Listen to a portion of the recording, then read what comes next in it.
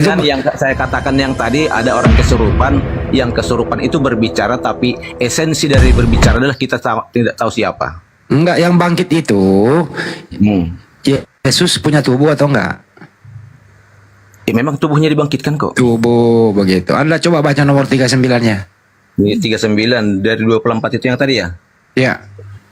39, lihatlah tanganku dan kakiku, aku sendirilah ini, rabalah aku dan lihatlah, karena hantu tidak ada daging dan tulangnya. Betul, hantu Ya, aja nggak punya daging.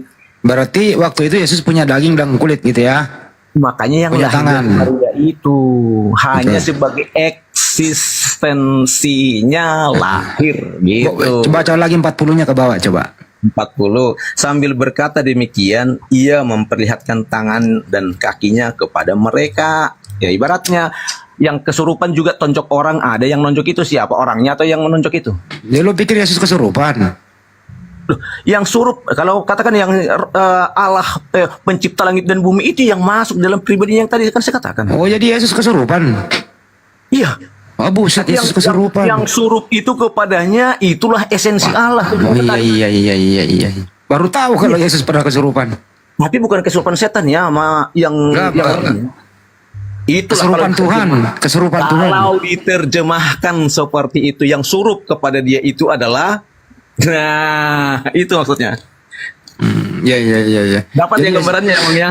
Jadi Yesus kesurupan apa itu? Kesurupan Tuhan. Kesurupan pencipta langit dan bumi. Oke, kesurupan pencipta langit dan bumi. Makanya kan bisa membahas sebagai Tuhan yang tak eksisnya. Coba baca lagi di bawahnya. Nah, ayat berapa? Yang dari 40 Pak, 1 ke bawah lagi. 40, sambil berkata demikian dia memperlihatkan tangannya dan kakinya kepada mereka, dan ketika mereka belum percaya karena kegirangan dan masih heran, berkatalah ia kepada mereka, adakah padamu makanan di sini? Itu. Terus baca lagi. Lalu mereka memberikan kepadanya sepotong ikan goreng. Ia mengambilnya dan memakannya di depan mata mereka. Oke, cukup. Ia berkata kepada mereka, inilah perkataanku yang telah kukatakan kepadamu ketika aku masih bersama-sama dengan kamu, yakni bahwa di bawah Bang Endi. Ya. Jadi Yang saya katakan tanya begini Bang, kalau Iya. kita pakai kata kesurupan yang tadi, kalau ada orang kesurupan makan yang kenyang, tubuhnya dia atau pribadinya yang di sana yang menyurup dia itu? Tubuhnya yang kenyang kan makan.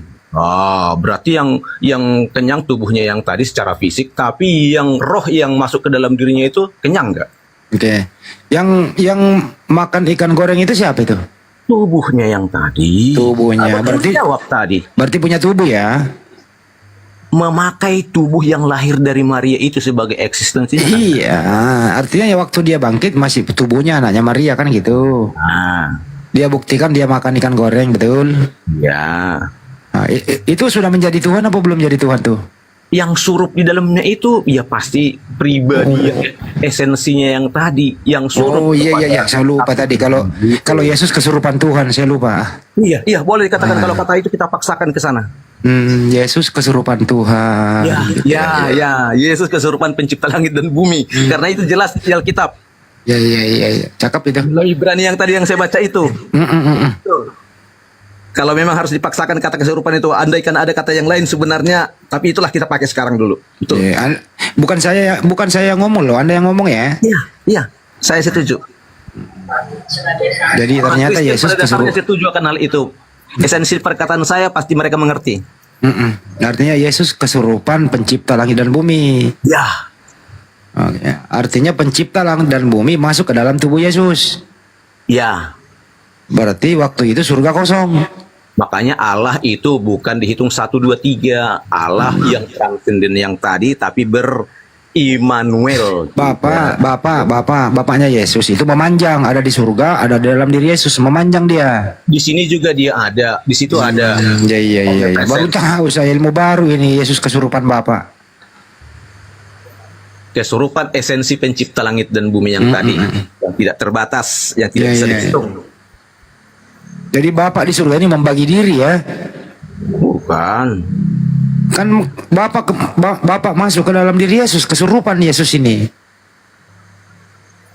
Gimana? Kesurupan oleh Pencipta langit dan bumi kan? Itu harus diterjemahin lagi gitu supaya ngerti. Iya iya iya. Iya. Ya. Tapi hebat ilmumu bro. Waduh, kau belajar di mana itu? Karena Alkitab menjelaskan begitu. Oh iya iya. Ilmu baru ini saya dapat ini malam. Benar, serius. Makanya dari sanalah arti dari Trinitas yang tadi, Bang. Jadi Arti tidak gampang Trinitas di situ ya. menerjemahkan itu. Tidak gampang menerjemahkan itu sebenarnya. Kita menerjemahkan yang luar biasa yang tidak bisa kita jangkau dengan otak Luar kita. biasa. Ada juga pernah kesurupan dalam api, gitu kan? Ya, kalau kata-kata kesurupan yang tadi ya. Kalau Yudas itu kesurupan apa itu Yudas? Iblis kata Yesus. Beda ya. Beda. Kalau tentara Romawi yang bunuh Yesus itu kesurupan apa dia? Mereka nggak kesurupan, tapi ada niat jahatnya. Nggak ada yang dikatakan kesurupan di sana. Oh, iblis masuk ke dalam dirinya, mempengaruhi dia. Mempengaruhi pikiran, tapi nggak kesurupan. Berbicara atas nama iblis, tetap mereka berbicara atas dirinya sendiri. Tapi yang kesurupan pasti berbicara atas yang masuk kepada orang itu sendiri. Itu kesurupan. Bedanya dengan yang tidak kesurupan. Oh, ada Banyuma di bawah, harus naikin dong. Nggak ada ya? Ada. Sudah saya ini. Dijamak Saya aja. undang. Cuman no, TikTok mungkin ini ada kesalahan layanan gitu Bang Edi ketika saya memperbesar. Iya tadi kesalahan lain. Sekarang udah normal sih. Udah, coba diundang aja. Teman-teman di bawah Ini tetap video layar ya. sudah masuk ini. Ya. Masya Allah. Jadi Yesus kesurupan Tuhan, baru saya tahu loh. Bukan kesurupan Tuhan, kesurupan Apa? pencipta langit dan bumi. Iya, pencipta langit dan bumi itu kan Tuhan. Tuhan itu kan gelar, Bang. Oke deh, kesurupan pencipta langit dan bumi gitu. Ya. Kalau tentara pribadi. Romawi, Yudas kesurupan iblis. Ya, ada. Tentara Romawi kesurupan iblis juga dong. Tidak ada dijelaskan begitu. Saya nggak berani mengatakan begitu. Aku tidak mau juga memaksakan seperti itu. Tapi pikiran mereka dipengaruhi. Ya. Kalau kamu ada di waktu itu bro, Yesus dibunuh oleh tentara Romawi gitu. Beranalogi ya, boleh dong beranalogi nih, berandai-andai nih. Seandainya kamu ada di situ bro, apa yang kau lakukan? Menolong Yesus atau ikut melarikan diri? Mungkin melempari dia juga. Waduh. Tiga kali kau. Berandai-andai. Ini kan Ini Bang Juma masih loading terus Bang Edi. Belum masuk padahal sudah. seperti Paulus juga. Udah di atas tadi nggak nampak. Jangan ditangkap juga Iya. jadinya gitu kan. Gitu maksudnya. Kan berandai-andai. Oh, saya bilang mungkin saya ikut melempari. Kenapa kita tawa? Gitu kan berandai-andai. Iya 3 kali kau itu. Jam kali. Bang Juma udah di atas kan nampak tapi. Iya Banyu udah nggak bisa. Kenapa sih ini error ya? Error, TikTok error. Bang Juma TikTok masih layar. loading ini. TikTok layar Bawah teman-teman. tetap layar. Enggak, bukan karena ini. Komalnya ini, apa TikToknya. Coba gua yang lain coba bisa nggak ya? Coba lihat dulu sini ya. Si Jo coba. Perbesar siapa itu? Coba Bang. Enggak ini nih, coba naikin yang satu ini. Saya nggak mau ikut-ikutan. Oh iya, kesalahan internal layanan. Nggak bisa naikin orang. Enggak, Bang Juma ini sudah ada di atas sebenarnya Bang Edi. Cuman masih loading, muter. Bang Zuma sudah ada di atas nih. Cuman Oh ya? nggak heran nggak bisa ini, nggak bisa kebaca. Aneh, saya juga bingung. Pakai Roh Kudus Bang Juma. Dalam nama Tuhannya Yesus. Barangkali ini turun dulu Bang Juma ya. Nanti saya undang lagi. Gimana Bang Edi? Ini error masalahnya ini. Kesalahan layanan internal. Kesalahan internal layanan. Waduh. Kawan-kawan di bawah tetap layar ya, biar seger dia.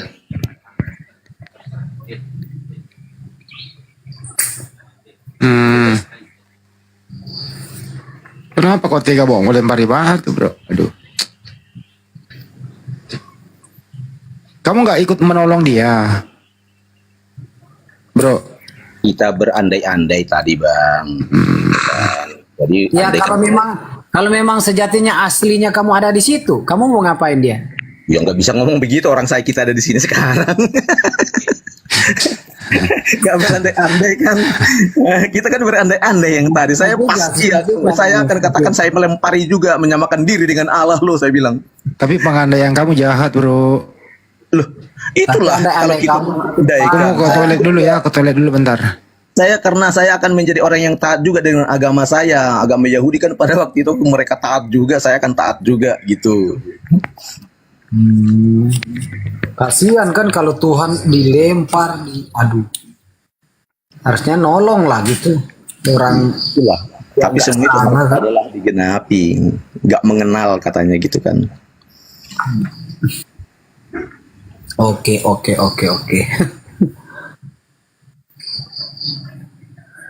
Andai-andai saja kita Saya sedang katakan tadi andai saya di sana karena saya taat beragama, orang Yahudi yang taat beragama melempari, pasti saya akan juga melempari karena saya taat beragama gitu. Atas dasar ketaatan itu ya. Ya. Aku bingung Bang Purba. Bang Purba. Siap, lanjut. Izin ya. Apa sih urgensinya Tuhan menjadi manusia Bang Purba? Urgensinya Tuhan menjadi manusia, kalau saya melihat itu karena dia sendiri yang berjanji, kira-kira begitu. Gimana janji ya? Karena di Keluaran 33:20 jelas dikatakan manusia tidak bisa melihat Tuhan, mati kita. Bahkan dipertegas lagi oleh Yesus di Yohanes 5:37. Suaranya kamu nggak bisa dengar, apalagi rupanya. Oke, sehingga itulah yang dijelaskan oleh penulis surat Ibrani itu kepada orang Ibrani yang mengenal akan hal itu, yang tidak kelihatan itu tapi ternyata menyatakan diri di dalam. Karena dalam sejarah perjalanan orang Israel itu juga ada banyak Allah itu menyatakan diri dalam berbagai cara katanya gitu kan. Itu mereka harus akui akan hal itu. Kira-kira Abang begitu. kalau bawa Ibrani, abang kepentar lagi. Karena di Ibrani 3, Yesus tuh semua setingkat lebih tinggi dari Musa loh. Bahkan di Ibrani 2, Yesus lebih rendah dari malaikat. Gimana abang nih? Kemana ayat abang buat kita bantah? Dibaca seutuhnya, dia lebih tinggi dari malaikat tapi pernah direndahkan lebih rendah daripada malaikat. Gitu. Makanya Ada ayat yang lain yang menjelaskan dia lebih tinggi kepada siapakah, pernah dikatakan anak Allah, malaikat nggak pernah. tahu abang baca Ibrani 1:55, aku tahu itu. Udah saya pahami Ibrani semua. Iya, tahu saya. Ya, tapi itu Tuhan tidak pernah menyatakan diri punya anak. Itu maknanya. Tahu saya itu. Makanya Yesus lebih rendah dari malaikat. Makanya ketika malaikat datang, Yesus ketakutan dan peluhnya seperti titik-titik darah yang bertetesan ke tanah. Takut loh atas kedatangan malaikat. Secara emosional yang tadi takut. Itu kan, tapi kan saya bilang tadi dasar berpijaknya orang Kristen itu adalah kembali saya katakan kepada Allah yang tidak mungkin dengan keluar biasaannya itu bisa langsung dilihat oleh manusia. Mana Tadi abang bilang, bisa melihat? Laingan bilang bahwa kalau nggak saya salah dengar ya, Ya.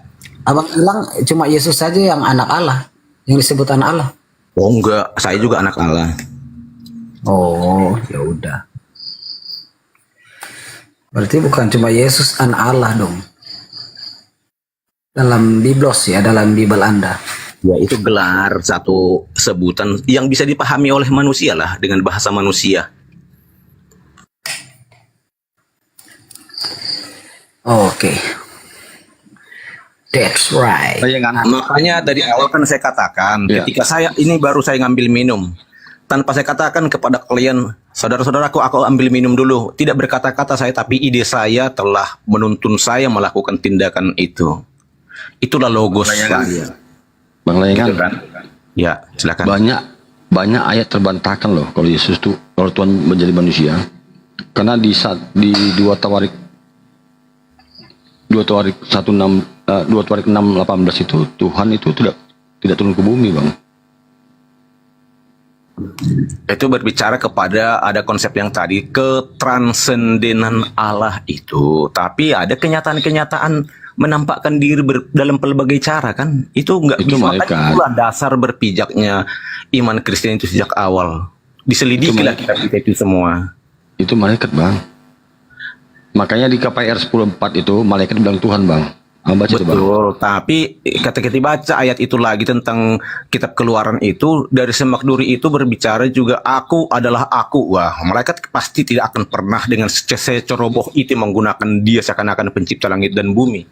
Berarti yang berbicara itu adalah Izin Gurunda ya, pencipta kebesaran langit ini ya. dan bumi sendiri. Izin Gurunda sebentar ya. Apakah Tuhan mencontohkan begini, Bang? Ini dapat dari apa ya? Yesus juga korban pelecehan seksual ketika disalib. Wah, itu tulisan orang-orang tidak bertanggung jawab. Bukan, Karena ini kalaupun internasional itu loh. ada pasti tidak masuk kanon kami. Banyak dongeng-dongeng tidak masuk kanon kami soalnya. Ini faktanya, Bang. Nih, penelanjangan Yesus loh. Masa Tuhan mencontohkan begini? Tahu Untuk tahun turun ke berapa bumi? itu terbitkan. Bahkan tahun kedua juga ada banyak Injil-Injil yang ditulis oleh orang-orang lain yang tidak masuk kanon kami abad ke-3 nanti. Banyak dongeng-dongeng yang terjadi ketika itu berbicara Ya, itu kan- tentang ya. Bang Lengan, berarti penelanjangan Yesus itu enggak benar. Kenapa, Bang? Berarti soal penelanjangan Yesus itu enggak benar. Tapi masalah seksual dibahas di sana pasti tidak, karena memang hukuman pada waktu itu adalah memang dibuka semua sebagai jubah itu bagi mereka adalah lambang kehormatan, sehingga itu harus dibuka, harus dihinakan jadinya, kira-kira begitu. Oh iya.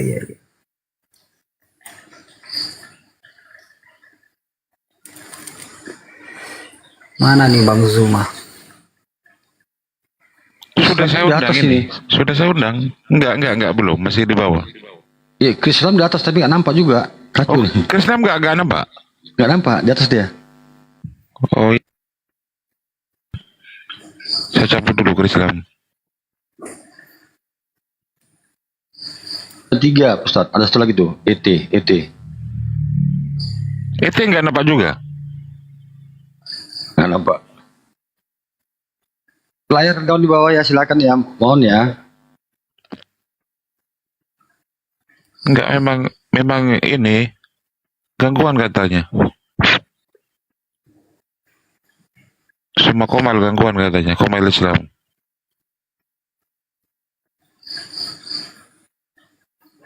Kalau di layar saya masih nampak sama garis Islam ini.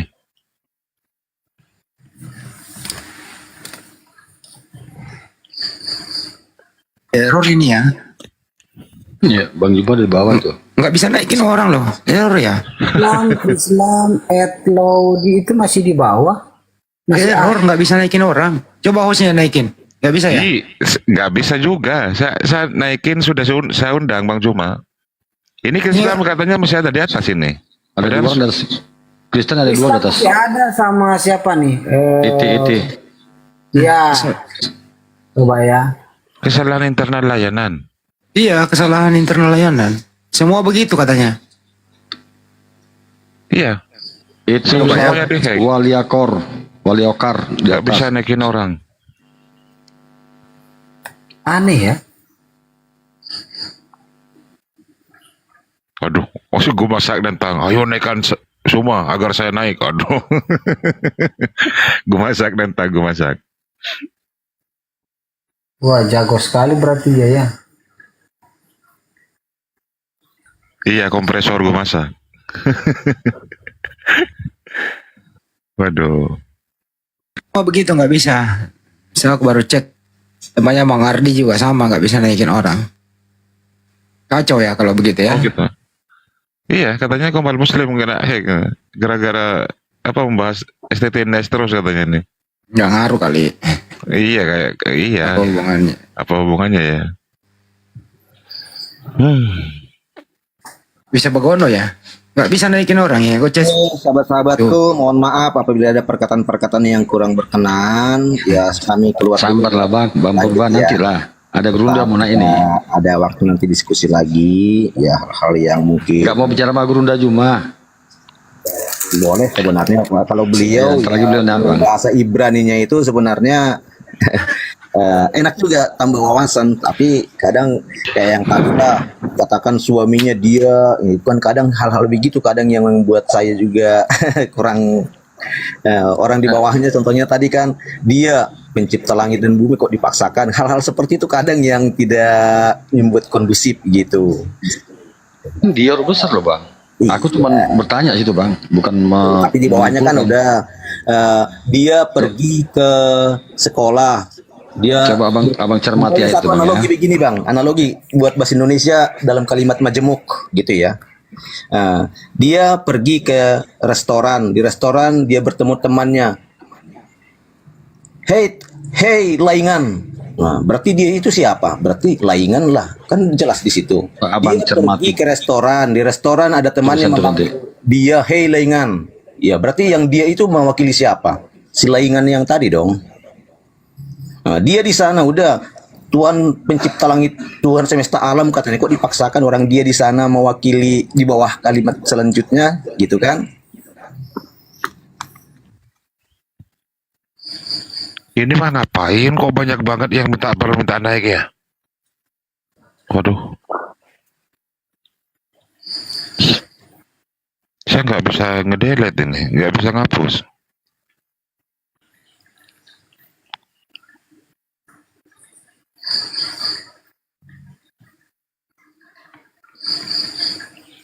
Sabar dulu, TikTok semua error. Iya. Si Peri, lu di rumah mana? Rumah sendiri? Coba ya, taruh ya.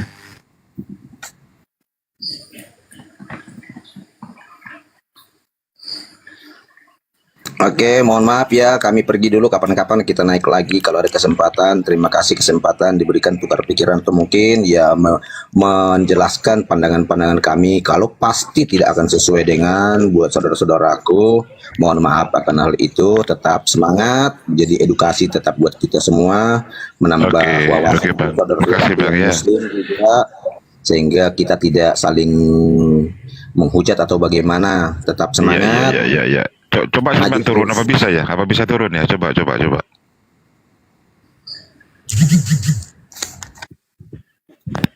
Oh bisa ya? Wah, bisa ternyata. Loh enggak, tapi kalau naik nggak bisa ini.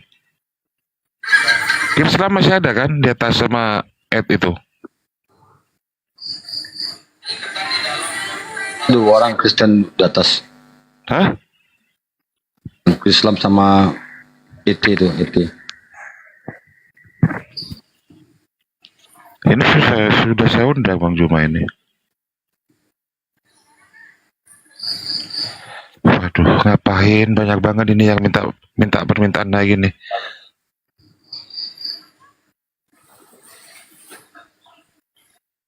Kesalahan internal, saya naikkan yang minta permintaan ini kesalahan internal ini.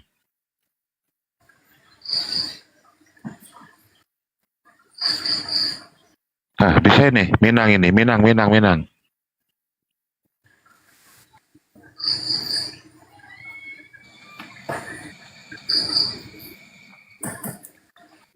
Kemana kau sepi? Bukan, waduh, Ustaz baru bangun tidur dari tadi. Dari tadi, monitor Ustaz. Waduh, gak ada jawaban. Ini ada gurunda di bawah, cuman gak bisa naik. Kenapa nggak bisa? TikTok lagi error, TikTok. Semuanya katanya Bang Hendy itu semuanya. Semua TikTok, di Bang Ardi, Unirifa, Fandi Ahmad.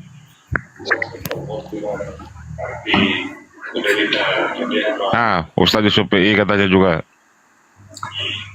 Ya udah saya udah mau turun, takut udah bisa naik juga.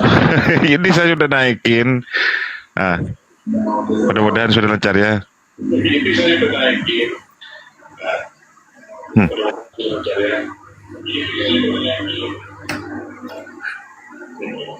Coba saya naikin si usaha undang resmi ini, ada resmi. Jangan itu rusak nanti. Kami ini. Indah, Error Nggak gitu bisa. itu. Nggak bisa, Ustaz Tata, nggak bisa. Waduh. Kalau Bu Kermi, siapa? Kremi, kremi. Siapa namanya? Bu Rasmi, Rasmi. Ya iya itu jangan itu rusak nanti koman. Coba di bawah Ustaz. Ustaz kan moderator. Kan banyak sekali permintaan itu. Apa ini yang dinamakan hacker ya? Waduh. Ada Minang itu. Apa? Minang.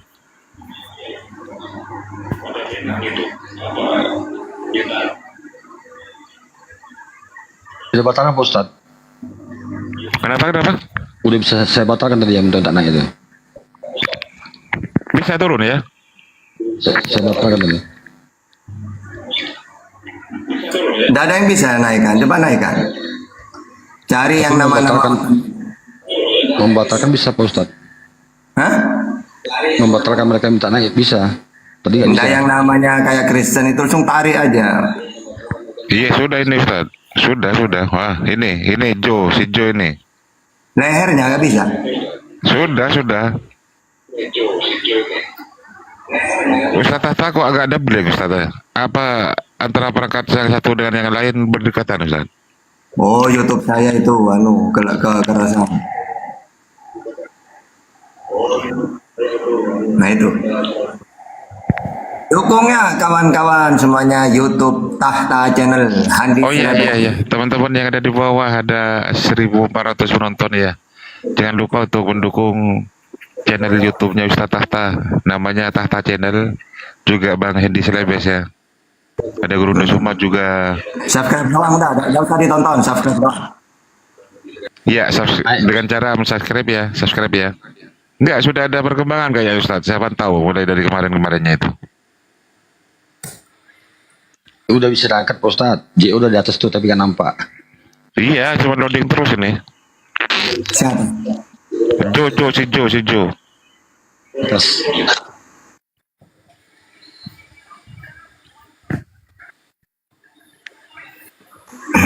Jo itu maunya curhat doang, nggak mau dialog itu. Ada Krislam Pak Ustaz. Krislam, silakan bicara Bisa sama itu Ustaz. menghubungkan kayaknya. Kayaknya udah bisa deh. Nggak bisa bang. Ini nggak bisa. Belum bisa ya. Coba, Nggak bisa. udah bisa nggak? Coba. Saya mau menurunkan ke Islam ini malah nggak bisa ini.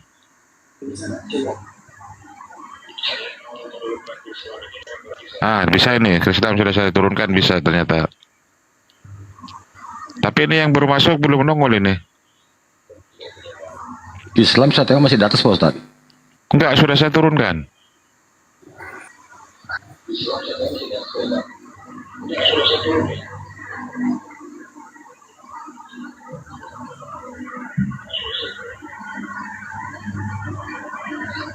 Kenapa ini? Masih di atas tadi saya turunkan Krislamnya. Pak Ustaz apinya parah berarti.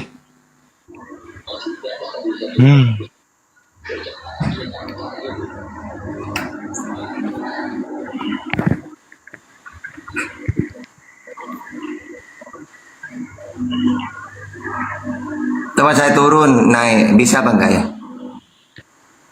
Jangan Ustaz, nggak bisa naik lagi Ustaz sampean kalau turun. Ini si Jo ini sudah ada di atas, cuman belum nongol ini. Saya bawa tali dari sini.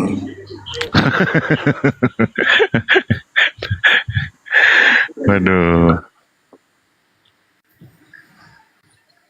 Terus kok diam aja Pak Ustaz ya? Bang Ete. Kok diam aja Bang? Bang Ete. Bang Ete. Kok diam aja mereka?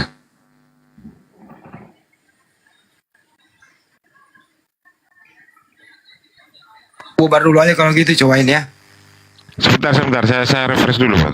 Iya. Bukan bubar, saya refresh dulu. Kalau bubar eman ini. Apa followersnya ini? Apa yang sudah memfollow ini? Sudah 0,5 miliar lebih ini.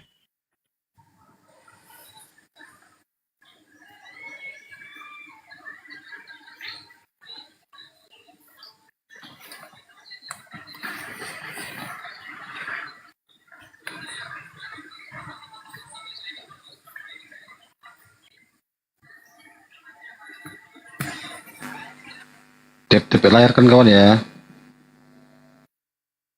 Pada turun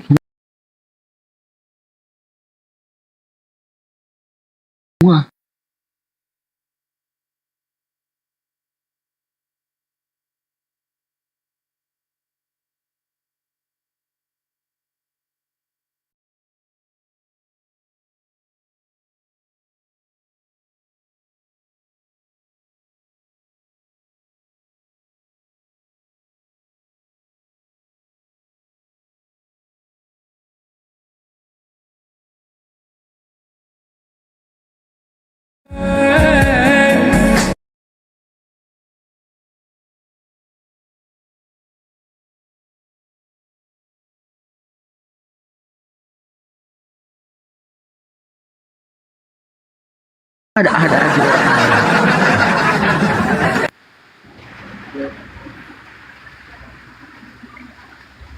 Yoga nyanyi kau. Nyanyi apa lagu Batak? Enak lah masuk nyanyi.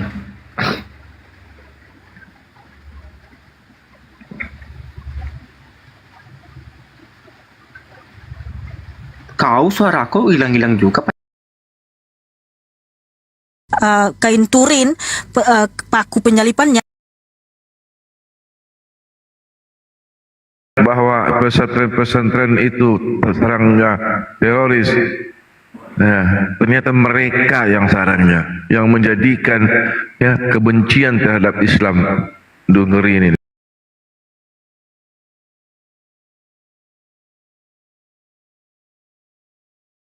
Assalamualaikum warahmatullahi wabarakatuh. Umi. Waalaikumsalam warahmatullahi wabarakatuh.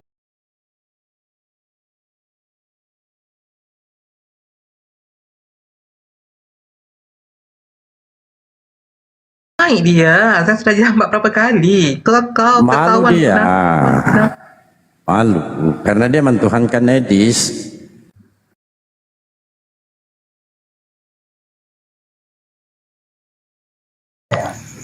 Tadi kan firman adalah Tuhan, Tuhan itu sendiri. Kan begitu Bang kan? Yohanes 1 itu kan? Iya. Dia itu satu ini. Jadi kan pada mulanya firman. Firman itu bersama-sama dengan Allah, ya kan? Bukannya di luar. Kalau firman itu di sana bersama Allah, berarti bisa kan? Nah, oleh karena dunia ini, oleh karena dia dunia ini ada. Firman itu adalah Tuhan gitu ya, Yohanes 1 kan? Daging, ya menjadi daging firman itu. Iya, maksudku di nomor 1 firman itu adalah Tuhan kan? Ya itu kan berbunyinya pada mulanya firman. Firman itu bersama-sama dengan Tuhan lah. Allah itu kita ganti Tuhan ya. Ya. Nah. Iya iya. Itu kan ada. Oleh karena dia. Dan firman itu adalah Tuhan gitu kan? Iya, firman itu bersama-sama dengan Tuhan. Iya, teksnya itu kan panjang. Pada mulanya adalah perkataan firman. Itu dijelasin nggak sama? Iya. Perkataan itu dijelasin nggak di Al-Quran? Kalau tentang firman ya jelasin lah. Firman itu adalah perkataan. Nah, coba. Itu kan mana ada? Aku pengen tahu apa yang di situ dijelasin di Al-Quran. Allah berfirman gitu ya. Ya Allah berfirman niku banyak itu di Al-Qur'an. Banyak kalau di Al-Qur'an. Allah berfirman. Iya, aku tahu banyak. Semua itu kan firman-Nya. Allah SWT berfirman, semuanya itu kan satu ayat pun Allah SWT berfirman. Maksud saya, perkataan itu ada nggak dijelasin di Al-Qur'an? Kalamullah itu adalah sifat berbicara Allah gitu kan. Nah, aku bukan maksud saya ya. berbunyi ini apa? Benar. Pada mulanya firman. Firman itu bersama-sama dengan Tuhan. Ada nggak bunyinya? Dijelasin nggak seperti itu di Al-Qur'an? Oh, bukan. Kalau itu kan di dalam Bible, Bro. Ya, nggak dijelasin seperti itu ya. Ya, nggak dijelasin seperti itu ya. Ya, memang banyak bedanya. Beda sekali. Iya, makanya. Jadi dari Adam ya sampai Yesus ya ataupun Isa itu ada di Al-Quran. Bahkan Zulkifli itu ya ada tuh. Yahya Baptis ada. Iya, makanya perbedaan itu kan di dalam Bible itu firman itu adalah Tuhan itu sendiri gitu loh. Kalau di Al-Quran kan firman itu ada perkataan. Assalamualaikum. Ya salam. Firman itu kalamullah. Kalamullah itu kalau saya melihat firman itu, kan bentar yang- dulu, Niko. Ya, berkata. Iya, bentar dulu. Kalau kalamullah itu kan sifat gitu kan, sifat berbicara Allah gitu, Tuhan berfirman gitu. Jadi kalamullah ini sudah keluar dari Allah gitu kan. Nah, menjadi makhluk gitu. Kalamullah itu bukan apa ya, bukan Allah itu sendiri gitu. Bisa menjadi makhluk, bisa Nah, itulah apa, makanya bisa tadi tidak menjadi. sangat berbeda sekali. Iya, memang beda kalau Tuhan berfirman di dalam Iya, Al-Quran dan dari Bible dulu. gitu. Iya, dari dulu kok berbeda sekali, sangat-sangat berbeda. Iya, kalau Yohanes 1 ayat 1 itu kan apa? Tuhan firman bersama dengan Allah. Allah itu adalah firman itu sendiri gitu. Terus 14-nya firman menjadi manusia. Nah, firman menjadi manusia ini kan ya manusia ini kan kita semua ini, Bre. Manusia. Kenapa harus dirujuk ke Yesus doang gitu? Kalau dirujuk ke Yesus artinya dia Yesus kan ini bicara manusia itu juga. kan, kesaksian tentang dia bahwa dia memang dia manusia. Banyak orang ngomong. Oh, manusia. Loh, yang dilahirkan berarti manusia ya? Ini Tuhan ya? Iya. Kan goblok. Ya semua ya kita ambil rata. Jadi yang dilahirkan semuanya Tuhan ya. Dilahirkan semuanya Tuhan. Lu gimana? Ada orang Islam ngomong, berarti yang dilahirkan itu Tuhan dong katanya. Iya, saya bilang. Enggak Baik ada cewek, lah. baik cowok, semua Nggak manusia ada lah. dilahirkan itu ya. Ada kemarin bilang begitu. Iya, Jadi mungkin kaget semua pemahamannya orang, masih dia ngomong ini. gitu kan. Kayak contoh seperti ini logikanya Niko. Kayak aku apa ya? Aku itu meludah gitu kan. Apakah ludahku itu adalah aku? Kan bukan, kan sudah keluar dari diri saya gitu. Gitu loh. Tapi sumbernya dari saya gitu. Sumbernya tetap dari saya ludah Iya, itu. kita gitu. nggak tentang Artinya sudah. tidak bicarakan tentang ludah, bahwa ludah itu aku kan, enggak kan? Tapi ludah itu dari aku, iya kan? Nah, bagaimana kalau Iya kan? Tuhan berfirman Ludah itu itu dari menjadi emas, kan? manusia? Nah, Tuhan berfirman, lalu firmannya ini menjadi manusia. Apakah manusia itu adalah termasuk Tuhan itu sendiri? Kan bukan, sudah keluar dari firman itu sendiri. Gitu. Ya, jadi itu Ya, ada jelas, Bang Zuma, Dar. itu jelas di situ. Ada Bang Zuma, Dar. Mana Juma? Udah lama nggak ketemu, baru sekali aku ketemu Juma. Del, ini hostnya kemana lagi? Nopo. Ya, ada Bang Mana Zuma Juma? itu. Kalau Uni aku paham, Uni Riva ya. Aduh. Aku nggak bisa mencet Bang Bagor. Ini orangnya udah. Assalamualaikum warahmatullahi wabarakatuh. Waalaikumsalam warahmatullahi wabarakatuh. Alhamdulillah. Iya, Bang. Ya, semangat malam semuanya teman-teman sekalian. Apa kabar? Baik. Alhamdulillah. Baik. Bang. Alhamdulillah. Masya Allah. Masya Allah. Ini bahas tentang apa ini? Kalimah. Iya. Nah, ini Niko, kamu katanya tadi nyari Bang Zuma itu. Silakan Bang, ada Nikodemus nih Bang. Iya, aku tahu. Oleh karena nama aku ini kan banyak di sana sini orang ngomongin saya. Oh, selamat ketemu lagi ya, Juma ya. Baru Iya, sekali kita Bang. ketemu ya. Siap. Iya. Ya. Silakan. Apa yang mau dibahas tentang kalimah? Tentang kalimah. Kalau Ya, apa di dal- aja, semuanya deh, semuanya. Kalau di Islam itu Ya, gimana? Bukan, terusin. Kalau di Islam itu kalau berbicara mengenai kalimat Allah, firman Allah itu bisa berupa perintah dan larangan, bisa berupa ucapan atau kata-kata yang keluar dari mulut. Kalimat juga bisa ketetapan atau ketentuan. Jadi banyak hal yang dibahas oleh kalimat. Kalimat itu perintah, kalimat itu juga larangan, kalimat juga wahyu dari Allah atau firman Allah yang berisi aturan-aturan, undang-undang, sunatullah, pengetahuan, isyarat-isyarat, hikmat, falsafah dan juga semacamnya. Kalimat juga bisa rencana Allah, kehendak Allah, keinginan Allah. Kalimat juga bisa kitab-kitab Allah atau firman Allah dalam kitab-kitab Allah. Kemudian firman ini juga bisa berupa ayat-ayat Al-Quran, bisa juga janji-janji Allah, bisa juga kalimat tauhid la ilaha illallah. Kalimat ini juga bisa berupa doa taubat.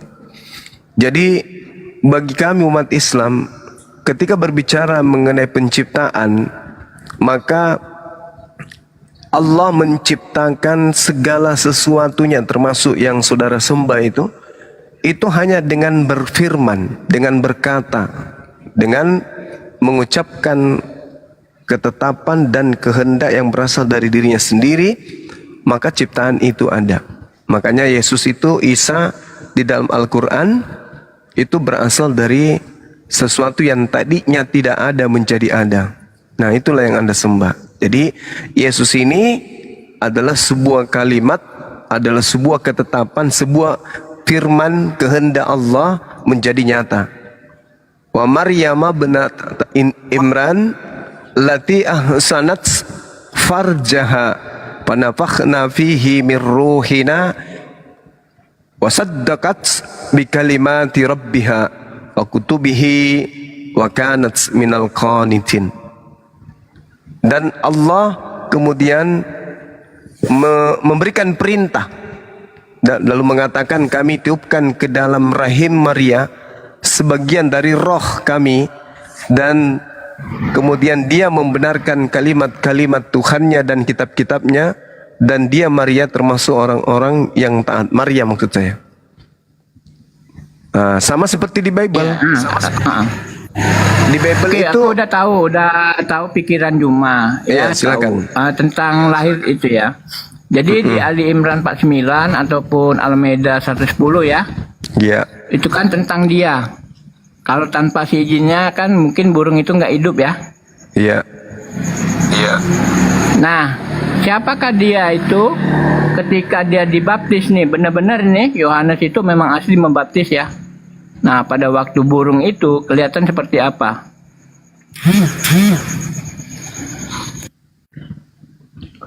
Maksudnya apa ini? Kok nggak ngerti ayat? Mungkin sudah di luar kepala Mas Juma ya, Al-Quran itu ya. Iya, maksudnya burung yang ada maksud ini Roh Kudus. Iya, kan di Ali Imran 49 ataupun Al-Maidah itu kan sama kurang lebih isinya kan. Dia menciptakan seekor burung kan dari tanah. Ya, terus kenapa larinya ke pembaptisan Roh Kudus? Ya, lari semua dong. Tentang maksudnya nggak ada hubungannya dengan Roh Kudus, dengan burung yang diciptakan kemudian Allah melalui Nabi Isa alaihissalam. Iya, aku tahu. Yang membuat burung itu siapa? Yang membentuk Yesus, Nabi Isa. Tapi yang kemudian menghidupkan itu adalah Allah. Nah, seizin dia kan? Ya, dengan Allah, izin Allah. Pasti. Iya. Karena Nabi Isa manusia biasa. Dia adalah makhluk. Iya. Dia nggak bisa menghidupkan. Coba baca waktu Yohanes membaptis dia. Seharusnya Yohanes yang dibaptis dia ya. Coba baca. Tidak ada hubungannya dengan ayat ini, Bang. Tidak ada hubungannya dengan ayat ini. Apa hubungannya? Bukan, itu soal kombinasi ini. Ini apa hubungannya? Ada hubungannya. Hubungannya di mana? Kamu aja nggak bisa menghubungkannya. Coba hubungannya di mana? Nabi Isa membangkitkan, menghidupkan kemudian burung dengan izin Allah. Yesus dibaptis apa Al-Quran hubungannya? Mana? Ya, di mana di Al-Quran itu Yesus membaptiskan orang hidup? Ya ini tadi yang Anda sebutkan. Ali Imran. Iya. Terus apa hubungannya dengan baptis? Ya, membangkitkan burung kan dari tanah hidup kan, diembuskannya kan, napas kan, tanpa yang izinkannya itu kan. Allah yang mengizinkan. Mengizinkannya. Iya. Ketika dia dibaptis oleh Yahya ya, walaupun Yahya saya ambil asli ya, dia membaptis ya. Yahya membaptis Isa, kan dia kelihatan Isa itu melihat orang semua ini kan ada melihat bahwa burung itu kan seperti roh Allah kan. Iya, terus apa hubungannya dengan Al-Quran surah Ali Imran? Anda mungkin menganggap ada bahwa hubungannya di mana? Jadi, ya itu kan Yesus mengizinkan dia dibaptis kan. Nah, ketika Yesus mengizinkan dibaptis, roh itu berupa apa di Alkitab? Ya burung merpati lah. Isinya terus apa kan, hubungannya dengan Al-Quran? Itu kan isinya kan roh Allah. Ya hubungannya dengan Al-Quran, dengan Tuhan dewa berupa burung merpati ini apa hubungannya? Iya, bahwa Allah itu di dalam burung. Ya, yang mengizinkannya kan di dalam burung. Kenapa Ya kan? bisa ada Kenapa Tuhan ya, di dalam burung ya? Ini ajaran kan di Hercules, dalam burung. ajaran Zeus. Tuhan datang dalam Iya kan, bentuk Allah harimau. itu kan mengizinkan. Yang mengizinkan kan di burung. Nabi Isa kemudian membentuk tanah liat seperti burung. Lalu Nabi Isa meniupnya, maka tadi bentuk tanah liat seperti burung itu menjadi seekor burung dengan izin Allah. Tidak ada hubungannya dengan Yesus, Isa.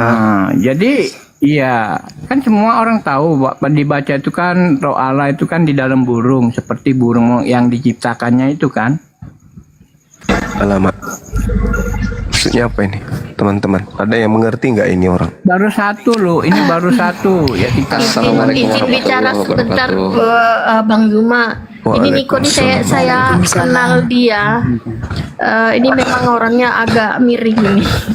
Agak ada penyakit di otaknya kayaknya gitu. Cuma tahu tentang ngomongnya nggak nyambung. Coba Anda kalau nggak percaya, capek ngomong sama dia ini. Enggak. Mana Kristen yang lain gantiin si Niko lah. Biar enak. Bawa ke atas Nikodemus. Iya. Bawa dulu minum obat kau. Kan Juma ingat ngomong sama saya kan tentang penyitaan nama seperti Juma nih. Nah, nama Juma. Saya ini Juma juga. Ingat nggak sebelum itu? Mabok kau ini Mabok dia. Jangan maling kayak maling. Mulai mabok nih. Sekarang yang sopan Niko, jangan kayak gitu sih Ko. Iya. Ya jangan ngomong mabuk ya, kita normal aja ngomong ya. Emang sekarang Juma ngerti nggak? Tubuh semua manusia itu rumah, saya bilang ini. Ya kan, jasmani ini rumah. Ya kan, rohani isinya. Dia ini sering nongkrong di tempat Mama Moza. Nah ini dia ini pernah ngaku waktu kecilnya tuh kepalanya terbentur. Nah dia pernah cerita kayak gitu. Jadi kayak gini lah sih. Nah ya. Jadi semua bernapas itu kan ada rumahnya kalau ya. Kalau nggak percaya coba aja, aku sih pusing ngomong sama dia. Nggak usah terlalu melebar Bang, kita bahas yang ini aja, yang pasti-pasti aja. Iya aku tahu, ini dulu bentar. Jadi Yesus itu apa rupanya? Yesus itu apa? Manusia atau firman? Nanti aku Yesus itu manusia atau firman menjadi manusia? Firman menjadi manusia. Nah udah ya, aku tanya dulu. Firman menjadi manusia, maksudnya kayak mana itu firman menjadi manusia? Nah itu aja kamu nggak bisa nyelesain. Nah, aku tanya dulu. Coba firman menjadi manusia itu maksudnya gimana? Yang dibutuhkan Juma itu apa? Hidung Juma. Firman itu maksudnya apa Bang? Firman dulu. Firman itu apa? Ya firman itu kan seperti Juma. Itu kan tadi sudah ngomong perkataan. Letter menjadi letter ya. Perkataan berarti. Menjadi letter kan. Berarti perkataan Tuhan ya kan ya? Ya, perkataan menjadi letter kan? Perkataan Tuhan menjadi Yesus. Apa perkataan Tuhan? Menjadi perkataan Tuhan. Perkataan Tuhan. Dijelasin itu. Perkataan Tuhan yang mana yang menjadi Yesus? Yohanes 1 ayat 1 itu udah jelas. Di Al-Quran dijelasin. Iya, itu keterangannya. Pada mulanya firman. Firman itu bersama-sama dengan Theos. Firman itu adalah Theos. Itu keterangan. Yang saya maksud ini, perkataan Tuhan yang mana? Perkataan Tuhan yang mana? Kalau bukan, itu kan karangan kamu ngomong kan?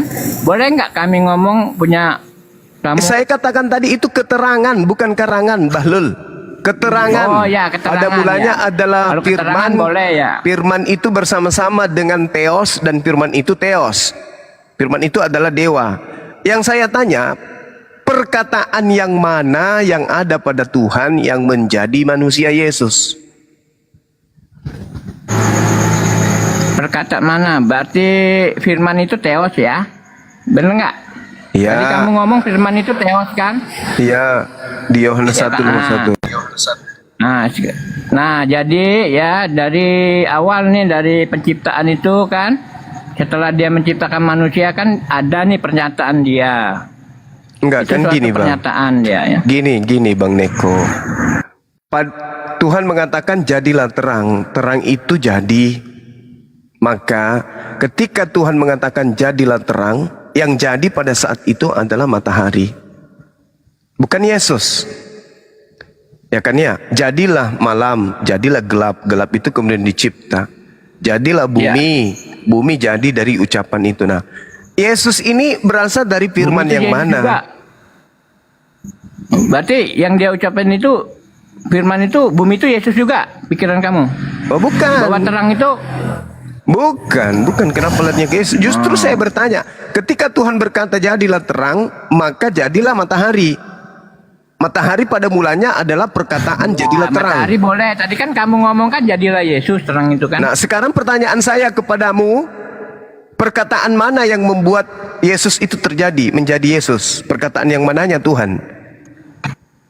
Nah itu kan kamu nggak tahu. Kan saya ngomong, dia setelah ini kan menciptakan manusia itu, dia menyatakan dirinya itu. Enggak, yang saya tanya sama mulu.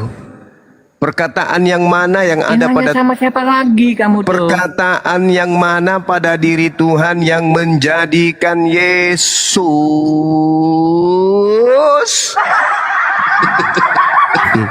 Sakit orang ini.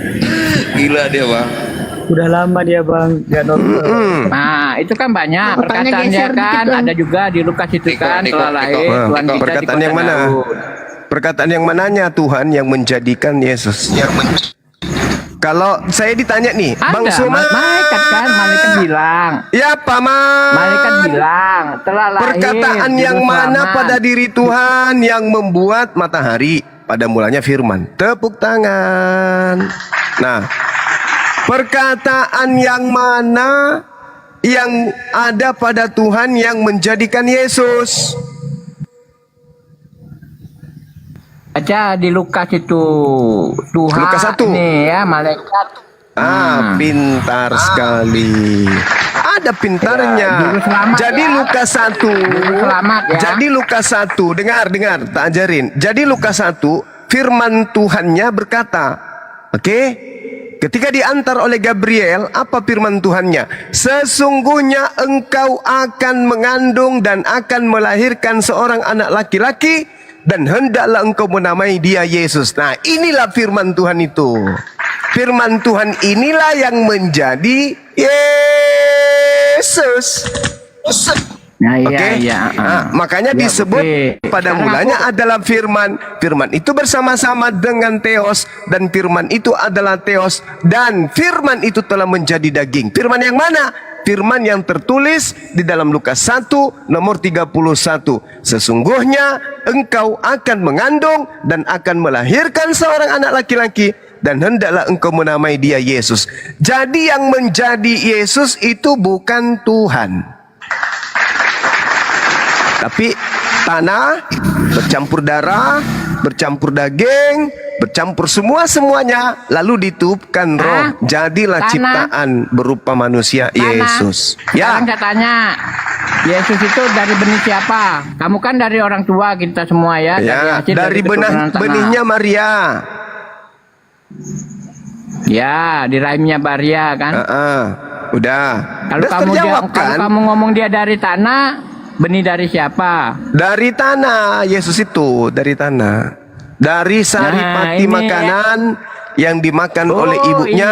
iya. Jadilah Boleh, selama ini kan Yesus. menghayal. Sekarang saya tanya, Maria itu dari tanah bukan? Maria dari tanah, saripati yang dimakan oleh kedua orang tuanya. Yang saya tanya ini, Maria itu kan Hawa. Hawa itu dari tanah bukan? Dari tanah, Adam dari tanah, semua manusia berasal dari tanah termasuk Yesus.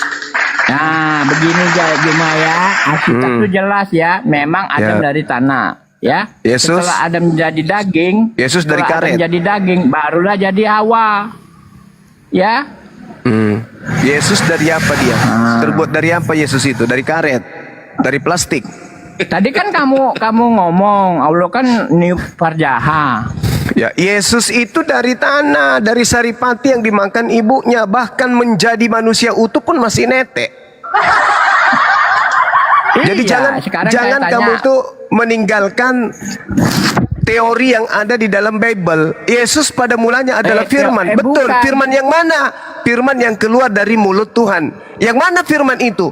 Sesungguhnya engkau akan mengandung dan akan melahirkan seorang anak laki-laki, dan hendak engkau menamai dia Abdul Yesus.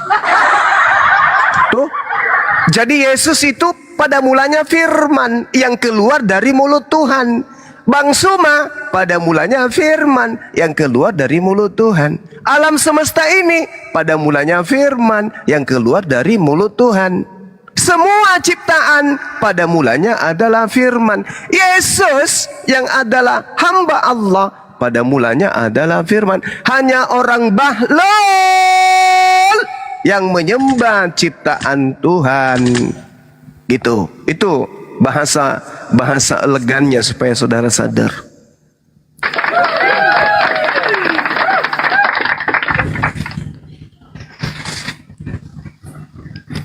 Yesus jari-jarinya bisa bergerak karena ada darah di dalam tubuhnya disertai dengan roh. Darah ibunya yang mengalir dalam tubuhnya. Daging yang ada pada diri Yesus itu daging yang berasal dari saripati yang dimakan oleh ibunya. Jadilah dia segumpal darah. Bertumbuh dia menjadi dari embrio, bertumbuh dia menjadi bayi. Keluar dia dari rahim, dia masih butuh kemudian asupan dari ibunya, dinetein, disuapin, dicebokin dan seterusnya. Lalu besar bertumbuh, dia masih butuh makanan dan minuman. Dia seutuhnya 100% Tuhan. Apa 100% ciptaan Al-Quran Tuhan. itu turun? Kenapa lari ke Kapan Al-Quran? Al-Quran itu turun? Iya, katanya darah dan daging. Sakit kan memang. Iya kan? Kenapa lari ke Al-Quran? Waktu itu kan orang sudah tahu ada darah dan air yang hina. Apa? Kenapa larinya ke Al-Quran? Makin pusing bang. Ini kan ke Al-Quran. Sekarang saya Tak ada tanya hubungannya. ayat pertama orang Kristen Tak ada itu kan hubungannya. penciptaan. Al-Quran tidak disembah. Ini yang jadi masalah sekarang ini. Ciptaan Tuhan yang berasal Allah, dari saripati makanan disembah Tuhan Maha sama, Besar itu sama kan sebutan saudara kamu Kristen. itu kan Allahu Akbar. Allahu Akbar itu kan mengutuk kau sendiri. Siapa yang diberkatinya Gila kau ini, Niko. akan dikutuknya. Apa ya? Ada kan? Niko, Diam jangan kau, sembarangan Niko. ngomong. Diam. Oh ini gila, Enggak untung benar, gak di rabies ini kan kau. ada. Siapa yang mengutuk Abraham, Ishak dan negara akan dikutuknya kan oleh Tuhan Maha Besar itu kan. Ya, Bagusan kau kalian diam, lah Niko. itu. Niko, Agama yang bagusan kau mengutuk diam. Abraham itu agama Kristen. Oh iya, tentang Galatia ya, terkutuklah itu ya. Bodoh, nggak tahu sejarah itu ya. Kejadian 12 nomor 3. Siapa yang mengutuk Abraham pasti dikutuk oleh pencipta langit dan bumi. Iya, Tuhan Maha Besar. Makanya Kristen itu kenapa nggak bisa pintar kalau berbicara mengenai Tuhan? Ya karena mereka ngomong adalah soal orang yang pintar. dikutuk. ini aja atau enggak sumbangan untuk dana gizi ini untuk di sini aja ya. Apalah. Gak usah lari-lari, Niko. Gak usah keluar tema lu. Akibat orang tak bergizi ya. Gizi kan bersangkutan dengan pikiran. Nggak ada hubungannya. Apa sih? Kok ngomong apa sih? Ah. Ini dari tadi, dari pertama datang nih Bang Juma. Dia nih ngomong gizi, jangan-jangan belum makan deh. Konten-konten yang pintar di bawah naiklah Katanya kan gantiin nggak punya Nikodemus nih. otak. Katanya Ada nggak nggak yang otak. punya Kan semua kabel diciptanya- telanjang? Coba di strum semua aja kan dulu yang- Bapak ini. Semua kan diciptanya itu kan untuk berakal. Diam dulu, pernah, Niko. pernah disalib nggak? Gua salib juga loh. Baru naik ini si Hahuong. Hahuong. Ya Allah, susah betul nama kau. Ya sudah Islam ini apa cuma Kristen? Mohon maaf. Assalamualaikum. Oh, waalaikumsalam. Bang Juma, semua saya Muslim nih, turunin aja kepencet tadi ya. Salam kenal Bang. Aja ya. Kalau bisa yang Kristen aja ya naik ya, teman-teman.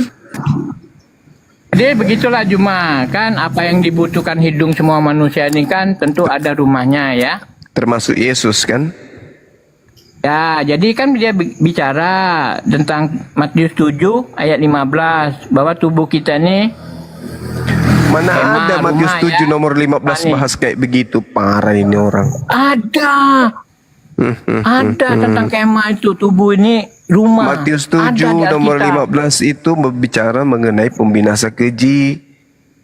La haula wala Nggak quwata pernah baca billah. ya bahwa tubuh manusia Itu itu terkait adalah rumah. dengan nabi-nabi palsu. Oh. Matius 7 itu. Palsu. Jadi rumah Asal ngomong orang ini ya. bukan Gila manusia permanen itu. itu Bang. Gila permanen ya. Oh. Ada Nggak rohaninya paham kan, Bibelnya. jasmani dan rohani kan. Rohani itu kan jangan ada asal- tempatnya, jangan ada asal dikit aja rumahnya. nih, rabies Ya ini. cuma ya. Rabies Ngomong ini. apa tante? Minum obat dulu lah Niko. Sakit kepala orang. Pastinya Kak Dini tambah parah Kak Din. Ih, aku tak tahan tuh. Kalau dia tuh naik tuh aku tuh turunin tuh biasanya. Siapa yang naikin dia tadi tuh? Kalian baik kali. Gak ada ini, gak ada mainan tadi. Jadi tikus got. Halo Gurunda Jangan Zuma. sakit kepala kalian. Iya, lu Bang. Aku ini pertama kali masuk oleh bareng Bang Zuma. Baik Bang Libra. Saya ngefans banget nih sama Bang Zuma. Sama saya juga ngefans kepada umat Islam Bang. Persatuannya mantap. Aku banyak Luar dapat biasa. ilmu kristologi sering nonton konten Abang sih. Ya Alhamdulillah. Ikut ke sini. Iya, Alhamdulillah. Dia ngefans sama Bang Juma ini. Kebetulan ini anak ini masih belia ini Bang Juma. Komanya selalu rame loh. Komasi Libra ini Bang. Koma Libra. Iya. Ya karena oten-oten meremehkan, dipikirnya dia nggak bisa, ternyata Api bisa. Kepri ya. Enggak, dia Apa belum yang mana? masuk Oh api. Libra. Libra, Bang, Libra. Dia Iya. pendatang baru, Bang. Saya keluar aja, turun. Hah? Apa sih? Bang Batman, selamat malam. Agamanya apa, Bang? Assalamualaikum. Waalaikumsalam. warahmatullahi wabarakatuh. Salam kenal Bang Zuma. Iya Bang. Oke, sukses selalu. Amin. Buat semuanya kawan-kawan Amin. Abang juga ya. Yuk, saya di bawah aja ya, Bang. Oke. Ya, makasih Bang. Terima kasih, Bang Batman. Waalaikumsalam. Bang, I love monitor. Assalamualaikum, Gerundaku. Waalaikumsalam warahmatullahi wabarakatuh. Ada yang mau disampaikan, Bang? Alhamdulillah. Cuma nyapa ini Gerunda, Bang. Ya, silakan. Dari Donggala, Sulawesi Tengah ini. Masya Allah. Siap, Masya Allah. Sehat-sehat ya, Bang Juma. Siap, amin. Ini Kristen nggak ada yang berani naik ya kecuali Nikodemus. Berarti parah kali kali. Abang saya ini. Allahu Akbar. Akun baru Abang. Gimana? Akun baru. Enggak, nama aja diganti aja namanya. Oh, namanya. Iya, Masya Allah. Sehat selalu ya, Gerunda. Iya, siap Komandan. Jangan di bawah aja, mantau terus aja, mantau. Baik. Ya, siap. Baik Bang, baik. Oke, di bawah aja. Ya, Siap. Assalamualaikum Gerunda. Waalaikumsalam warahmatullahi wabarakatuh. Enggak, maksudku setelahnya turun si Nikodemus ini nggak ada Kristen yang berani naik. Ada apa? Iya, banyak padahal Kristen di bawah tuh, dijambak-jambahin pun nggak ada yang mau naik. Mana ya? Bang Zidan. Assalamualaikum. Waalaikumsalam. Salam kenal Bang Juma dari. Salam kenal Bang Zidan. Siap. Tetap semangat Bang Juma. Oke, siap. Terima kasih Bang Zidan semua. Iya. Kasih ya. King Richard, selamat malam. Ya, selamat malam semuanya. Malam Bang Suma. Malam Bang King Richard. Sehat Bang. Sehat, alhamdulillah. Amin. Ini ya silakan Bang King, mau bahas apa ini dengan Bang Zuma? Boleh sedikit tentang STP Nias ya, ini lagi viralkan sama anggota API. Iya, silakan. Saya bukan membela ya. Nah, jadi gini, aku mau lihat dari dua sisi aja nih. Ya, kita setuju kan bahwa agama itu sifatnya subjektif ya. Subjektif itu maksudnya apa yang saya yakini, apa yang saya percaya itu benar menurut saya. Itu subjektif ya. Begitu juga Bang Suma meyakini, mengimani iman Islam, ya apapun ya menurut Bang Suma, karena Anda meyakini Islam ya pasti Anda mempertahankan keyakinan Anda sebagai seorang Muslim. Begitu juga dengan Kristen. Jadi itu agama itu sifatnya subjektif. Kebenaran menurut keyakinan kita sendiri. Gitu ya. Terkait tentang STP Nias ya. Memang di situ ada di kurikulumnya ya termasuk pengajaran ya, subjektif ya. Jadi ada ilmu perbandingan agama. Ternyata di Islam juga ada ilmu perbandingan agama, sama di Kristen di kurikulum itu ada ilmu perbandingan agama.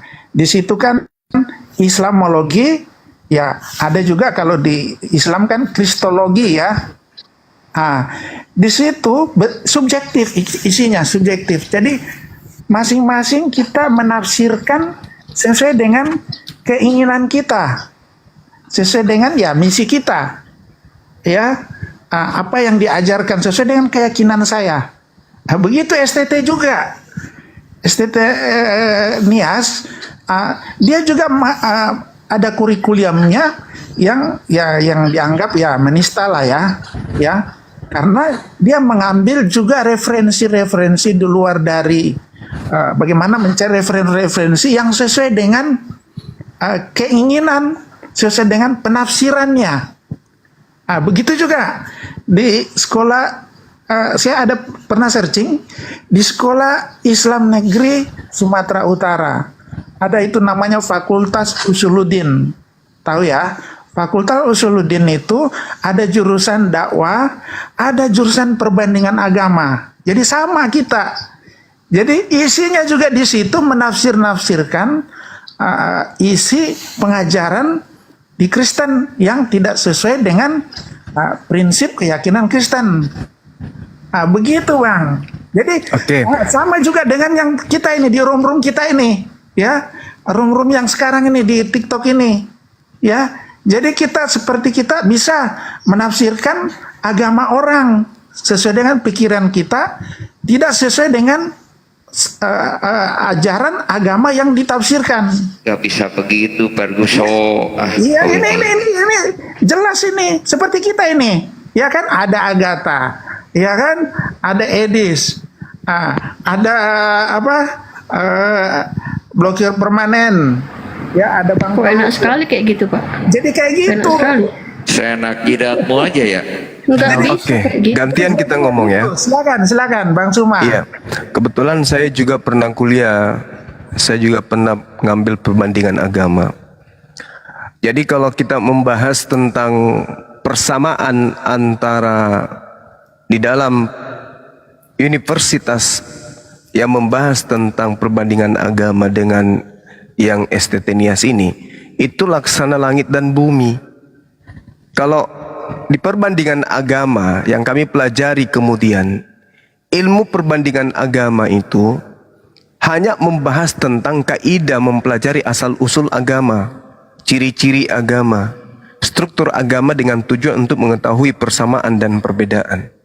Nah, kemudian cakupan yang kami pelajari di sini itu terkait dengan sejarah, psikologi dari agama itu sendiri. Kemudian ada yang disebut fenomenologi dari agama ini, filsafat agama tersebut, kemudian sosiologi agama. Tidak membahas tentang konsep, tidak membahas tentang kisi-kisi submateri keyakinan orang lain, tidak. Tak ada kemudian itu membahas tentang kepribadian secara naturalisasi agama yang kemudian dibentuk oleh sekelompok orang. Itu nggak ada. Di dalam ilmu perbandingan, tunjukkan kepada saya, Anda boleh searching sekarang di Google.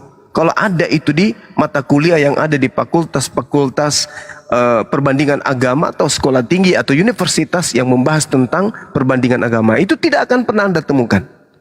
Berbeda dengan STT ini, betul-betul dia menghantam Islam dengan membabi buta tanpa ilmu. Tak ada ilmunya. Di dalam perbandingan agama, saya katakan kepada saudara, tidak ada di Indonesia ini fakultas perbandingan agama yang menyebut nama Yesus, itu tak ada. Tak ada satupun, tunjukkan kepada saya. Universitas Islam mana yang membahas nama Yesus, itu tak ada. Tidak ada yang membahas tentang Bible, Lukas, Markus, Matius, itu tak ada. Tak ada. Coba tunjukkan, angkat bicara orang yang pernah kuliah sama seperti saya perbandingan agama. Ada nggak bahas seperti itu? Tak ada. Yang kami bahas, Tuhannya bernama Bapa, nama ibadah, tempat ibadahnya gereja, hari ibadahnya Minggu, nama kitabnya Bible. Itu aja. Tak ada masuk ke dalam Tuhannya begini loh, Tuhannya kayak gini loh. Berbeda dengan STT ini, menanamkan kebencian terhadap mahasiswanya. Bukan hanya kebencian, mengajarkan permusuhan dan mengajarkan kemudian hal-hal yang tidak bersesuaian dengan Islam. Membahas tentang Allah. Coba, materi-materinya luar biasa. Kita sudah tahu semua isi-isinya. Kemudian membahas tentang Al-Fatihah. Menafsirkan, menerjemahkan. Seenak perut.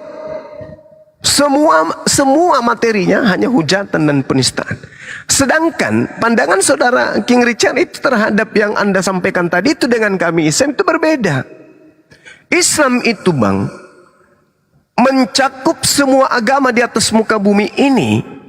Itu kami tahu isinya. Kristen kayak mana kami tahu. Kitabnya kami tahu. Kami ngerti kitabnya. Agama Hindu gimana kami ngerti. Sampai kami mengerti dan paham tentang kaidah-kaidah yang ada di dalam agama-agama tersebut, Islam jauh di atas daripada agama ini. Dari segi semua aspek.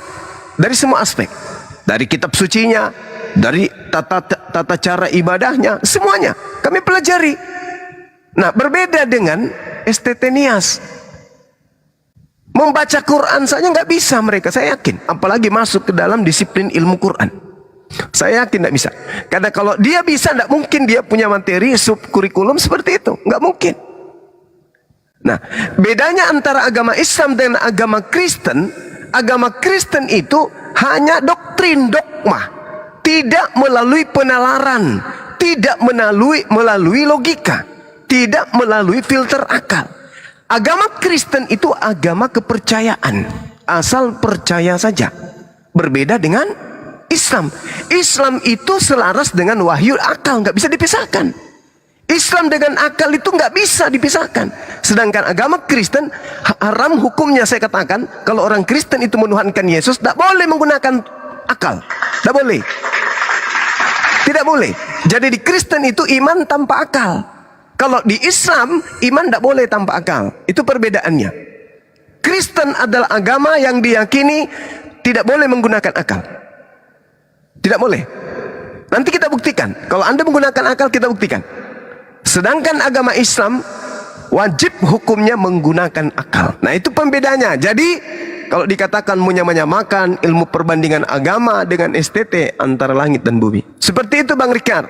Di Kristen itu tidak pakai akal orang untuk menjadi Kristen. Sementara di Islam wajib hukumnya pakai akal. Demikian. Nah, aku tunjukkan ya. Bisa ini perbesar dulu kamera saya. Silakan. Ya, boleh ya. Boleh ya. Tunggu.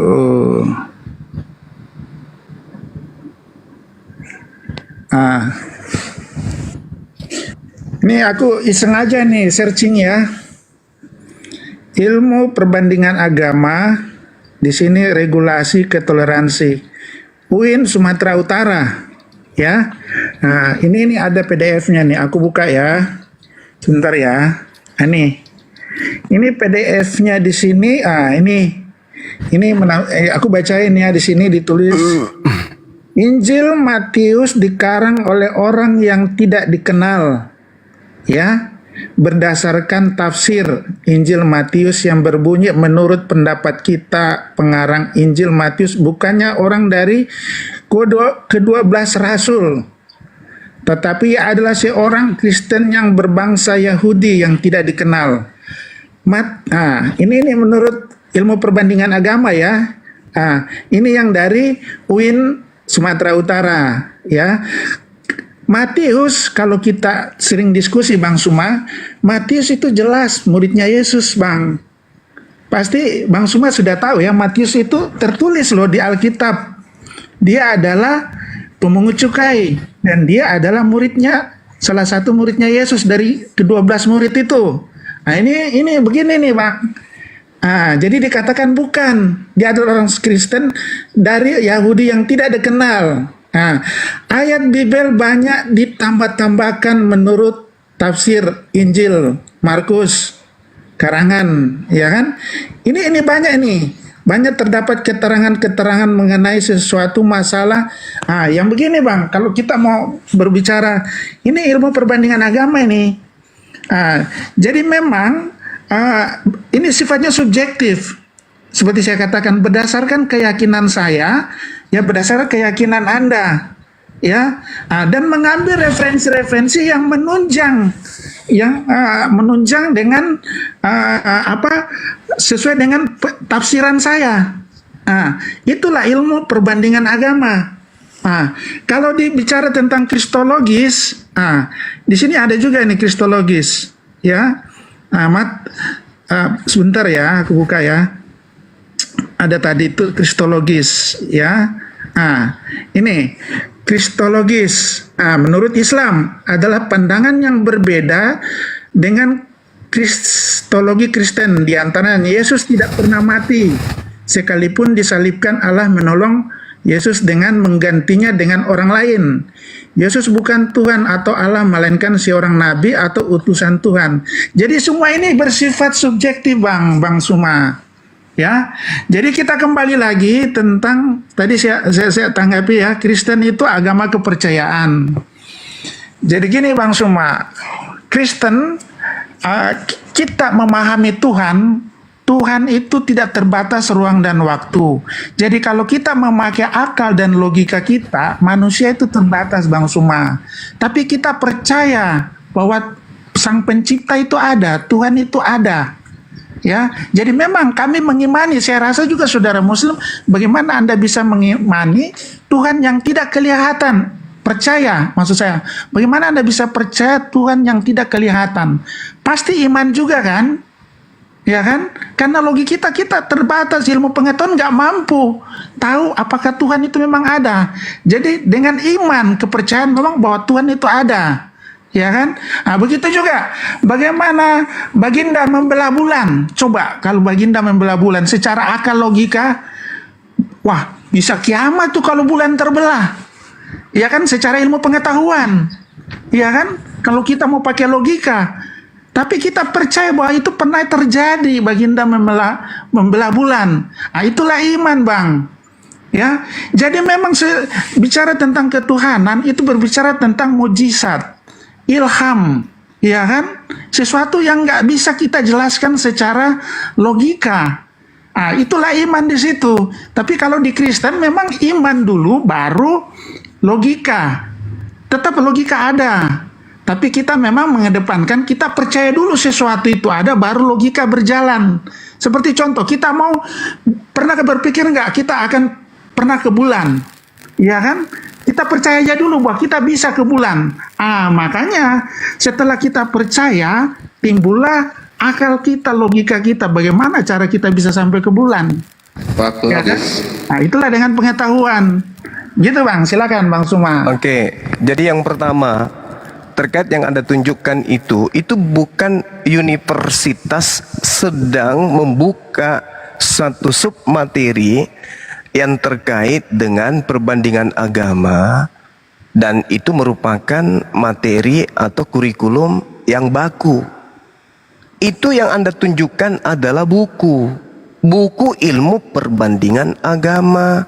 Berbeda dengan STT, bukan buku lagi, tapi memang adalah merupakan kisi-kisi submateri fakultas yang ada di sana. Perguruannya, sekolah tingginya yang mengajarkan itu secara mutlak dijadikan sebagai kurikulum.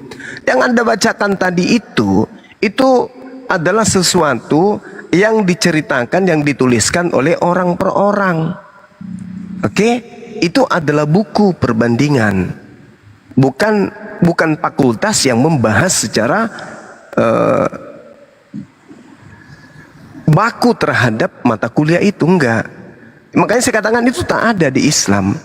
Kemudian yang kedua, ketika berbicara mengenai Tuhan, Islam sudah sangat jelas mengatakan, ya, bahwasanya Tuhan itu kemudian lebih dekat kepada manusia daripada urat leher. Dan itu masuk akal. Kenapa masuk akal? Coba, apakah kita tahu apa isi kepala kita di dalam? Tak tahu. Apakah kita tahu suara kita itu apa? Tidak tahu juga. Apakah kita tahu roh kita itu seperti apa bentuknya? Tidak tahu juga. Berarti yang menciptakan dan mengadakan itu jauh lebih tahu daripada kita. Masuk akal. Sedangkan yang Anda katakan tidak masuk akal itu, sekali tidak masuk akal, ya jangan dikasih masuk di akal. Kalau memang dia tidak masuk akal, kenapa kemudian Anda memaksakan sesuatu itu bisa dinalar? Seperti Tuhan Anda menjadi manusia, mati dibunuh manusia. Ini sesuatu ya, Tuhan itu tidak bisa kemudian ditelaah oleh akal, kata Anda. Tapi kenapa Tuhan jadi manusia? Tuhan jadi manusia dibunuh oleh manusia, menjadikan sesuatu yang tidak rasional. Sedangkan yang dikatakan kemudian Tuhan, bukan Tuhan yang tidak masuk akal. Tuhan tidak bisa dicapai dengan akal, dalam arti kata wujudnya. Wujud Tuhan itu tidak bisa dicapai oleh akal. Seperti apa wujud Tuhan? Akal kita tidak mampu untuk mencapainya. Tetapi keberadaan, eksistensi kebesaran Tuhan itu akal mampu menelaah. Sedangkan eksistensi Tuhan Anda jadi manusia, jadi bayi, netek sama ibunya, disunat, mati dibunuh manusia, itu yang irasional. Makanya saya katakan Kristen, untuk menjadi agama Kristen, penganut agama Kristen, tak boleh pakai akal. Karena Tuhannya tidak masuk akal. Kalau Tuhan kami, pencipta langit dan bumi, maha kuasa, maha perkasa, maha besar. Maha besar. Karena dia maha besar, makanya kita tidak bisa lihat. Contoh, pulau yang kemudian menjadi gugus-gugusan pulau yang ada di Nusantara ini, Anda bisa lihat? Tidak bisa. Anda berdiri sekarang di tempat Anda bisa lihat Ternate, Anda bisa lihat Papua? Nggak bisa. Apakah Papua Ternate itu nggak ada? Ada. Kenapa nggak bisa Anda lihat? Karena itu adalah skala yang jauh lebih besar dari Anda. Bumi ini ada. Anda bisa lihat? Nggak bisa. Kenapa? Bumi jauh lebih besar dari Anda. Begitulah pencipta langit dan bumi yang jauh lebih besar juga tak mampu dilihat oleh mata kita. Tetapi dia ada. Kalau nggak ada, siapa yang menjaga diri kita ini? Siapa yang mengatur dari jantung? Siapa yang mengatur kemudian pertumbuhan tulang, gigi, rambut dan seterusnya? Kita yang mengaturnya? Bukan. Dialah Tuhan. Masuk akal. Tapi kalau Tuhan keluar dari rahim manusia, ditetein, dimandiin, diceboin, disuapin, mati dibunuh manusia, itu irasional bullshit yang tidak bisa masuk akal. Itu bukan Tuhan. Nah itulah, jadi kesimpulan saya, untuk masuk jadi Kristen tidak boleh berakal. Tapi kalau ilmu lain seperti matematika, fisika, Kristen hebat. Tapi kalau berbicara mengenai ketuhanan, jangan ajak Kristen berbicara tentang Tuhan dengan menggunakan akal. Jangan, karena tidak cocok, nggak nyambung. Berbicara tentang Tuhan di Kristen, wajib hukumnya meninggalkan akal. Nggak boleh pakai akal, karena kalau pakai akal Anda bisa gila. Demikian. Oke, makasih Bang Suma. Jadi gini Bang, tadi itu kan saya searching itu kan kita ini orang Google semua nih. Bisa kok tinggal kita cari saja di Google, di universitas, di SPT, buka di situ kurikulumnya, muncul kok, ada. Yang aku tampilkan tadi itu jelas itu ada buku yang dipakai ya, dipakai dalam jurusan ilmu perbandingan Bang Zuma agama. mana Bang Zuma? Kena tombak barangkali. Aduh. Paten kalau nggak repot nggak Abdul kayaknya. Assalamualaikum Bang Handi. Aku terusin ya. Jadi tadi yang aku tampilkan. Bang Zuma kemana? Bang Zuma. Kena report kayaknya Bang. Bang Zuma kan banyak akunnya, sebentar lagi pasti naik kok. Bang nge-report ini, kalau debat nge-report aja kerjaannya. Oke ya, aku terusin ya. Nanti yang lain tanggapin. Bang Andi boleh. Bang Andi. Tapi sebelum dilanjutin Rizat, alangkah baiknya Anda ini untuk saudara-saudara Anda jangan sampai apa report segala macam kacau pula. Aku nggak report loh. Aku ini nggak lama dong. Saudara-saudara Anda tuh yang di bawah. Oh iya, udah biarin aja. Udahlah, kita lanjut aja nih. Nah tuh, kenapa Mana Bang Zuma? Aduh. Bandi mana? Kena dua-duanya. Yo, Bang Andi juga turun. Tapi gini Bang, kalau report-report, biarpun juga kalau kita tidak menghina, menghujat, tidak masuk tunggu loh. Bang Zuma, kita tunggu Bang Zuma ya. Yang reportnya itu banyak bos. Ya? Yang Biarpun reportnya itu banyak. Iya Bang, biarpun banyak 1000 orang report, kalau tidak ada diksi-diksi yang menghujat, menghina, Itu pakainya apa? tetap AI loh. Itu canggihnya AI. Itu sistem Bang. Itu Kalau nggak ada kenyataannya diksi-diksi, gitu bos. Iya, coba deh sekarang nih, aku nih report 1000 orang di bawah. Kalau aku nggak ada diksi-diksi menghujat, tetap aja aku nggak bisa kena. Terus tadi ada yang menghujat itu tadi. Nggak ada kok. Iya. Jadi ya itulah Bang, memang Bang Zuma banyak Mana akunnya Bang ya. Zuma ya Allah. Nggak ada dia nggak ada menghujat dari tadi Bang, jangan ngarang. Kita dari tadi di sini. Jangan gue yang dibesarin nanti kena tombak jangan juga nih ngarang. gue. Tidak, aku bilang biarpun juga ini kalau tidak menghujat tidak. Assalamualaikum. Waalaikumsalam warahmatullahi wabarakatuh. Mas, jadi gini ya, sejak awal ini saya pantau, udahlah tentang agama nggak usah perlu diperdebatkan karena ini mempunyai keyakinan masing-masing. Ya, tapi gini ya, Ngapain? Kalau nggak suka perdebatan, pergilah tempat pargoi sana.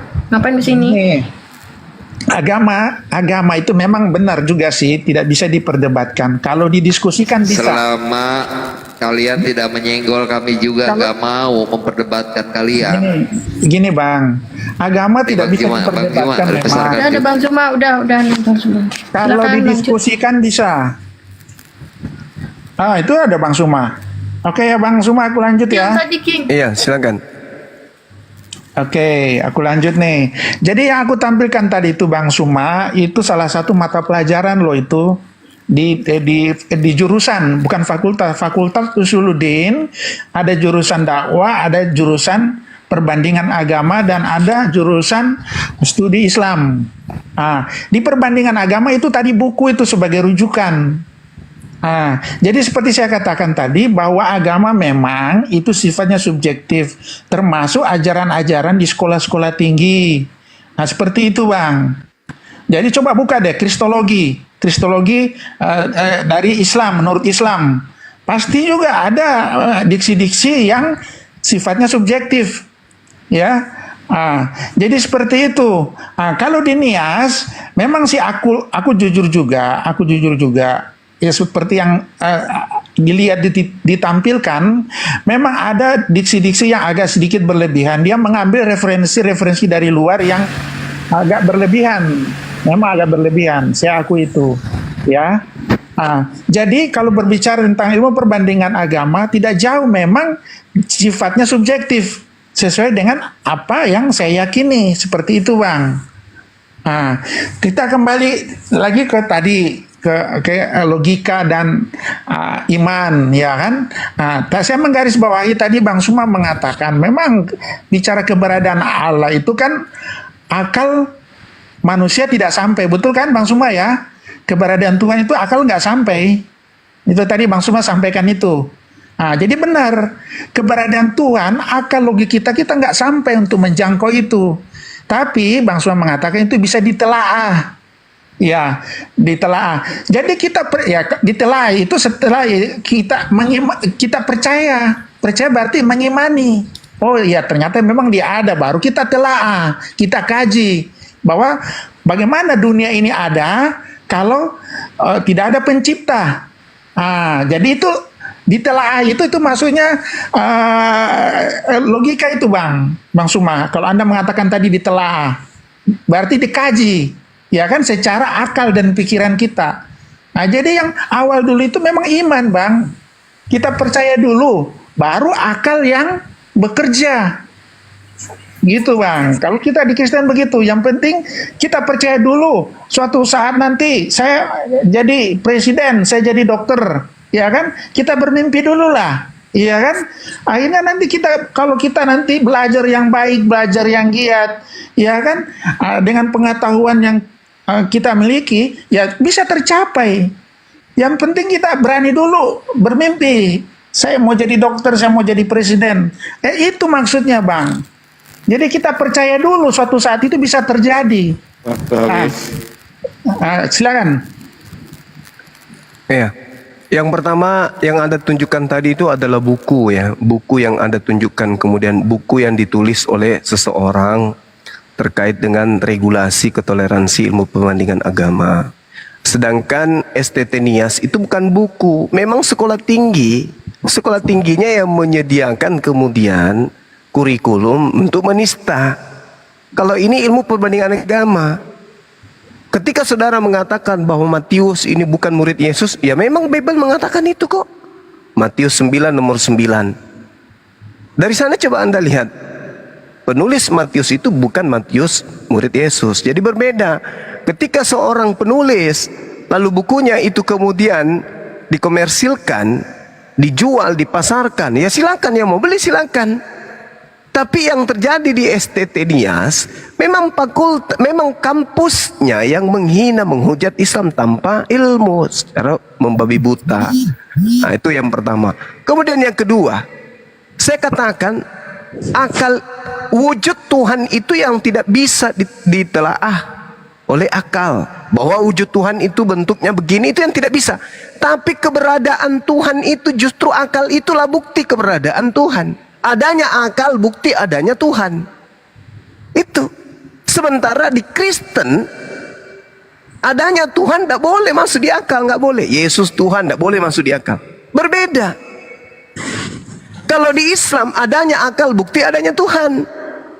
Tidak bisa kemudian orang yang berakal itu tidak sampai kepada Tuhan. Nah, kenapa Kristen ini tidak bisa sampai kepada Tuhan? Karena itu tadi, saudara mengakui iman dulu, percaya dulu, baru kemudian berakal. Nah, ketika kepercayaan Anda tidak sesuai dengan standar logika, maka Anda akal-akalan. Apa yang terjadi?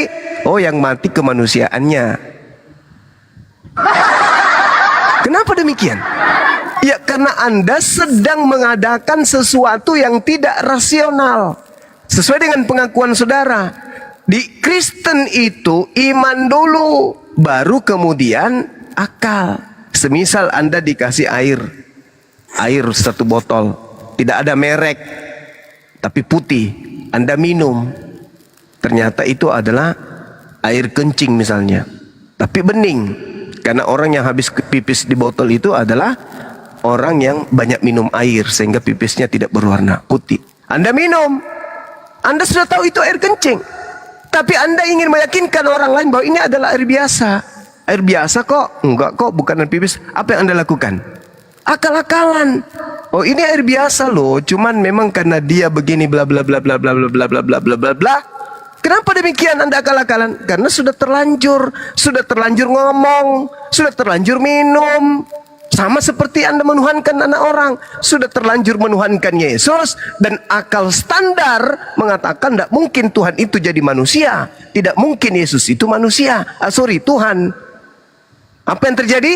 Oh, memang yang berbicara seperti itu adalah kemanusiaannya, yang mati itu kemanusiaannya, tapi pada dasarnya hakikatnya adalah Tuhan. Itu cuma akal-akalan. Itulah bedanya kita. Kalau di Islam enggak. Walaqad khalaqnal insan wa na'lamu ma tuwaswisu bihi nafsu. Dan sungguh aku telah menciptakan manusia dan mengetahui apa yang dibisikkan oleh hatinya. Ini sifat Tuhan. Masuk akal enggak? Masuk akal. Wa nahnu aqrabu ilaihi min hablil warid. Dan aku lebih dekat kepadanya daripada urat lehernya sendiri. Masuk akal enggak? Masuk akal. Karena Tuhan itu yang menciptakan alam semesta ini wajib maha mengetahui, wajib maha mendengar, wajib maha melihat. Karena kalau tidak, hancur alam semesta ini. Nah, sedangkan Yesus bisa enggak? Tidak bisa, tapi dituhankan. Yaitu tadi, iman dulu, baru akal-akalan. Kenapa akal-akalan? Karena tidak masuk akal. Seperti itu saudara Rikar, perbedaan antara Islam dan Kristen. Ketika Islam berbicara mengenai agamanya, maka Islam mengedepankan akal sehatnya. Sedangkan Kristen ketika berbicara mengenai agamanya, iman dulu, akal belakangan. Kalau dia tidak bisa kemudian masuk akal, maka dibuatkan dalil pembenaran, dalih pembenaran.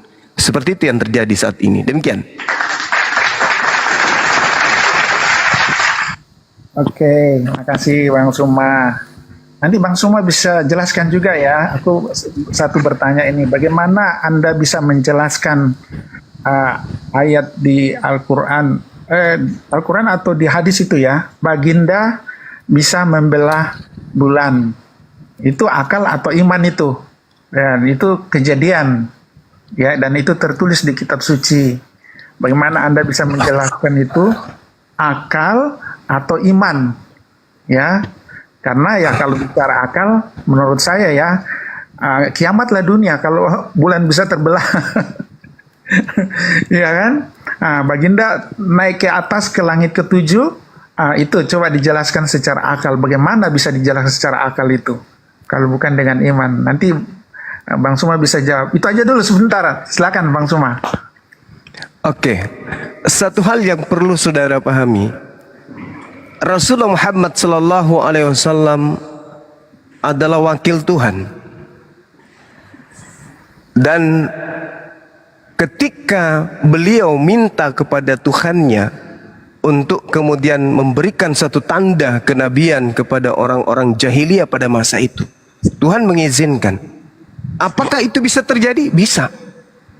Apakah Nabi Muhammad yang melakukan? Bukan. Yang melakukan siapa? Pencipta alam semesta. Pencipta alam semesta ini ketika menghendaki segala sesuatu bisa terjadi nggak? Bisa terjadi. Masuk akal? Masuk akal. Yang tidak masuk akal itu Tuhan datang dibunuh manusia. Jadi Anda mau mengatakan dia Isra Mi'raj, masuk akal? Masuk akal. Kenapa? Yang memperjalankan adalah Tuhannya. Tuhan itu maha perkasa, maha kuasa. Makanya Tuhan itu maha kuasa, maha perkasa. Dia tidak bisa dibunuh oleh makhluk. Jadi kalau berbicara mengenai bagaimana bulan bisa terbelah, apakah Nabi Muhammad yang melakukan itu? Tidak.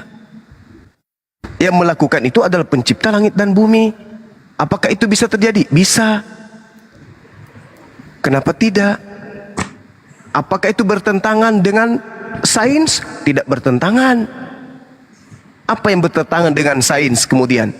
Ketika ada seorang ilmuwan melakukan dan mengatakan perjalanan dan berhasil kemudian menemukan fakta bahwasanya dahulu kala bulan pernah terbelah menjadi dua, kemudian menyatu kembali. Adanya bukti nyata di permukaan bulan yang kemudian, ya mungkin Anda juga bisa share di Google bagaimana permukaan bulan itu ada kemudian garis yang membuktikan bahwa terjadinya kemudian sesuatu yang menyatukan yang tadinya terpisah. Dan kelak ketika menjelang kiamat, apa yang telah digoreskan tadinya pemecahan ini, itu nanti akan semakin terbuka. Dan itu menjadi bukti akan terjadinya kiamat. Jadi, ketika seorang ilmuwan menemukan adanya patahan yang ada pada bulan, itu sudah membuktikan bahwa itu terjadi. Dan itu masuk akal. Karena yang melakukan itu adalah pencipta langit dan bumi, bukan Nabi Muhammad. Jadi yang saya katakan agama masuk akal, itu Islam. Yang tidak masuk akal, itu agama saudara. Tuhan datang, ibu-ibu melahirkan, yang dilahirkan adalah pencipta langit dan bumi. Itu yang tidak masuk akal, Bang. Makanya akui saja, seperti dengan apa yang Anda barusan ucapkan, di Kristen diimani dulu, belakangan baru diakal-akalin. Kenapa demikian? Ya karena tidak masuk akal. Kalau di Islam tidak.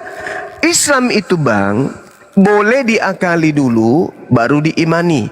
Boleh juga diimani dulu baru diimani. Umat Islam yang lahir dari kecil Islam itu diimani dulu baru diakalin.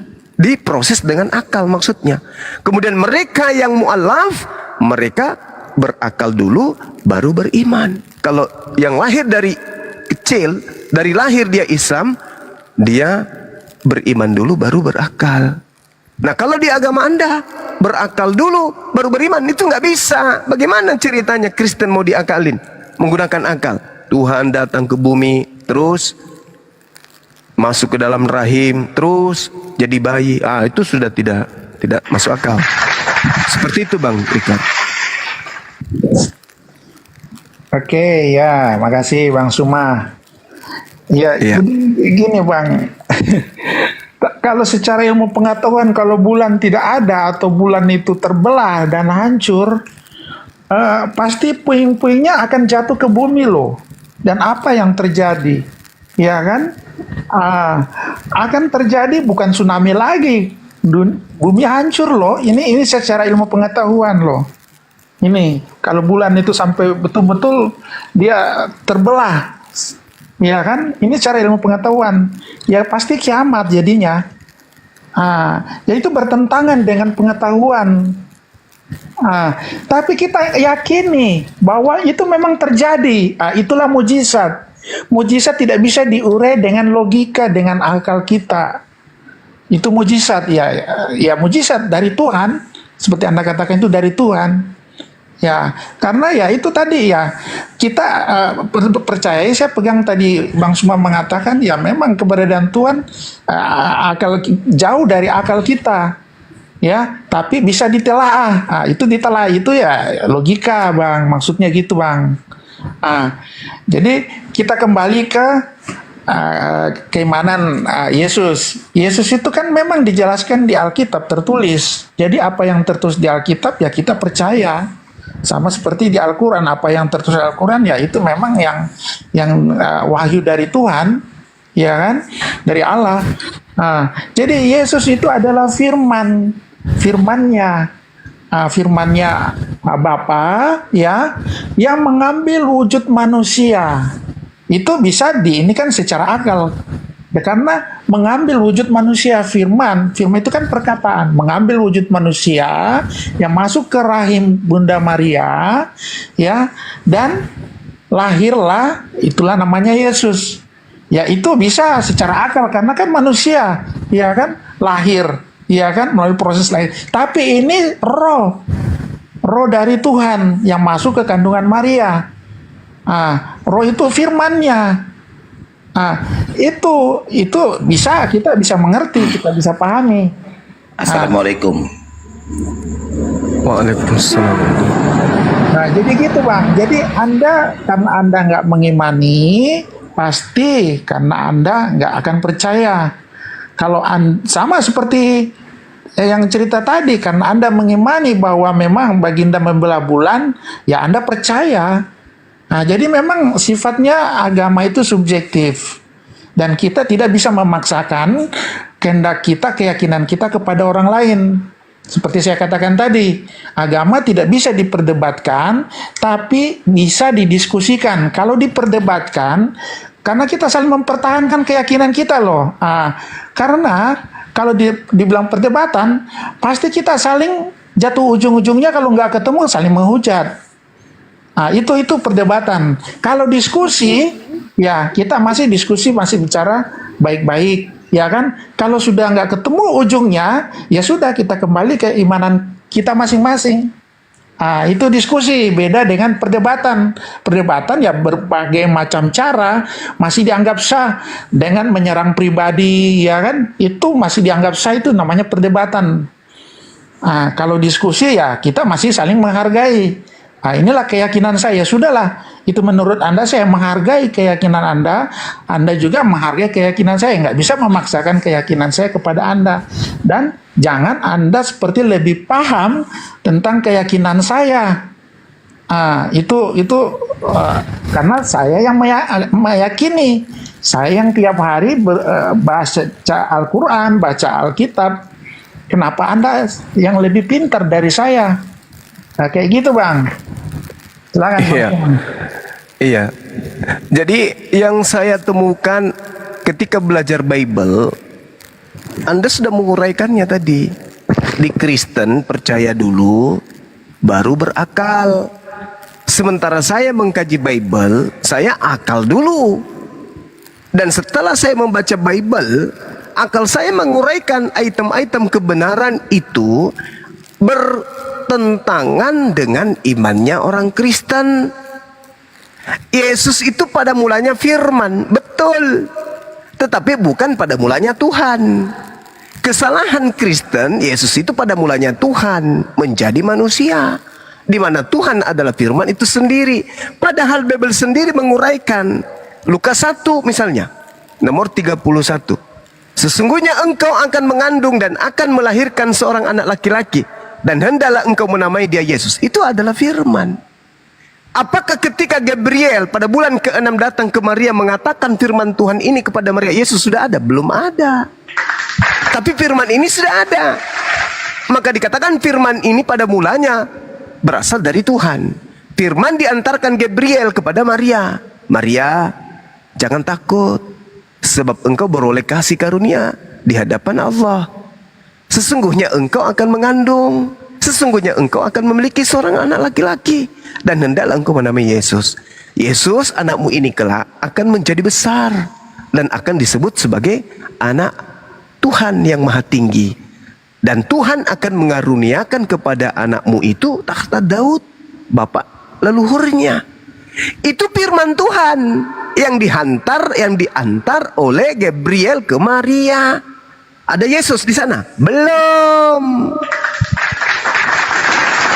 Firman Tuhan ini bekerja kemudian. Makanya dikatakan dalam Al-Quran berasal dari firman Tuhan. Di dalam pengajaran Yohanes 1 juga pada mulanya adalah firman. Firman bersama-sama dengan Tuhan. Dan firman itu adalah Tuhan. Nah, sedangkan Yesus bukan firman dan Yesus juga bukan Tuhan. Tetapi firman yang melekat pada Tuhan mengatakan, Maria, ya paman, hendaklah kau hamil, lahirkanlah seorang anak laki-laki bernama Yesus. 9 bulan kemudian lahir. Yesus yang lahir ini dari mana? Dari firman, dari kehendak Tuhan.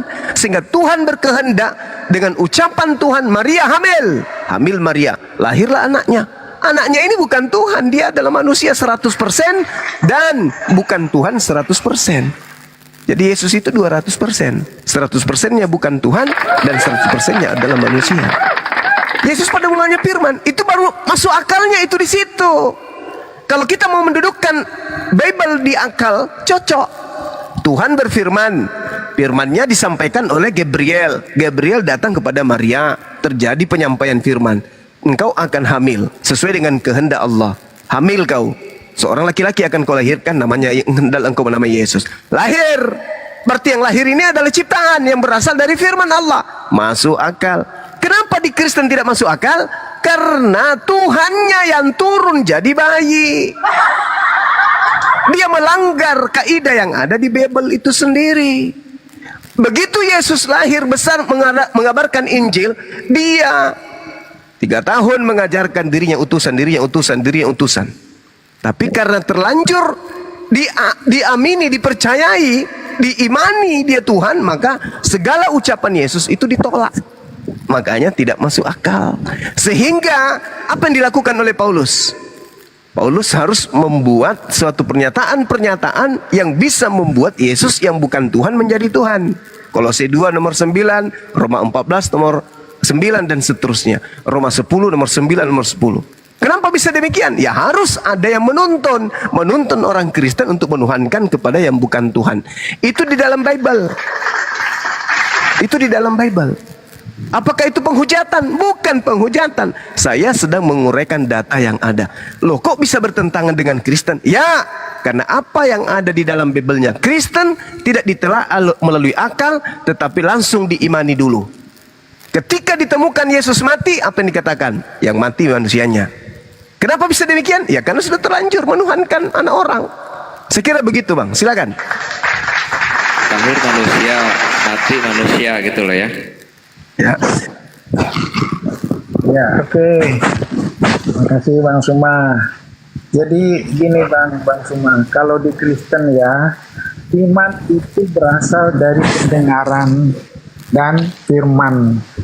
Iman adalah kerelaan seseorang untuk mengorbankan diri dan imannya, itu menurut Kristen. Sedangkan logika adalah kemampuan akal yang diberikan Tuhan kepada manusia dan merupakan filsafat.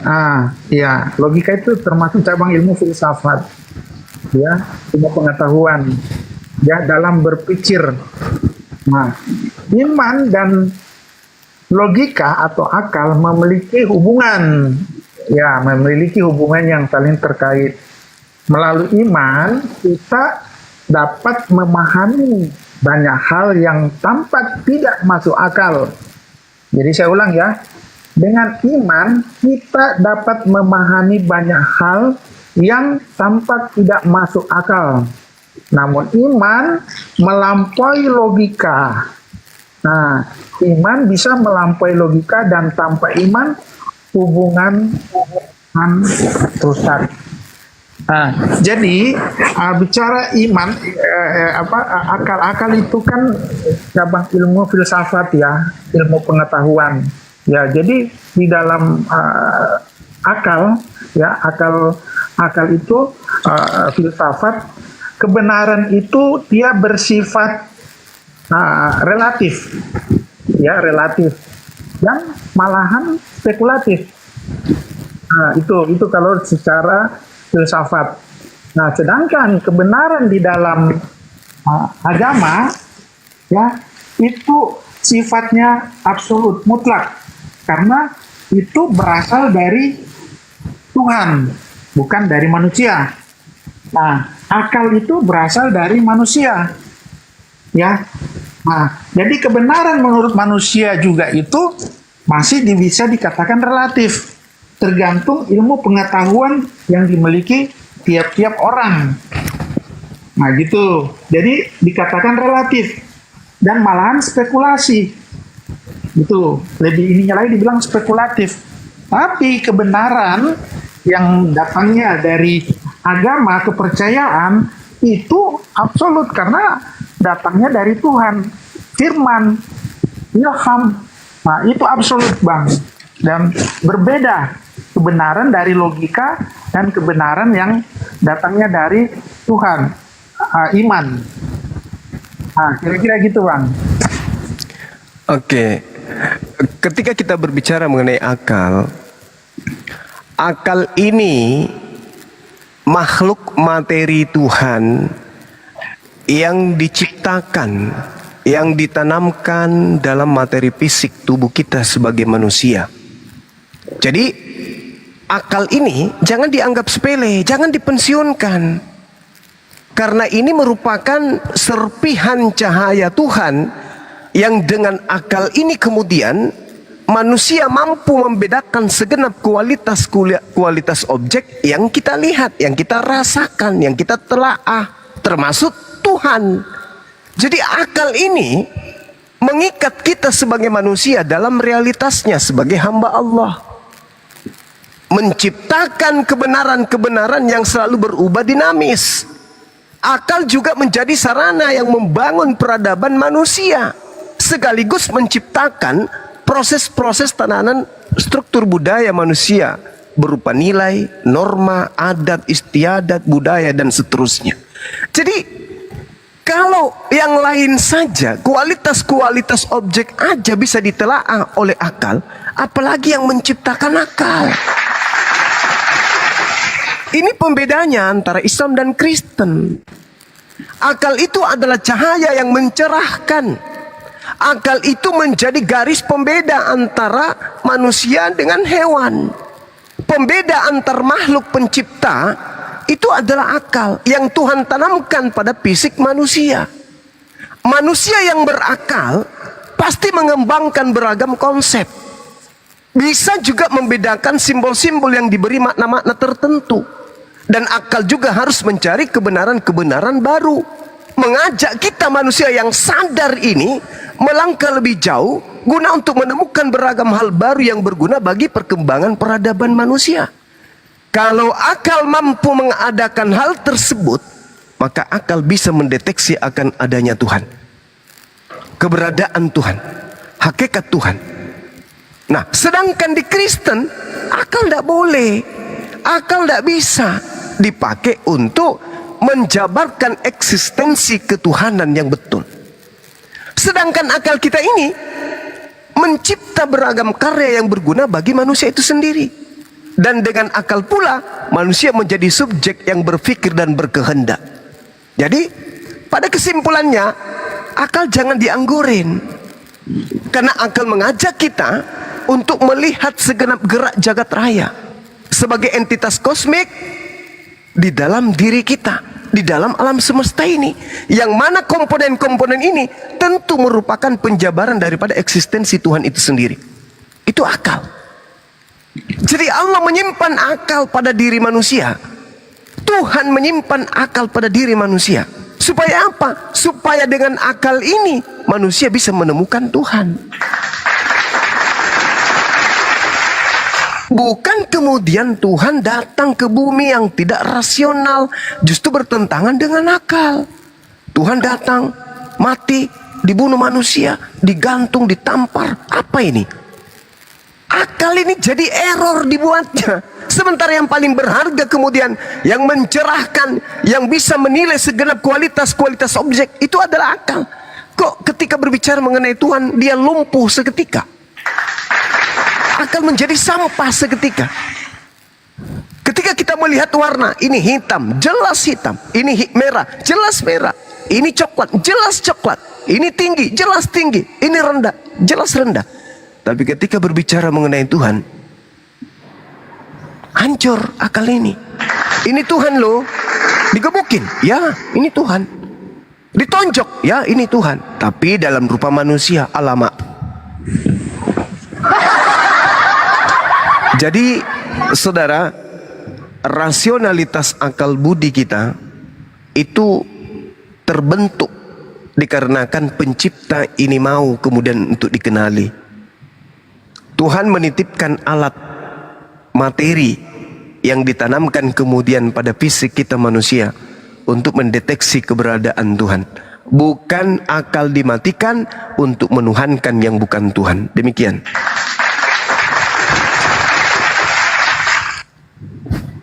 Oke, jadi gini, masih ke akal dulu ya, logika masih kita sedikit ya, baru nanti kita ganti topik lain.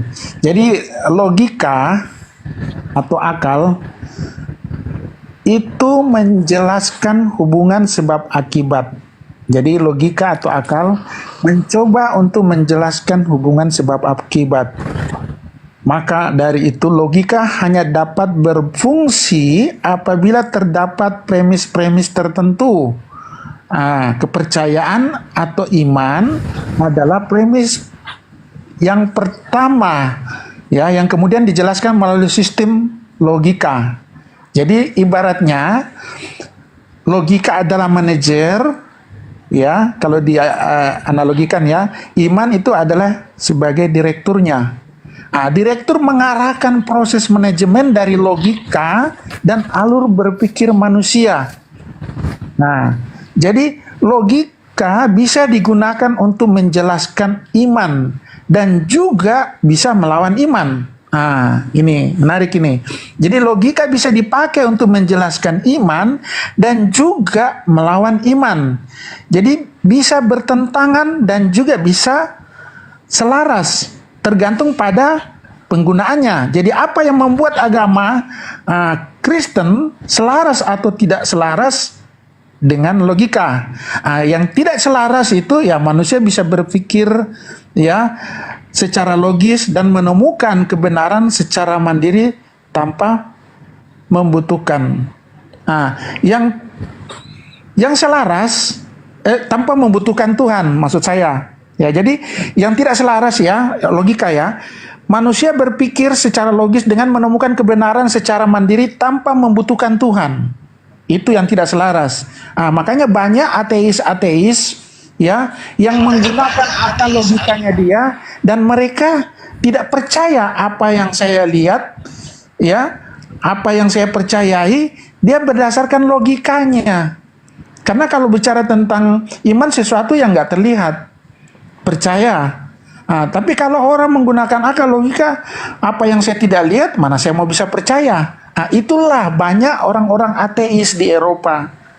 Ya, mereka menggunakan akal logikanya, tidak dengan iman. Jadi yang selaras ya logika manusia diarahkan untuk memahami makna iman dan menerapkannya dalam berpikir dan kehidupan sehari-hari. Jadi fungsi logika juga ini digunakan untuk memahami makna iman dan menerapkan cara berpikir. Gitu. Jadi banyak orang-orang ateis yang tidak percaya tentang keberadaan Tuhan karena mereka lebih mengedepankan akalnya, logikanya daripada kepercayaan. Itu yang dianut-anut sebagian orang Eropa yang ateis, tidak percaya, hanya mengedepankan logikanya saja. Ya kira-kira gitu Bang Suma. Silakan. Iya. Jadi pada prinsipnya akal ini dipakai kemudian untuk menelaah segala sesuatu, termasuk menelaah akan keberadaan Tuhan pencipta langit dan bumi. Kalau akal kemudian tidak dipakai dalam menelaah sesuatu, maka tunggulah kehancuran. Nah, sedangkan manusia kita ini adalah memiliki segenap gerak rasionalitas. Dan kalau kita waras, maka penggeraknya itu adalah akal. Kita punya etika, kita punya moral, kita punya budi pekerti, kita perasa. Itu semua digerakkan kemudian oleh satu entitas utama, yaitu akal, yang kemudian akal ini bisa berfungsi dengan adanya ruh yang ada pada diri kita sebagai manusia. Nah, ketika kemudian akal kita pakai berbicara mengenai Tuhan, maka akal kita akan sampai kepada Tuhan itu tidak bisa dilihat secara kasat mata, tetapi eksistensi Tuhan justru bisa dilihat dengan melihat diri kita sendiri. Karena siapa kita manusia ini? Coba, tangan ini bukan punya kita. Mulut yang kita pakai berbincang ini bukan punya kita. Gerakan lidah ketika kita kemudian ingin mengucapkan sebuah kata bukan kita yang mengatur. Lidah harus ke atas, lidah harus ke bawah, lidah harus ke samping, kiri, kanan, memanjang, mundur, dan seterusnya. Bukan kita. Tapi ada kekuatan yang kemudian menggerakkan itu semua. Termasuk adanya rasa lapar, kenyang, haus, puas, bahagia. Bukan kita yang mengadakan itu semua. Menandakan bahwa akal yang merupakan penggerak utama dan merupakan sesuatu yang berasal dari serpihan cahaya Tuhan yang ada pada diri manusia, dengan jelas bisa menelaah keberadaan Tuhan itu. Nah, sebelum terlalu jauh, kita bandingkan dengan konsep bertuhan di dalam agama Kristen. Akal tidak bisa dipakai untuk menelaah itu. Artinya, ketika kita tanya orang Kristen nih, pada masa apa kalian tidak menggunakan akal? Orang Kristen akan mengatakan, setiap saat kami menggunakan akal. Telah apapun kami menggunakan akal. Tapi ketika kami menelaah Tuhan kami, akal kami tidak pakai. Karena kalau pakai akal, tentu Yesus bukan Tuhan. Dia adalah manusia seutuhnya. Nah, inilah yang terjadi. Jadi percuma kita berbicara mengenai akal, berbicara mengenai rasionalitas akal, berbicara mengenai apapun itu, ya kalau konsep yang kita pahami, konsep yang kita amalkan, konsep yang kita imani selama ini, ya memang akui saja memang tidak sesuai dengan akal. Karena yang ada dalam Kristen, imani dulu baru berakal. Kalau sampai iman kita ini tidak sampai kepada kekuatan akal, kepada keseimbangan rasio, maka diakal-akalin. Itulah yang terjadi. Kenapa Tuhan mati? Karena dia dalam bentuk manusia. Kenapa Tuhan dilahirkan? Karena dia dalam bentuk manusia. Itu diakal-akalin semuanya. Apakah itu disifati Tuhan berdasarkan kekuatan akal? Tidak. Akal tidak bisa menerima itu. Makanya iman Kristen itu hanya diselimuti doktrin dan dogma, tidak bisa dipakai akal. Kesimpulannya itu di situ. Pembedanya antara Islam dan Kristen itu di situ. Kristen ketika berbicara mengenai agama Kristen dalam kaitannya dengan keyakinannya, dalam konsep bertuhan tidak boleh pakai akal, pakai iman. Tapi kalau di Islam wajib hukumnya menggunakan akal, tidak bisa tidak. Dalam masa apapun akal harus tetap digunakan. Demikian.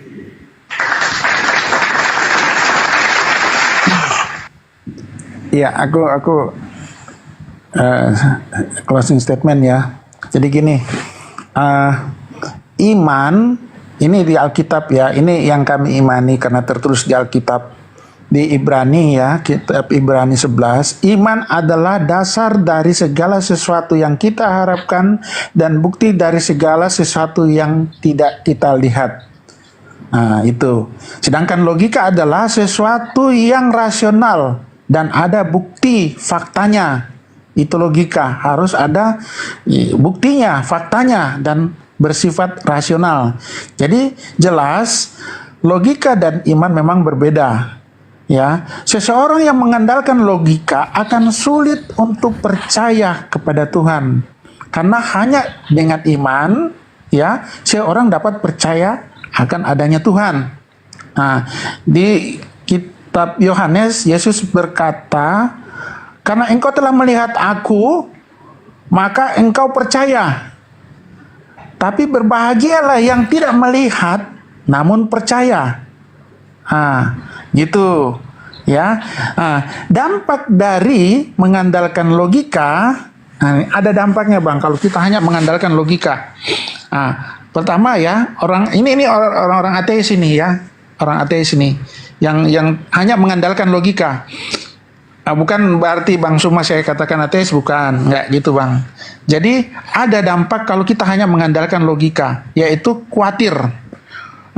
Orang-orang percaya akan mengandalkan logika, sering merasa khawatir tentang kesehatannya, khawatir tentang masa depan, khawatir tentang keselamatan.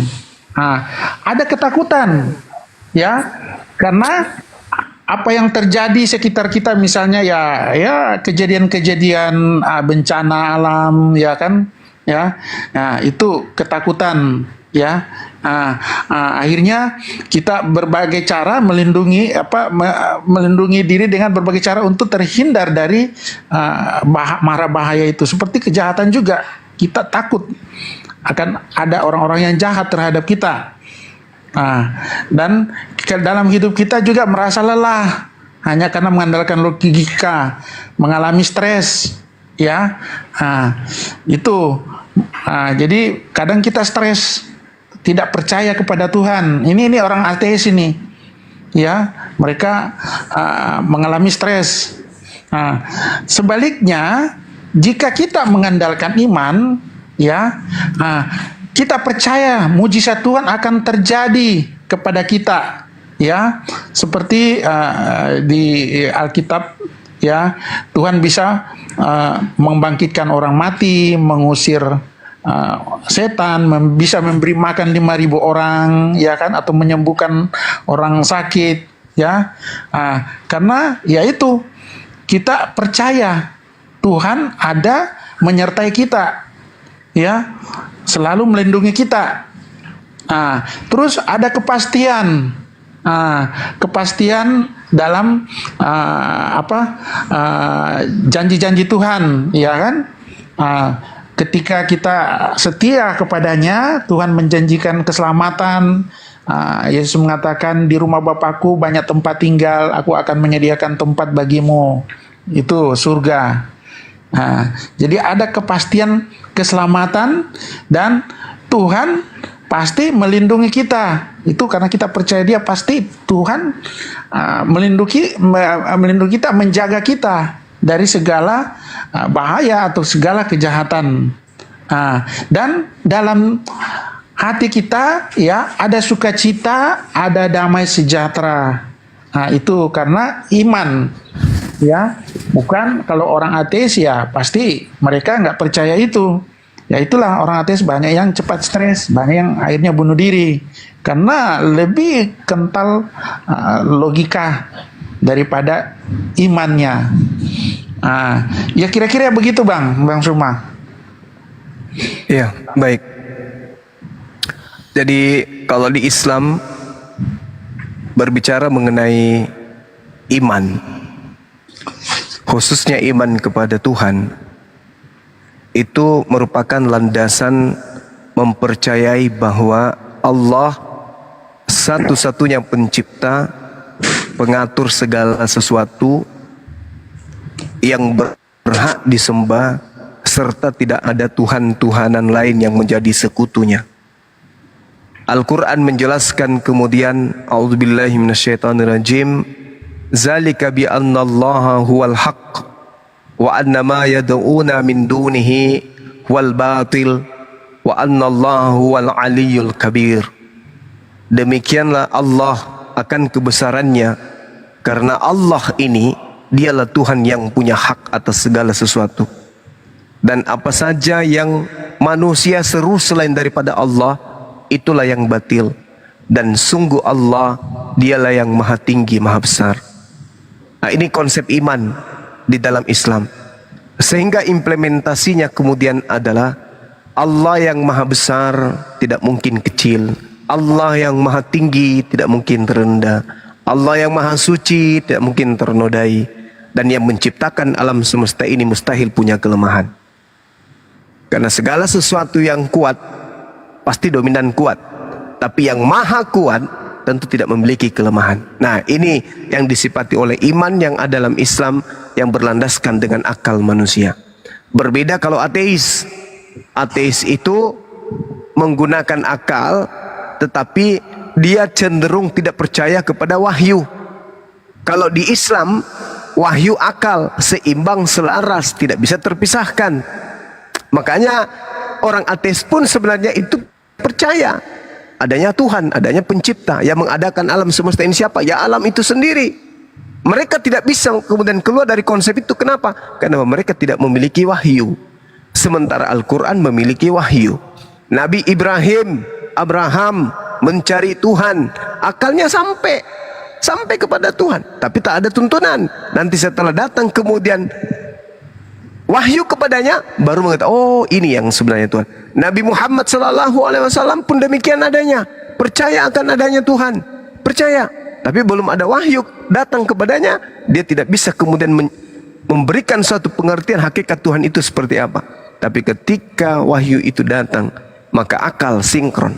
Seperti yang saya analogikan selalu. Ya, akal diciptakan oleh Allah. Kemudian komputer diciptakan oleh manusia. Komputer ini pasti buku panduannya ada. Bagaimana menggerakkan mouse, bagaimana ketikan-ketikan di keyboard dan seterusnya. Bagaimana Microsoft Word dan seterusnya. Komponen-komponen yang satu dengan yang lain untuk disatukan untuk menciptakan sebuah gambar dan seterusnya. Nah, buku panduan dari komputer harus sesuai. Jadi manusia yang menciptakan komputer, dia yang tahu isi komputer, dia yang tahu bagaimana cara mengoperasikan komputer. Dan untuk diajarkan kepada orang yang baru mengenal komputer, harus diberikan buku panduan. Buku panduannya, item demi item, harus berkesesuaian dengan komputer tersebut, agar bisa kemudian dioperasikan oleh orang lain.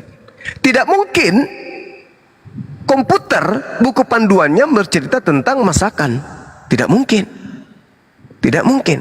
Cara mengoperasionalkan komputer dikasih buku panduan, tapi masalah tambak di sana yang dibahas. Bagaimana caranya ikan bisa besar dan seterusnya.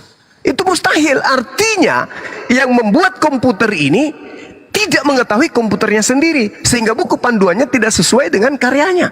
Nah, Tuhan yang betul sudah pasti ketika dia menciptakan chip berupa akal pada diri manusia akan menurunkan wahyu, buku panduan yang disebut dengan kalamullah, kitab yang isinya berkesesuaian dengan panduan akal. Komputer akan dikasih buku yang sesuai dengan cara mengoperasionalkan komputer. Itu baru dikatakan pencipta yang betul, pembuat komputer yang benar. Begitu juga manusia yang dibuat oleh yang maha benar, maka diturunkan kemudian kitab suci yang selaras dengan kitabnya, dengan akalnya.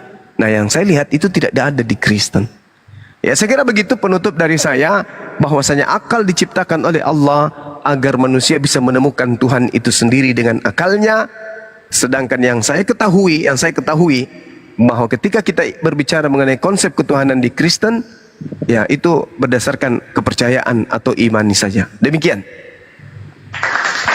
Silakan mungkin teman yang lain mau menambahkan, waktu dan tempat kami serahkan. Silakan. Oke, terima kasih Bang Juma dan Bang King. Kita sapa dulu deh yang baru naik. Bang O. Buka mute-nya Bang. Agamanya apa Bang? Ya, silakan kalau ada Kristen yang lain mau bantu. Iya ini. Bang O monitor. Agamanya apa Bang? Bang Bolo. Selamat malam. Malam, assalamualaikum. Saya Muslim. Waalaikumsalam.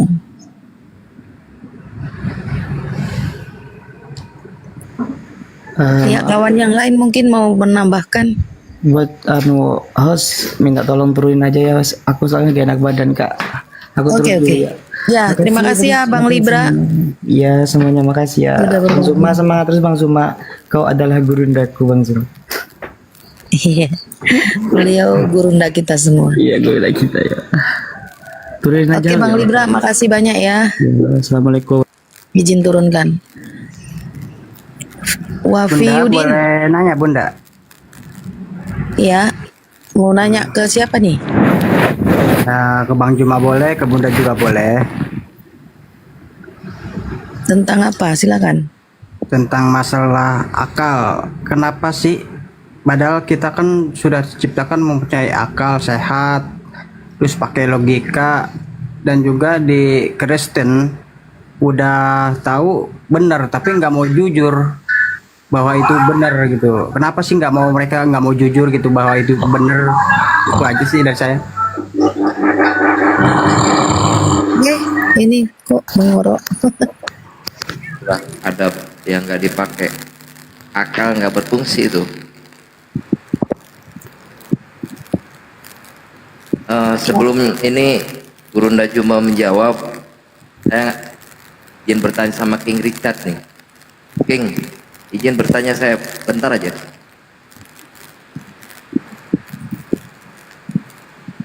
Halo King.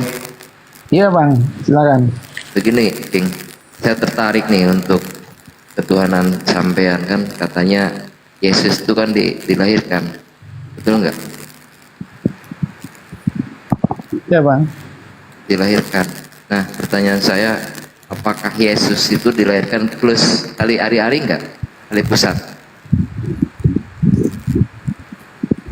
Ya, Yesus lahir seperti manusia lahir, seperti kita lahir. Ada tali pusarnya juga kan? Semua seperti itu bang. Walaupun memang tidak dijelaskan, tapi seperti kelahiran kita lahir. Normal ya? Normal. Seperti manusia umumnya kan? Hanya bukan hubungan biologis, roh yang masuk. Iya, apapun itu, tapi pada kenyataannya kan Yesus dilahirkan secara normal kan? Berarti ada tali pusarnya juga. Lengkap bang, semua. Lengkap ya? Seperti kita manusia. Begini, pertanyaannya ini, tali pusarnya ini kan dia nggak ikut besar kan? Pasti dipotong kan? Iya bang, seperti manusia umum. Nah itu kan berarti kalau Yesus dianggap Tuhan, tali pusarnya ini dianggap apa? Berarti itu kan ada yang hilang daripada bagian tubuh Yesus itu. Itu, oke. Iya, oke, makasih bang pertanyaannya. Ada juga yang mengatakan, berarti Yesus juga, dia kan laki-laki, ada nonotnya. Iya. Berarti nonotnya itu Tuhan juga. Nah itulah bang, konsekuensi menuhankan manusia itu seperti itu bang. Nggak apa-apa. Makanya pakai akal kita bang. Nggak masalah. Iya benar. Boleh Anda bertanya begitu. Tapi ya sedikit Anda sudah paham lah ya itu kenapa harus ditanyakan sih. Itu satu tubuhnya, apa yang ada dalam tubuhnya itu manusia bang. Masalahnya gini loh bang. Ya. Karena kalau saya nggak tanyakan kan, nggak saya tanyakan, saya penasaran bang kok itu tali pusarnya Yesus jadi apa gitu kan? Berarti Yesus itu kan dianggap Tuhan sama Kristen. Ya kan bagian daripada tubuh Yesus itu kan, tali pusarnya itu. Ya bang, nggak masalah bang. Masih sementara kan itu jangan kata ke besar kan, sebelum berapa minggu kemudian kan tali pusarnya itu membusuk kan. Iya, oke bang. Masih mending Anda tanyakan tali pusar, yang nanya kan nonotnya malahan. Tapi ini nggak hujat kan? Enggak masalah. Aku sih nggak masalah kan ya? Santai, enggak sensi saya. Santai aja kita. Izin maaf ya. Nggak masalah. Untuk teman-teman Kristen jangan panas lah, karena memang konsekuensinya manusia seperti itu ya bang ya. Iya, kita mah sudah sering diskusi yang begitu. Aku mah nggak sensi. Oke, thank you. Ayo lanjut. Gini bang, dia kan lahir sebagai manusia ya kan. Itu tubuh kemanusiaannya. Ya ketuhanannya itulah rohnya. Ya roh yang dalam dirinya. Ya, jadi itu kan tubuh kemanusiaannya sama seperti kita. Dia lapar, dia haus. Dia dia kalau mau mengeluarkan air kencing apa ya begitu manusia ya, itu tubuh kemanusiaannya bang. Ya rohnya dia adalah Tuhan. Nah itu jawabannya bang. Ya, silakan dilanjut. Ya siap. Silakan. Ya kita sapa lagi nih yang baru naik, Bang Alfi. Bang Alfi, selamat malam. Halo, assalamualaikum kakak abang. Halo Bang Suma. Sehat selalu Bang Suma. Kamu mewakili seluruh umat Muslim. Ya, makasih ya Bang. Thank you. Mewakili seluruh umat Muslim, bahwa Muslim itu kan sebenarnya nggak mau tahu tentang agama orang lain karena mereka nggak berpikir buruk tentang orang lain itu sebenarnya. Tapi dengan adanya kitab-kitab mereka yang mengadopsi bahasa-bahasa Al-Quran, Bang Suma sudah membukakan pintu untuk semua umat Muslim yang sekarang saat ini pun tahu semuanya.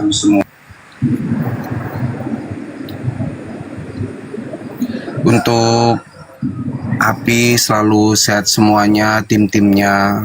Kami sebagai Muslim awam yang di jauh, aku sekarang posisinya di Papua Bang. Dengan kondisinya saat ini, senang mendengar, melihat semuanya ini. Jadi aku pengen ngomong sama Bang King. Bang King, aku pernah dulu tidur sama orang beda agama. Aku ajak diskusi sama dia. Aku nggak bermaksud apa-apa ya Bang King. Aku cuma ingetin dia, temanku sendiri. Dia selalu tanya, kenapa kamu kalau sembahyang harus buru-buru? Dia kan tanya begitu Bang King. Aku cuma jawab begini, kita ketemu Tuhan tuh harus secepatnya, kalau sudah waktunya. Terus aku tanya di dia, aku boleh nggak tanya sama kamu? Boleh. Saya tanya begini Bang King, kalau kamu tidur, masuk rumah, pasti bersih kan? Iya. Kamu nggak mungkin tidur pakai sepatu kan? Iya. Terus kalau kamu masuk ke gereja kamu, kenapa kok pakai sepatu? Dari itu dia berpikir Bang King, dia masuk Muslim Bang King gara-gara pertanyaan saya itu. Mudah-mudahan Bang King selalu diberikan akal sehat, selalu beristiqomah, mudah-mudahan dapat jalan yang benar. Itu pesan saya Bang King. Makasih Bang King ya. Pesan-pesan saya aja Bang King. Makasih Bang. Ya, aku jawab kenapa Kristen ke gereja pakai sepatu. Iya. Aku jawab itu ya. Iya. Jadi gini, tidak ada perintah ke gereja pakai sepatu, nggak ada. Nggak ada juga perintah ke gereja pakai sendal atau telanjang kaki, ya. Tapi ini yang timbul dari hati kita aja sebagai orang yang percaya. Kalau orang Kristen ya, sebagai orang percaya ya, ke gereja berarti pergi beribadah kepada Tuhan, ya kan? Beribadah kepada Tuhan, dia memakai baju yang terbaik. Baju, kalau ada baju baru ya baju baru, ya kan?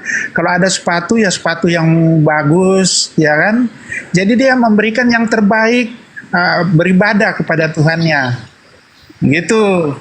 Jadi dia memberikan sesuatu yang terbaik dari dirinya dia. Tapi memang nggak ada perintah, tapi itu timbul dari hatinya dia, gitu. Saya beribadah kepada Tuhan ya. Saya ada punya baju yang bagus saya pakai. Saya ada punya sepatu, ngapain pakai sendal sepatu yang bagus? Saya pakai. Tidak. Nah, pertanyaan saya itu gini, kenapa kamar sama rumah kita tuh lebih bersih daripada tempat ibadah kita gitu loh Bang King? Oh gitu. Karena, karena tempat masalah ibadah itu kan ya. Harusnya kan disucikan semua Bang King gitu loh. Betul, iya betul. Jadi gini, memang benar. Kebersihan adalah sebagian dari iman, betul kan? Iya, betul sekali. Iya. Kalau kita masuk ke kota-kota itu biasa ada itu tertulis. Dan benar itu memang. Tuhan mau kita bersih. Ya. Kita jangan kotor-kotor inilah ya. Kalau ada yang ini ya kita cucilah, kita bersih. Nggak usah lah ini dalam diri kita aja lah, bersih itu kan bagus, nyaman ya kan buat diri kita. Daripada kita kotor, pasti kita mandi pakai sabun supaya bersih. Dan Tuhan juga pengen kita juga bersih. Tapi sebenarnya ya itulah Tuhan melihat hati loh. Kalau kita di Kristen ya di Islam juga pasti gitulah ya. Pasti Tuhan melihat hati, apa yang ada di hati kita, ya kan? Terkadang juga kita nggak pikirkan yang lain, tapi hati kita memang Tuhan pengen yang lebih dari itu adalah hati kita bersih, ya, menghadap Dia, ya, tidak ada pikiran lain seperti kita lagi di gereja. Biasa ada juga di Kristen itu sudah di dalam gereja tapi pikirannya masih melayang-layang, pikirannya kemana-mana, malah lihat perempuan cantik di dalam gereja timbul pikiran yang aneh-aneh, karena pikiran itu kadang nggak bisa juga dikontrol, liar. Tapi Tuhan mau kita fokus kepada Dia, ya. Tuhan tidak melihat itu ya hati kita, karena banyak juga Kristen kayak gitu Bang, ya pikirannya kemana-mana di saat pendeta lagi khotbah. Gitu. Kira-kira begitu Bang. Gitu ya. Tuhan ingat ke hati. Oke lah. Itu dari keyakinan Abang ya. Ya mudah-mudahan Abang diberikan pola pikir yang lebih rasional ya.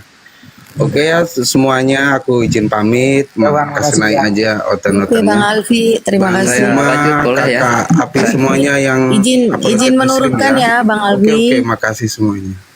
Saya Terima lanjut izin kasih. nanya sama King, ini penasaran juga saya sama King ini. Siap, boleh Bang. Izin ya Gurundaku Bang Juma.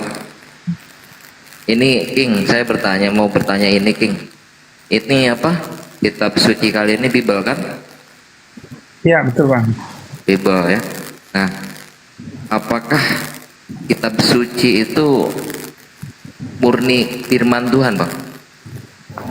Ya kalau saya yakini murni nama. Murni ya. Ya. Nah, sepakatkah Anda kalau sebuah kitab suci ataupun firman Tuhan tidak boleh ditambahkan ataupun dikurangi, Pak? Ditambahkan atau dikurangi, ya betul. Sepakat lah, ada tertulis kok. Jangan ditambah. Sepakat ya? Ada tertulis di Alkitab malahan itu. Tidak boleh Oke, ditambah dan dikurangkan. tidak boleh ditambahkan ataupun dikurangi ya. Betul.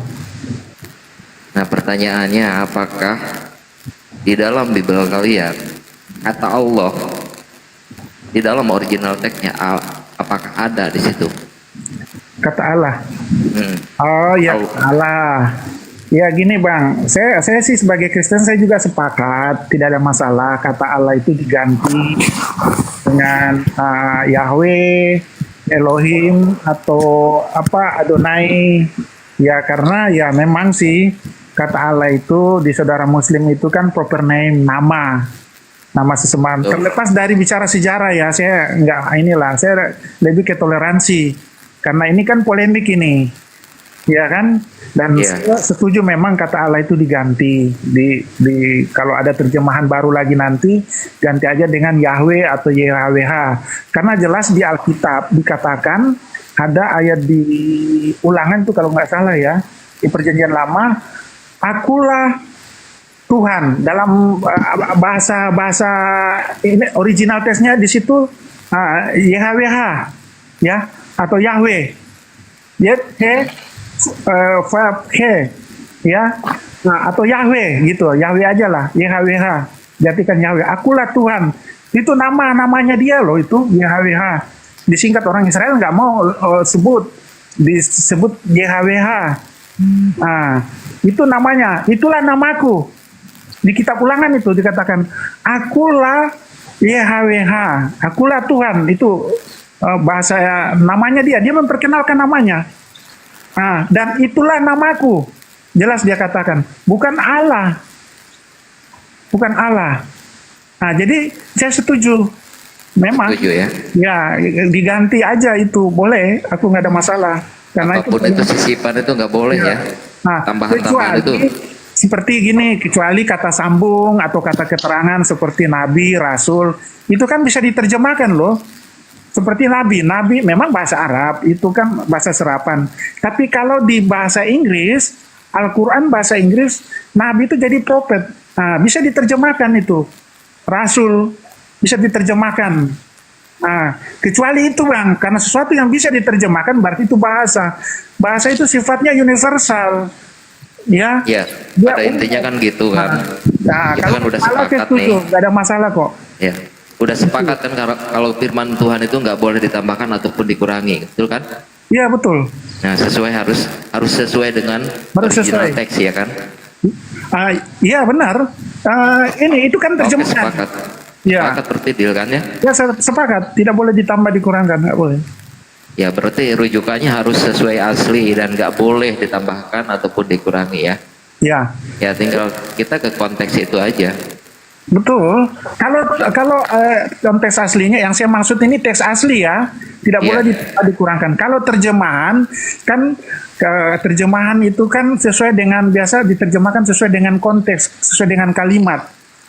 Gitu Bang. Karena kalau memang itu terjemahan murni daripada firman Tuhan ya kan, itu kalau misalkan ada yang menambahkan ataupun mengurangi, ada bukan murni firman Tuhan kan ya. Jangan ditambahkan dan jangan dikurangkan. Ada tertulis. Saya lupa ayatnya itu ada ditulis. Jangan ditambahkan, jangan dikurangkan. Itu teks aslinya. Kalau terjemahan, itu terjemahan kan sesuai dengan bahasa kita. Bahasa Indonesia kan kita kan agak kurang kosakatanya.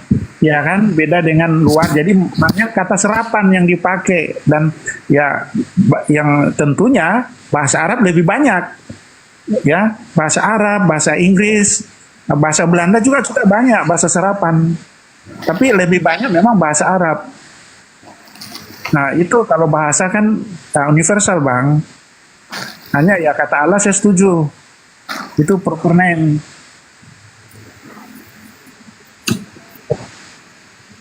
Ya, izin menyapa Bang Yonadi Ferry. Selamat malam. Agamanya apa, Bang? Muslim kan? Oh, Muslim. Bang Agung Wijaya. Assalamualaikum warahmatullahi wabarakatuh. Waalaikumsalam warahmatullahi wabarakatuh. Bunda Juma Izin kami dan turunkan ya, saudara-saudara Bang. Muslim. Sebentar, boleh menyampaikan sesuatu? Ya, silakan. Mau tanya sama Bapak King Richard ini, saya bolak-balik buka-buka Bible kalian itu, kok nggak ada ya cerita Yesus mengajarkan kekristenan? Coba jelaskan, di mana dan kapan Yesus mengajarkan kekristenan? Tolong itu aja, ya. Oke, makasih Bang Agung. Wah, tuh pertanyaan paling bagus tuh. Ya, di mana Yesus mengajarkan kekristenan? Iya kan? Ya, itu memang pertanyaan paling tepat. Saya bisa jawab ya. Yesus datang ke dunia tidak membawa agama, Bang. Yesus tidak mengenal Kristen, Bang. Ya. Yesus tidak mengenal Kristen. Dia tidak pernah mengajarkan hari Natal, tidak mengajarkan ke gereja, hari Minggu. Nggak ada. Memang benar. Kristen itu, kata Kristen itu timbul itu karena, ya itu ada juga ceritanya di Alkitab, itu di Antioquia. Jadi Kristen itu adalah pengikut Yesus. Ya, pengikut Yesus. Jadi Kristen dikatakan adalah pengikut Yesus, itu sebenarnya sindiran dari orang Yahudi. Kata Kristen itu. Tapi abang pasti tahu lah, karena di dunia diskusi kita sering bahas-bahas itu juga sih. Jadi Kristen itu pengikut Yesus. Gimana ejekan ya? Gimana Bang? Kata ejekan ya Kristen. Ya, orang Yahudi. Karena orang Yahudi kan menolak Yesus. Ya, orang Yahudi menolak Yesus. Dia bilang orang Kristen itu. Jadi itulah, ada tertulis Kristen, artinya pengikut Yesus. Terus di mana Yesus mengatakan rayakan hari Natal? Di mana Yesus mengatakan pergi ke gereja hari Minggu? Itu kan bisa itu? Bisa? Anda tanyakan saya jawab itu? Iya. Nah, kalau kan bicara ada. Ya, tidak ada. Memang tidak ada. Ada di Bible. Tidak ada, ya. Saya bisa jelaskan, Bang. Jadi gini, ke gereja hari Minggu itu tidak ada. Tapi kalau dikatakan merayakan hari Sabat, ya, ada di Perjanjian Lama. Ya, hari Sabat itu hari Sabtu. Yahudi. Itu ya, Yahudi. Iya, itu hari Sabtu malahan. Ya kan? Bukan hari Minggu. Iya kan? Kenapa hari Minggu? Karena orang arti Sabat itu Sabtu kan? Ya Sabtu Bang, Sabtu benar. Saya ngiyakan ya. Sabtu itu hari ke-7 kan? Hari ke-7 Tuhan berhenti. Kenapa Kristen ke gereja hari Minggu? Maaf, Tuhan berhenti. Ya kan dari segala penciptaan. Jadi dia nggak mungkin lah ada Tuhan berhenti, hancur bumi ini satu detik pun Tuhan berhenti. Maksud saya gini, ini bahasa sederhana. Tuhan cuti. Tidak, maksud saya sederhana ini Bang, bahasa yang kita bisa pahami. Dari semua ciptaan, ya kan, Tuhan menciptakan terang, ya kan? Ya, Tuhan kan lelah. di kitab Kejadian, gelap, ya kan, terang menciptakan manusia, menciptakan, dan hari ke-7 Tuhan berhenti menciptakan. Ini berhenti ya? Ya, itu memang tertulis Bang, dia berhenti dan menyuruh kita menguduskan hari Sabat, hari ke-7. Tuhan berhenti, isi bensin berhentinya. Berhenti menciptakan dari semua ciptaan, dia berhenti di hari ke-7, makanya saya dengar Tuhan berhenti ini. Sebentar Bang, aku jelasin nanti, yang nggak masalah itu di kami. Ya, nanti Anda ini kalau untuk polemik. Kenapa hari Minggu? Ini hari Minggu, ya. Yesus kan disalib hari Jumat. Dia bangkit hari ketiga, jatuhnya hari Minggu. Jatuhnya hari Minggu. Karena terhitung Jumat Minggu, Bang. Menurut penanggalan orang Yahudi pada saat itu. Nah, jatuhnya hari Minggu. Hari Minggu itu hari pertama. Jadi dia bangkit dari kematian, bangkit dari kesengsaraan. Jadi sebagai pengikut Yesus, ya, pengikut Yesus merayakan dong kebangkitannya dia. Karena kami ke gereja itu tempat di mana kami saudara-saudara seiman ya pengikut Yesus. Jadi hari Minggu yaitu karena memperingati kebangkitan Yesus, dan hari pertama dari hari pertama kan Minggu, Senin, Selasa, Sabtu itu hari ke-7. Jadi kami merayakan hari kebangkitan. Nah, kenapa tanggal 25? Itu kan juga tanggal 25. Yesus memang pernah memerintahkan tanggal 25 harus merayakan Natal. Kan tidak. Tapi menurut hitungan ini dan apakah memang benar tanggal 25 tapi kita mengambil tanggal 25. Ya, karena di Alkitab tidak tertulis tanggal 25 itu Natal, kelahiran. Jadi kelahiran tidak ada perintah dari Yesus merayakan kelahirannya. Tapi sebagai orang percaya, sebagai pengikut Yesus, tidak ada salahnya lah kalau kita memperingati hari kelahirannya dia. Ya, karena dia sudah datang ke dunia loh, datang untuk menebus kita orang yang berdosa. Ya, dan sukacitalah kami hari Natal itu berkumpul dengan saudara-saudara kami memuji-muji Tuhan, merayakan dia pernah datang ke dunia menyelamatkan kami. Nah, itu bukan perintah, tapi tidak ada salahnya kami datang merayakan dan beribadah sama dengan Maulid. Ya kan, Maulid kan kelahiran baginda ya. Ya. Nah, itu tidak ada perintah juga kan untuk merayakan kelahirannya, tapi saudara muslim bersukacita juga bahwa baginda pernah datang ke dunia. Ya, membawa wahyu yang dari Allah, ya kan kayak gitu. Tidak ada salahnya. Gitu, Bang. Tapi perintah khusus yang Yesus katakan adalah Paskah. Sebenarnya Paskah. Karena saat sebelum kematiannya dia mengatakan ya peringati perayaan Paskah itu ya kita diwajibkan untuk diperingati. Paskah itu jelas perintahnya.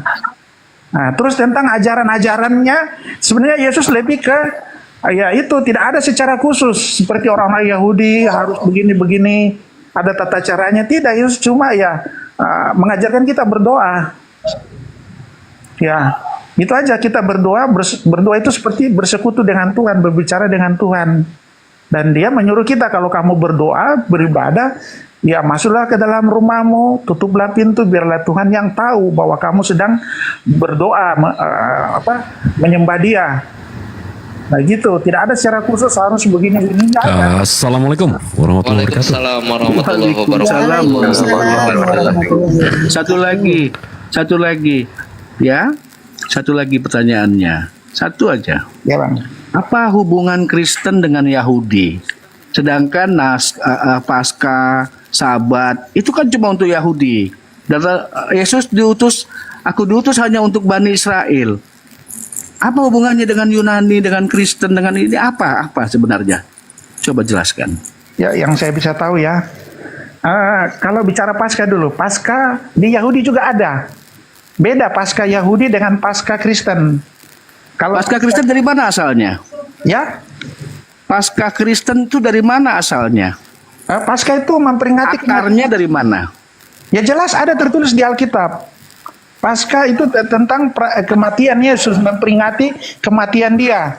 Kalau di Paskah Yahudi, yaitu peringatan ketika mereka dibebaskan dari diperbudak di tanah Mesir. Mereka, Tuhan membimbing dia mengeluarkan bangsa Israel keluar dari Mesir, ya, dan mereka memperingati itu sebagai ucapan syukur. Itu Paskah kalau orang Yahudi. Kalau di Kristen, Paskah Yahudi kebebasan.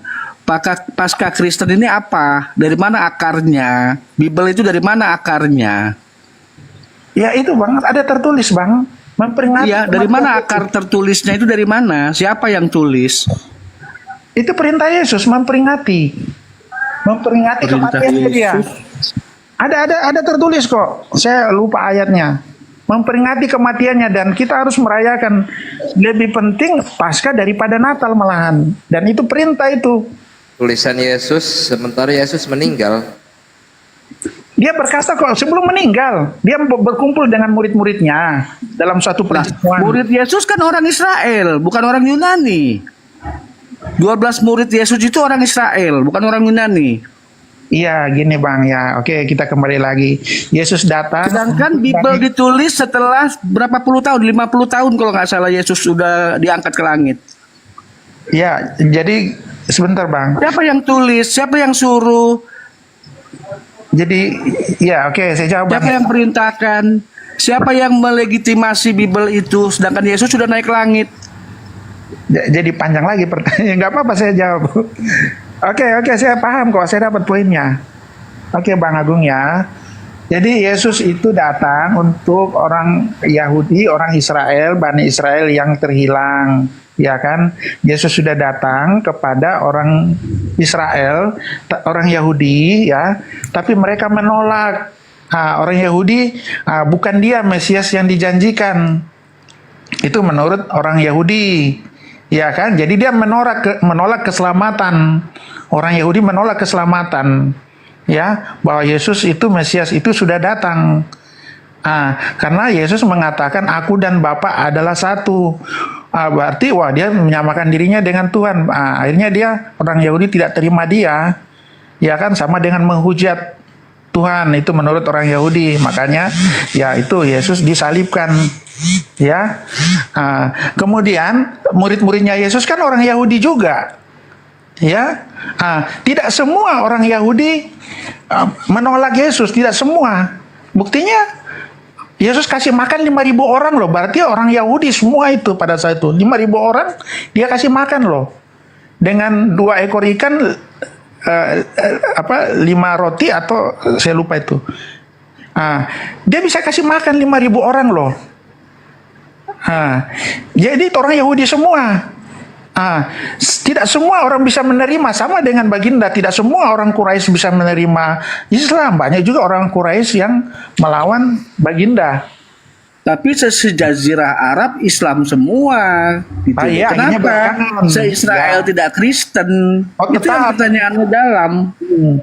Tetap, ya benar kalau Anda membandingkan itu. Tapi banyak juga sampai sekarang. Pusat Kristennya ada di Eropa, ada di Yunani, ada di Roma. Kenapa? Kenapa nggak di Israel? Kalau memang Yesus mengajarkan kekristenan di Israel, Yerusalem, ya. Jadi gitu Bang. Jadi tidak mutlak Yesus sudah datang apakah mereka semua bertobat, tidak Bang. Ya kan? Justru yang penjajah saat itu orang Roma yang menjajah orang Yahudi waktu di zaman Yesus. Sekarang Roma, coba lihat Vatikan. Semua akhirnya mendapat hidayah menjadi Kristen. Ya kan, coba sekarang yang tidak dianggap ini untuk menerima Yesus, malahan mereka membenci Yesus. Akhirnya orang Roma semua jadi Katolik, pengikut Yesus. Di Israel cuma sebagian. Ada cuma sebagian.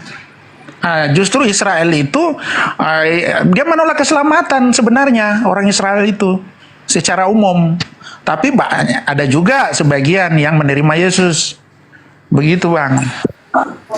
Bukankah saat itu orang Israel mengharapkan turunnya Mesias, Raja pengganti Daud? Bukankah itu yang diharapkan sampai detik ini? Iya. Mesias itu yang diharapkan. Kan dulu. Sedangkan Yesus turun untuk meluruskan ajaran pada saat itu yang telah dipelenceng-pelencengkan oleh ahli kitab, oleh Farisi dan segalanya. Itu. Bukankah begitu kondisinya? Iya, oke, gini Bang Agung. Kalau nggak bisa gini Anda menafsirkan dari apa yang di kitab Anda. Ini menurut dari kitab kami Bang. Ya, ini keyakinan kami. Kalau menurut Anda ya saya menghargai kalau dikatakan meluruskan kitab-kitab yang diputar-putar orang Yahudi gitu kan. Tapi kalau menurut iman kami ya seperti ini yang saya jelaskan. Yesus datang ke dunia, sebenarnya orang Yahudi saat itu dijajah sama Roma. Mereka membutuhkan penyelamat. yang bisa menyelamatkan dari Roma. Dia pikir Mesias itu yang bisa mengalahkan Roma yang tidak mati disalib. Dia pikir begitu. Dia seperti Superman lah yang bisa menyelamatkan mereka. Tidak seperti itu. Ya. Itu yang mereka tidak terima sampai sekarang. Sebenarnya Yesus sudah datang, Bang. Jadi orang yang harusnya menerima keselamatan itu orang Yahudi, tapi mereka menolak. Justru orang yang di luar Yahudi, ya itulah orang Roma. Justru orang Roma yang penjajah itu akhirnya dapat hidayah semua jadi Kristen. Mantap, pakai hidayah lagi ya pakai. Bang King ini kadang-kadang bahasanya. Lanjutkan Bang Jibril ya. Siap. Lanjut. Gimana kabarnya Bang King? Sehat Bang Jibril, wah ini mantap. Alhamdulillah. Ya, ini luar biasa, ini enak nih. Dari tadi ngobrolin kalau Easter itu abang tahu kan dari mana? Ya. Easter tadi yang abang bahas, Paskah. Paskah itu dalam bahasa Inggrisnya Easter. Ya. Oh ya, Easter. Masukkan oten lagi.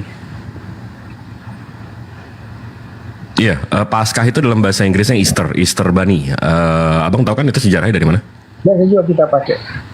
Itu ada itu memperingati kematiannya, Bang. Kematian itu. Enggak, Bang. Easter itu udah diperingati dari 21 abad sebelum Yehosua ada. Itu untuk memperingati kebangkitan Tamus sama Istar atau Inanna. Itu dari 21 abad sebelum Yesus itu, Bang. Inanna itu dewa yang turun ke neraka habis itu bangkit 3 hari. Horus ya, Bang. Horus. Inanna, namanya Inanna. Dari Alkitab, Bang. Kenapa? Yang dari Alkitab aja lah kita untuk Oh, enggak, bukan. Kalau Alkitab, kalau perang ayat saya kurang bisa karena saya nggak bisa mengimani kitab yang nggak ada dasarnya. Tapi gini, Bang, abang tahu kan, abang mengimani Tritunggal kan? Iya, saya mengimani ya. Abang tahu nggak Bapak Tritunggal kekristenan itu siapa? Ya, Tertullianus, bukan? Tertullian, widih, keren nih Bang King mainnya sampai sana. Tertullian sama Theophilus di 180, Tertullian di 200-an. Iya. Abang tahu nggak Tertullian sama si Theophilus ini agamanya apa sebelum Kristen? Gini Bang Jibril, ya oke lah, saya tahu nih Bang Jibril ini dari sejarah. Pasti tahu lah ya, Tritunggal, Konsili Sinea, ya kan? Nikea udah tahun 300-an. Ini yang saya bahas lagi Tertullian, ini tahun 180 ke 200-an. Pengusung Tritunggal pertama itu si Tertullian sama Theophilus. Abang tahu nggak? Ini kita bahas satu orang ini aja nih, Tertullian. Gini Bang, aku tadi gini Bang Jibril, aku lebih ini yang tertulis di Alkitab daripada di luar dari itu. Oh, justru kita mempelajari, sebelum saya mempelajari kitab abang, sebelum saya masuk ke dalam ayat-ayatnya, saya mempelajari ini buku dari mana gitu loh. Setuju nggak? Abang masa mau mengimani saja nih buku dari sini udah kita imani saja gitu. Kan istilah itu Bang. Istilah itu kan dari sejarah di luar Alkitab. Dari sejarah, betul nggak? Nah, jadi balik lagi ke tadi Bang, Tertullian itu abang tahu, ya dia Bapak Tritunggal. Kalau abang tahu, kalau abang pelajari siapa Tertullian ini dia waktu umur 45 ke 50, dia masuk Kristen. Sebelum dia masuk Kristen, dia itu agamanya namanya Greco-Roman. Greco-Roman itu konsep ketuhanannya namanya Capitolin Triad. Ingat ya, Capitolin Triad.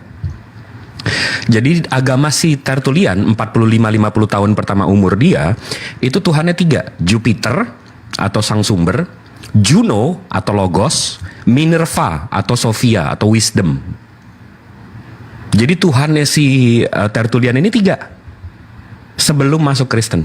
Tiba-tiba dia masuk Kristen di umur 45-50 dan dia mengusungkan konsep Tritunggal, yaitu Jupiter diganti Bapa, Juno atau Logos diganti Firman, habis itu Minerva, Sophia atau Wisdom itu diganti Roh Kudus. Dan Konstantin setuju sama itu, akhirnya jadi Tritunggal. Kenapa diterima bang? Itu kan bukan ajaran Samawi bang, itu kan bukan ajaran Musa. Ajaran Musa kan Tuhannya satu. Kapan Musa bilang ajaran Tuhan saya tiga jadi satu jadi tiga? Kenapa diterima ajaran itu bang? Coba, itu pertanyaan saya bang, silakan. Oke, gini Bang, saya lebih ke kalau bicara tentang Tritunggal, itu kan istilah itu tidak tertulis di Alkitab. Tapi makna Tritunggal itu ada di Alkitab Bang. Seperti Yesus mengatakan, pergilah ke segala bangsa, ya, beritakanlah firmanku, baptislah mereka atas nama Bapa, Putra, dan Roh Kudus. Itu jelas Tritunggal. Itu ada ayatnya dan itu maknanya. Nah, kalau Tritunggal kan cuma istilah saja. Nah, kemudian ada lagi ayat mengatakan ada 3 yang bersaksi di surga, yaitu Bapa, Putra, dan Roh Kudus. 1 John 5:7 itu ayat palsu, abang tahu itu. Nanti kita udah pernah bahas itu ayat palsu, abang tahu itu. Iya nanti. Jangan ke sana. Maksud saya jangan ke sana. Ntar abang nyusruk lagi di sana. Jangan ke sana.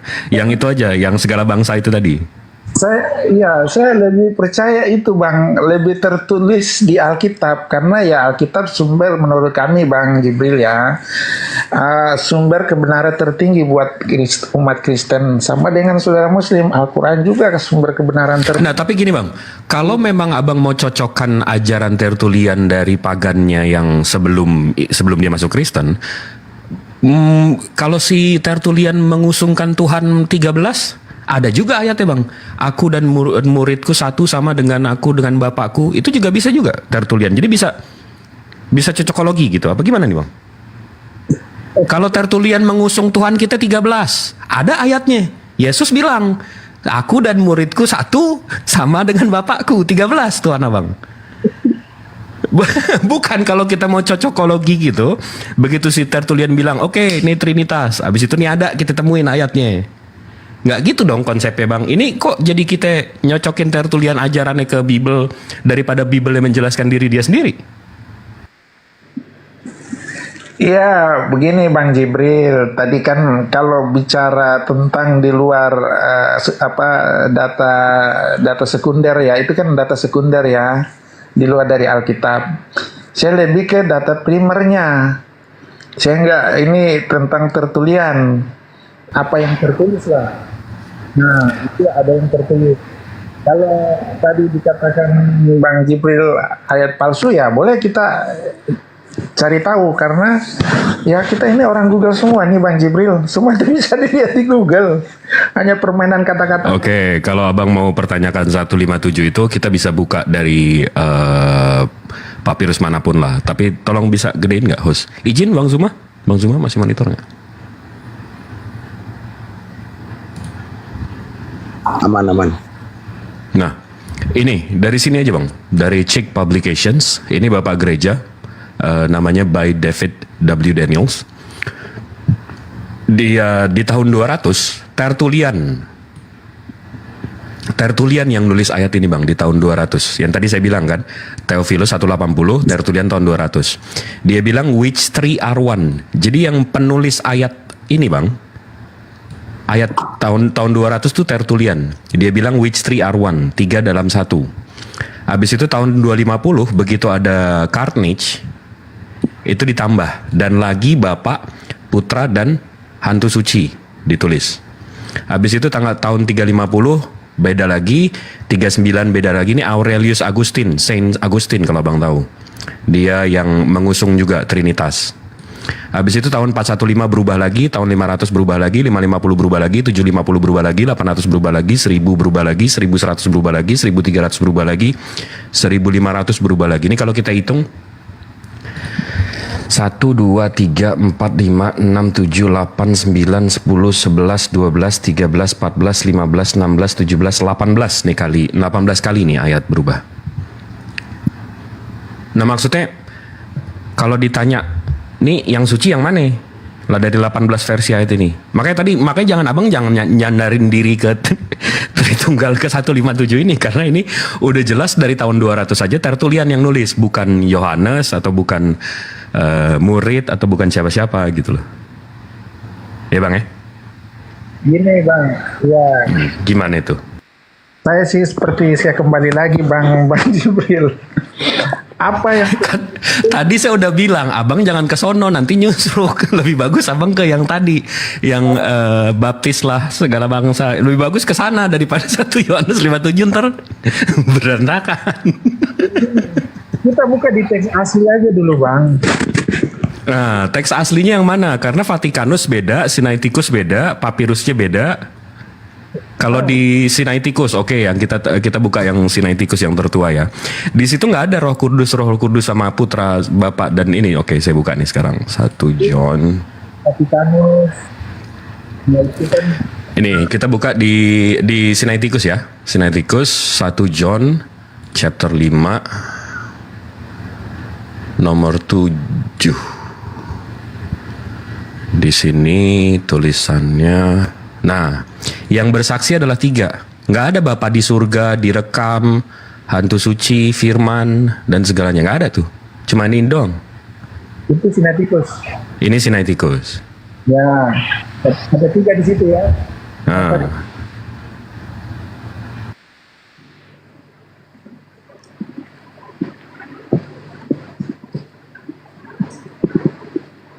Kita santai aja Bang, ya ngobrol santai aja, nggak usah emosi. Bang King nih orangnya santai kok, nggak emosian. Santai aja, nggak usah libatin RT, gitu nggak usah, santai aja. Assalamualaikum Bang Andi. Salam, lanjut baru nyampe habis lanjut. Assalamualaikum Bang Samudra. Waalaikumsalam warahmatullahi wabarakatuh. Assalamualaikum. Salam. Gimana Bang King? Ya coba di Vatikanus gimana?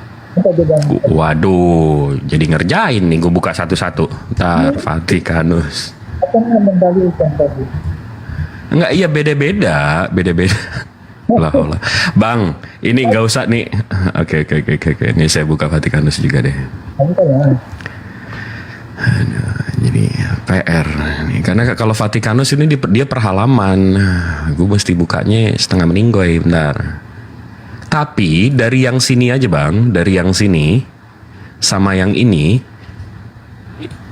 tulisan Tertullian aja udah beda. Tertullian bilang which three are one. Di Codex Sinaiticus, for they that testify are three. Itu udah beda Bang. Iya. Nah, kalau kita mau buka dari gospel.org lagi, itu lebih ngaco lagi nih. Itu Bapak Gerejanya malah bilang ini nggak ada tulisan ini sampai abad 15 nih. Ini dari Bible.org, ini nggak bisa lebih ke primer lagi nih Bang. Ini Daniel W. Bellis, dia itu bisa bahasa, dia menguasai, memang doktoratnya itu Perjanjian Baru. Dia bilang di sini, nih, tidak ada bukti pasti mengenai pembacaan ini dalam manuskrip Yunani manapun hingga tahun 1500-an. Septuaginta aja, Septuaginta nggak ada 1 John, Septuaginta itu Perjanjian Lama. Ada yang komen mau lebih tahu lagi manuskrip. Jadi Bapak Gerejanya aja udah bilang nggak ada bukti kalau tulisan ini itu selain lebih dari abad 15-16 Bang. Bang, kita harus menurut pendapat itu kan bisa berbeda ya. Kita lihat yang faktanya saja di Vatikanus dengan Sinaiticus. Itu kan tadi coba di situ aja, nggak usah dulu menurut pendapat orang kan bisa sifatnya subjektif nanti. Oke. Berdasarkan pemikiran dia itu subjektif. Nah, coba yang fakta di Sinaiticus dan Vatikanus. Nah di situ maknanya nggak. Suaramu kelelep King. Nanti aja Bang. Ini aku sama Bang Jibril nih sampai. Enggak, suara abang kayak handphone itu kayak handphonenya, mikrofon itu kayak abang ketutup. Iya. Ada. Ya jadi gini Bang, saya lebih ke data primernya. Coba Bang tadi itu yang maknanya nggak berbeda kok. Tadi yang abang tampilkan itu Sinaiticus dengan Vatikanus. Oke. 1 John 5:7. Nih, maknanya nggak berbeda gimana Bang? Nih, di sini for they that testify are three. Ya, terus di yang sekarang For there are three that bear records in heaven, the Father, the Word, and the Holy Ghost, and these three are one. Iya, itu mah jelas 3 tapi 1. Nah, di situ. Ini nggak ditambahin menurut abang? Itu yang terakhir tadi apa? Vatikanus itu. Ini. Iya, ini kan dari Vatikanus, ini KJV. Ya disebutkan tau 3 tapi 1. Oh ini King James ini. Iya, KJV kan dari Vatikanus. Dari sini kan? Ini KJV kan dari sini. Iya benar ya. Terus di Sinaiticus For that the third vessel are 3, udah. 3. Iya, yang bersaksi adalah 3. Iya, tapi makna nggak hilang kan? Hah? Ini Oke, biar saya ajarin abang ya bang ya. Nih abang pelan-pelan. Ya, nih abang, ini pelan-pelan ya bang ya. Ya coba. Di nomor 7-nya, di butir 7-nya, yang bersaksi adalah 3. Yang nomor 8-nya, yang bersaksi itu 3 itu roh, air, dan darah. 3-3-nya adalah 1. Di nomor 9-nya, jadi yang 3 tadi tuh menjadi kesaksian 1 manusia. Nah, jadi ayat 7, 8, 9 ini 1 poinnya. Manusia itu terdiri dari roh, air, dan darah. Dan if we receive the testimony of men, jadi 1 manusia. Jadi yang bersaksi 3, roh, air, dan darah itu 1. Jadi 1 manusia. Nah, tiba-tiba di sini, nih saya tunjukin yang 7, 8, 9 nih biar jelas ya. Nah, tiba-tiba di sini yang bersaksi yang merekam di surga Bapa, Firman, dan hantu suci, dan 3-3-nya adalah 1. Dan yang bersaksi di bumi adalah roh, air, dan darah, dan 3-3-nya adalah 1. Dan dari sini kita menerima kesaksian 1 manusia. Ini udah beda konteks bang. Ini udah beda makna. Di sini nggak ada Tritunggal, di sini ada Tritunggal. Paham nggak bang? Itu di Vatikanus. Iya. King James mengambil dari Vatikanus ya? Iya, dia kan dari mana lagi? King James kan abad 16 juga bang. Makanya tadi saya tunjukin yang dari Bible.org itu dari 15 onwards. Abad ke-3 ya, ke-4. Vatikanus abad ke-3, 3350, abad 4 lah. Ya. Nah, bukan. Enggak, ini kan kita jadi stuck kan diskusi kita gara-gara 1 ayat kayak gini. Udah, abang akui aja. Ini bapak gereja abang udah setuju loh. Ini ayat tambahan. Tidak bisa dijadikan standar juga itu bang. Lebih katakan. Karena itu dia dari luar, data sekunder. Iya, tapi mengambil dari. Iya, tapi abang nggak lebih hebat dari scholars New Testament kan? Kan sekolah-sekolah kan banyak juga, kan tergantung dari pemikiran mereka masing-masing berdasarkan, ya itu makanya sifatnya subjektif. Iya, tapi abang nggak lebih hebat dari scholars New Testament Ya, abang kan? benar. Ya boleh, tapi nggak bisa. Iya, itu maksud saya. Dasar. Scholarsnya aja yang nggak ada yang agreed kalau ini ayat sucinya sebenarnya yang mana. Mereka tuh nggak ada yang nge-greet gitu loh, nggak ada yang setuju. Mereka mau ambil dari Sinaiticus, atau mereka mau ambil dari papirus yang abad 15, atau mau ambil dari yang abad 19, atau mau ambil dari Bezai abad 6. Mereka tuh nggak setuju yang mana yang di... Paham nggak bang? Ya, yang apa yang di King James lah, yang lebih ini di King James. Dasarnya di situ lebih apa? Kelihatan lebih pas. Abang yakin mau ke King James? Coba yang di King James. Oke, enggak. Oke, kalau ke King James, nih kita ganti topik nih. Sedikit aja agak intermezzo. Saya mau tanya, Tuhan abang menciptakan kejahatan nggak? Kejahatan? Oh, tidak dong. Kok Tuhan menciptakan kejahatan? Nah, berarti abang nggak? Berarti abang udah nggak monoteis.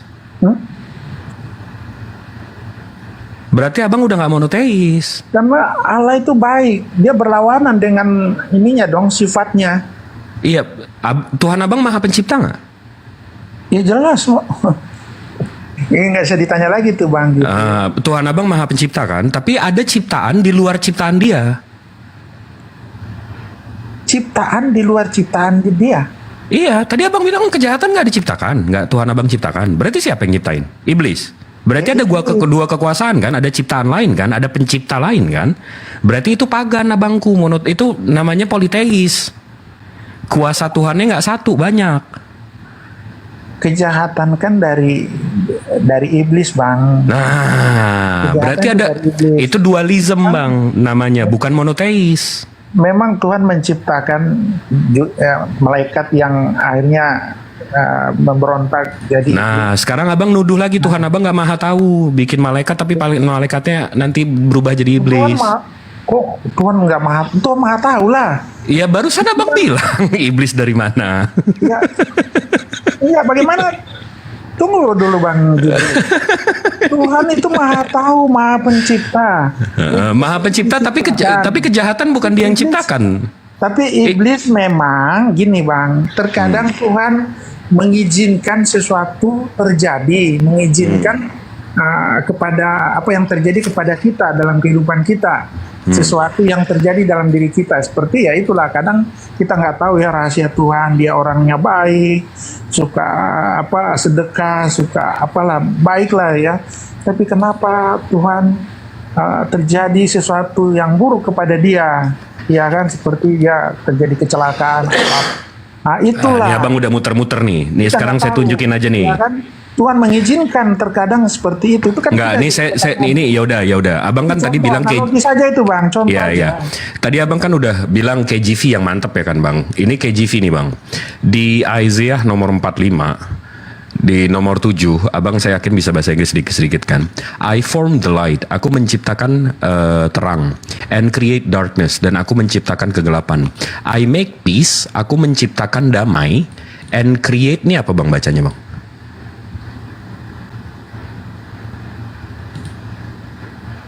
Ya, kejahatan. I, the Lord, do all these things. Ini kalau saya translate lurus ya, interlinear ya. Akulah yang membentuk terang dan menciptakan kegelapan. Aku menjadikan kedamaian dan menciptakan kejahatan. Akulah Tuhan yang melakukan semua ini. Dia bukan menciptakan lagi, melakukan semua ini. Jadi dia melakukan kejahatan juga. Nah, ini Tuhannya monoteis, Bang. Nggak ada kuasa di luar kuasa dia. Semua dia yang menciptakan. Gelap, terang, kanan, kiri, atas, bawah, dia semua. Itu definisi maha pencipta. Nah, abang tiba-tiba nih abis megang perjanjian baru, Tuhan saya nggak bikin kejahatan, cuma bikin kebaikan doang. Waduh, ini udah bukan monoteis berarti abang. Gini, maksud saya gini, Bang. Gimana tuh? Seperti kan tadi aku kasih analogi seperti itu tadi ya. Ya. Gimana itu? Tunggu dulu, tadi kan aku analoginya kayak gitu. Terkadang Tuhan mengizinkan sesuatu terjadi dalam diri kita. Ya kan? Ya itulah kadang kita manusia yang akal pikiran kita nggak sampai ke sana. Kenapa kok Tuhan kayaknya tidak adil begitu? Ya kan, dia orangnya baik kok, ya kenapa dia meninggal dengan secara begitu? Itulah rahasia Tuhan. Dan Tuhan memang memberi kuasa kepada iblis. Tuhan memberi kuasa kepada iblis, dan itu ya kalau menurut saya ya itu rancangan iblis. Nah, ini abang membantah ayat abang sendiri loh di Yesaya 45 nomor 7 ini. Ayat yang mengatakan pembangunan dia itu ada ayat berapa itu tadi, Bang? Coba aku cari. Enggak, ini kesempatan saya dakwah nih, mumpung ada 1.200 orang. Ini kesempatan saya dakwah nih. Abang nanti jangan nyontek ya, Bang ya. Ini saya jawab versi Islam, abang jangan nyontek ya. Iya, siap. Oke. Ya, jangan nyontek ya pokoknya ya. Jadi kalau dalam Islam Allah Subhanahu wa taala ini Maha Pencipta. Maha Pencipta itu beliau mencipta, Allah ini menciptakan segalanya. Beliau menciptakan baik, beliau menciptakan buruk, beliau menciptakan kanan, kiri, berkecukupan, kaya, segalanya. Allah Subhanahu wa taala, saya ulang lagi, menciptakan segalanya. Dengan Allah Subhanahu wa taala memberikan manusia free will atau kebebasan, secara tidak langsung konsekuensi logisnya beliau menciptakan kebaikan dan keburukan dengan memberikan free will terhadap manusia. Itu konsep tauhid. Tuhan yang satu, maha kuasa, segala-galanya. Nah, itu di Islam, Bang. Saya kalau mengakui ada ciptaan di luar ciptaan Tuhan saya, berarti Allah nggak maha kuasa, nggak maha pencipta.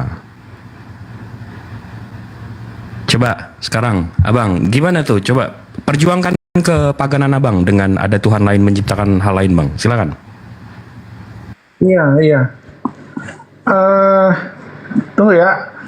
Ya, Tuhan tidak menciptakan kejahatan karena segala sesuatu yang diciptakan itu adalah yang baik. Ya, kecuali kalau ada yang sesuatu itu kejahatan itu bukan dari dia, itu dari iblis. Ya, Tuhan Maha Pencipta, Tuhan Maha. Jadi ada dua kuasa ya, Bang, ya, di ajaran Abang ya? Masuk dikit Bang Jibril. Siap, silakan, saudara. Bentar. Tuhan memberi kuasa kepada iblis. Memang Tuhan memberi kuasa kepada iblis. Ya, untuk menggoda manusia, mempengaruhi manusia. Ya. Nah, kalau kuasanya dua seperti itu, Bang, itu pagan. Kalau Abang nyembah Zeus, nanti ada Hades. Kalau Abang nyembah Brahmana, nanti ada Shiva. Kalau Abang nyembah dewa yang satu, nanti ada dewa yang satu berlawanan. Itu namanya pagan, itu namanya politeis, Bang, bukan monoteis lagi ya, Bangku. Iya, Bang, kalau kami jelas Tuhan tidak merancang kejahatan. Iblis lah yang melakukan kejahatan. Richard, yang melakukan kejahatan itu iblis. Yang melakukan kejahatan itu iblis, bukan Tuhan. Oh, iblis. Iblis yang ciptain siapa, Bang? Jadi gini, Tuhan. Gak ada. Di ajaran mereka iblis nggak diciptakan, Bang. Iblis itu alfa dan omega juga. Begini, salah. Bang Jibril juga menafsirkan. Iya dong, bener nggak? Oke, salah saya di mana? Dari Kristen ini ya, ini jangan. Nggak, bener nggak, Bang King? Oke ya, abang agak tersinggung di alfa dan omega. Enggak, ya. STT Nias mengakui loh, iblis itu tidak diciptakan di PowerPoint mereka. Tuhan. Ini STT loh, Bang, level STT loh. Dengar dulu. Bilang, dan setiap saya ngobrol sama Kristen, enggak, memang iblis nggak diciptakan. Dengar. Iya, dengar dulu saya jelasin. Oke. Tuhan tidak menciptakan iblis, benar. Tuhan tidak menciptakan iblis. Iya, berarti iblis bisa bilang dong dia alfa dan omega. Dengar gini. Iblis itu ada ketika malaikatnya ini, ada malaikat yang pemimpin malaikat di surga yang memberontak, yang ingin menyamai Tuhan. Ya, jadi iblis tadinya itu dia malaikat terang di sana memuji-muji Tuhan.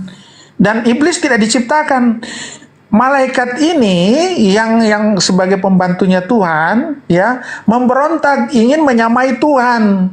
Makanya dia diusir dari atas, turun ke dunia. Iya, itu yang diceritanya ada naga berantem sama Tuhan kan? Iya itu makanya. Iya, itu sama persis dengan Zeus lawan. Iya, waktu itu juga ada cerita, Bang. Ada juga cerita Zeus itu melawan Typhoon di surga. Typhoon itu bentuknya dragon juga. Itu mitologi yang tiba-tiba masuk ke kitab Abang. Bukan, kita balik lagi deh, jangan ke sono. Ntar nyusruk lagi Abang ke sono, Bang. Saya udah kasih tahu, udah dikasih warning nih. Jangan ke sono, ntar nyusruk. Bukan, maksud saya, oke, kita lurusin lagi deh, Bang. Abang bilang Abang monoteis. Tuhan Abang satu. Kuasanya satu. Maha pencipta. Tapi detik berikutnya Abang bilang kejahatan gak diciptakan. Berarti kejahatan itu siapa yang menciptakan? Abang bilang iblis. Berarti udah jelas ya, kuasa Tuhan Abang tuh nggak satu. Iblis juga berkuasa. Berarti Abang udah nggak monoteis. Paham nggak Abang sampai sini?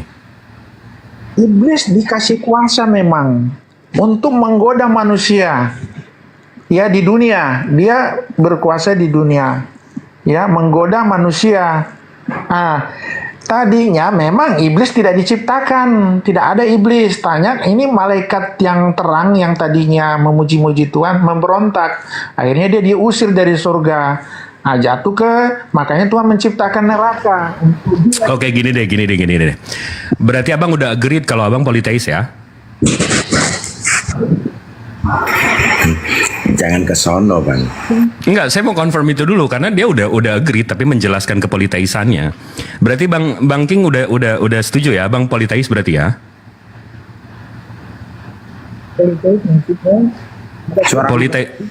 Politeis itu berarti kuasa di ajaran abang nggak di satu Tuhan. Tuhan tidak merancang itu, iblis memang ada kuasa. Iblis diberi kuasa. Iya, berarti ada kuasa lain selain kuasa Tuhan abang. Iblis diberi kuasa memang. Tuhan merancangkan tidak merancang kejahatan. Iya, berarti abang udah setuju kalau abang politeis ya. Politeis itu kuasanya nggak di satu, bang. Ya ada memang, iblis dikasih kuasa.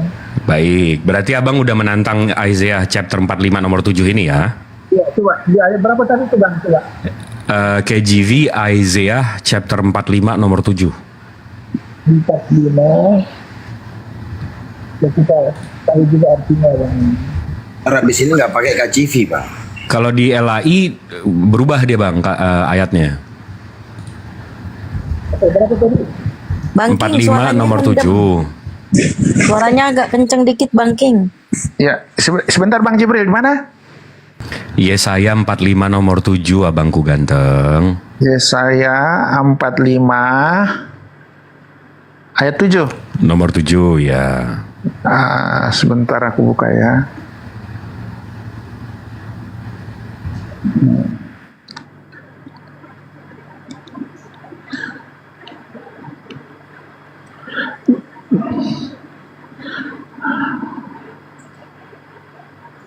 Ini kalau dirunut enak ini Bang Jibril, kena nih. Enggak, ini kalau dia mau ke original teks lagi, nyusruk lagi nanti. Lihat deh, lihat deh. Dirunut enak nih. Karena di LAI-nya salah. Di LAI tertulis apa? Memang Bang. Di LAI kedamaian dirubah jadi nasib mujur, menciptakan kejahatan diganti menjadi nasib malang. Kejahatan dirubah menjadi nasib malang. Menciptakan kejahatan dijadiin nasib malang, bad luck. Kan beda Bang, bad luck sama create evil. Aku membentuk terang dan menciptakan kegelapan. Aku membentuk terang dan menciptakan kegelapan. Aku membuat damai dan menciptakan kejahatan. Aku Tuhan melakukan semua ini. Nah, itu yang mana? KJV Abang, ya? Oh iya, KJV betul ya? KJV. Ya, itu KJV. Nah, kalau LAI, Nih, saya tunjukin aja LAI ya. Saya tunjukin aja LAI ya. LAI ya, coba ya Bang. Yang menjadikan terang, menciptakan gelap. Yang menjadikan nasib mujur. Nasib mujur ini kan bukan nasib mujur. Menciptakan nasib malang. Kan padahal bukan bad luck. Nasib malang kan bad luck. Tapi kalau kita ke original teksnya, nasib malang ini. Nih, nasib malang ini itu evil. Jadi menciptakan evil, benar, create evil. Tapi di sininya aja salah nih. Mestinya bukan nasib malang. Entah kenapa tuh tiba-tiba. Tapi kalau abang mau ke original teksnya juga, di original teksnya create evil. Nih kalau abang ke Sefarianya, Bang. Kalau ke Sefarianya, Yesaya 45 nomor 7 itu, who make peace and create evil juga. Jadi KJV ngikutin Sefaria, di sini dia bagus, tapi yang di ininya. Itu makanya males belajar kitab abang. Tiap versi beda maknanya, nggak paham gue. Nah, ini aku ada ininya Bang. Apa itu? Aku ada tafsirannya ya. Waduh, tafsir. Kan itu bahasa Indonesia Bang. Kenapa jadi pakai tafsir? Tafsir tuh kalau bukan bahasa Indonesia. Bahasa Yunani bisa ditafsir Bang. Oke, siap. Coba. Tafsirnya apa? Coba ya, itulah. Gini ya. Dia memberi kita kebebasan untuk memilih. Kadang-kadang Tuhan menarik malaikatnya yang melindungi kita, dan dalam pengertian itu dapat mengatakan bahwa dia mengizinkan kejahatan datang. Nah itu tadi kan saya bilang terkadang Tuhan mengizinkan sesuatu terjadi dalam hidup kita. Ya kan tadi saya ada ngomong. Dia mengizinkan kejahatan itu datang. Tetapi di kitab Yakobus memberi tahu kita bahwa Tuhan sendiri tidak menggoda siapapun, juga tidak dapat dicobai. Iblis adalah makhluk individu berkeliaran seperti singa yang mengaum. Loh. Bang, itu narasinya gol bunuh diri tuh Bang. Ini tafsirannya nih, Bang. Bukan. Itu tafsirannya barusan bilang Tuhan nggak bisa dicobai. Berarti Yesus dicobai sama iblis, bukan Tuhan dong. Itu tafsirnya bunuh diri tuh.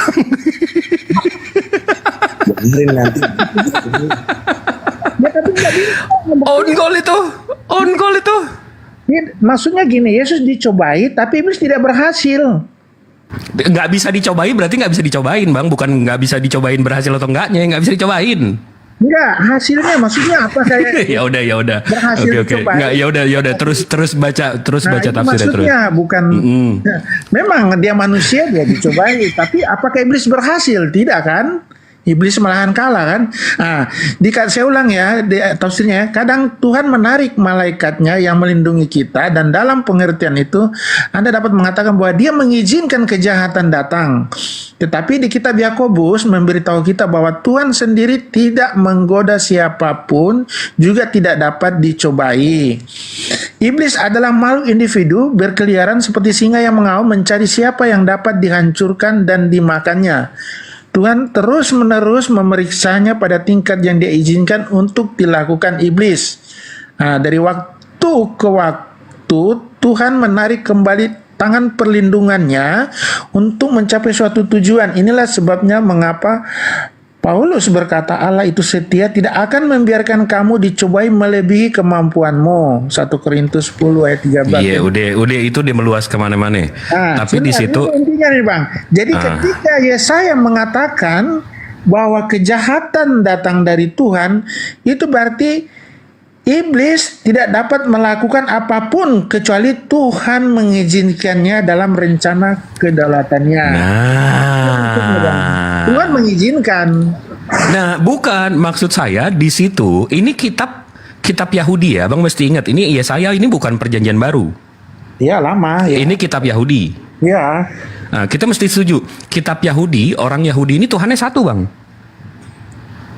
Di Kristen juga satu, Bang. Masa Nah, tadi Abang bilang bukan Tuhan Abang yang menciptakan kejahatan. Yahudi setuju Tuhan yang menciptakan kejahatan. Yo, ini penjelasannya tadi, tafsirnya ini. Itu tafsir Tuhan mengizinkan, ya. Iya, berarti Tuhan Yahudi menciptakan kejahatan, sama seperti Tuhan Muslim. Kalau monoteis begitu, Bang, Tuhannya menciptakan segalanya. Tiba-tiba Abang ngaku monoteis, tapi Tuhan Abang nggak menciptakan kejahatan. Abang paham nggak sih? Dia tidak menciptakan, tapi mengizinkan. Itu dari iblis sebenarnya. Sebenarnya ini dari iblis ini, Bang Jibril. Iya, berarti Tuhan Abang nggak menciptakan kejahatan kan? Mengizinkan. Iya, berarti Tuhan Abang nggak menciptakan kejahatan kan? Tuhan tidak menciptakan kejahatan. Iya, berarti itu nggak monoteis, abangku. Monoteis itu Tuhannya satu, menciptakan segalanya. Ya memang Tuhan menciptakan segalanya. Lah, abang bentar bilang Tuhan saya menciptakan segalanya, tapi kejahatan bukan dia ciptain, bukan maha kuasa, bukan maha pencipta dong kalau ada yang di luar ciptaannya. Iblis itu kan malaikat yang jadi iblis, itu kan ciptaannya dia. Dan dia memberi kuasa kepada iblis seperti singa yang mengaum.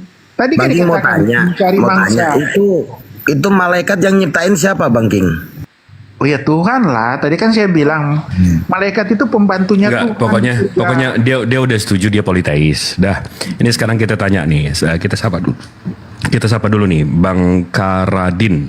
Bang Karadin, selamat pagi. Selamat pagi. Gimana Bang? Udah nyibak dari barusan yang kita bahas? Sudah Bang. Iya, gimana Bang? Ada tanggapannya? Ya betul apa yang dikatakan Bang King, bahwa dalam pandangan iman kami Tuhan tidak pernah menciptakan kejahatan secara aktif ya. Artinya memang Tuhan mengizinkan kejahatan itu timbul, tapi dia tidak pernah secara aktif menciptakan kejahatan. Itu. Jadi yang di saya 45 nomor 7 ini salah dia. Dia bilang I create evil. Saya lebih percaya terjemahan LAI karena LAI menerjemahkan secara kontekstual. Nah, kalau KJV itu menerjemahkan secara harfiah. Tapi kalau misalnya abang katakan, tapi yang create evil itu saya buka di Sefaria dari original teksnya orang Yahudi juga create evil.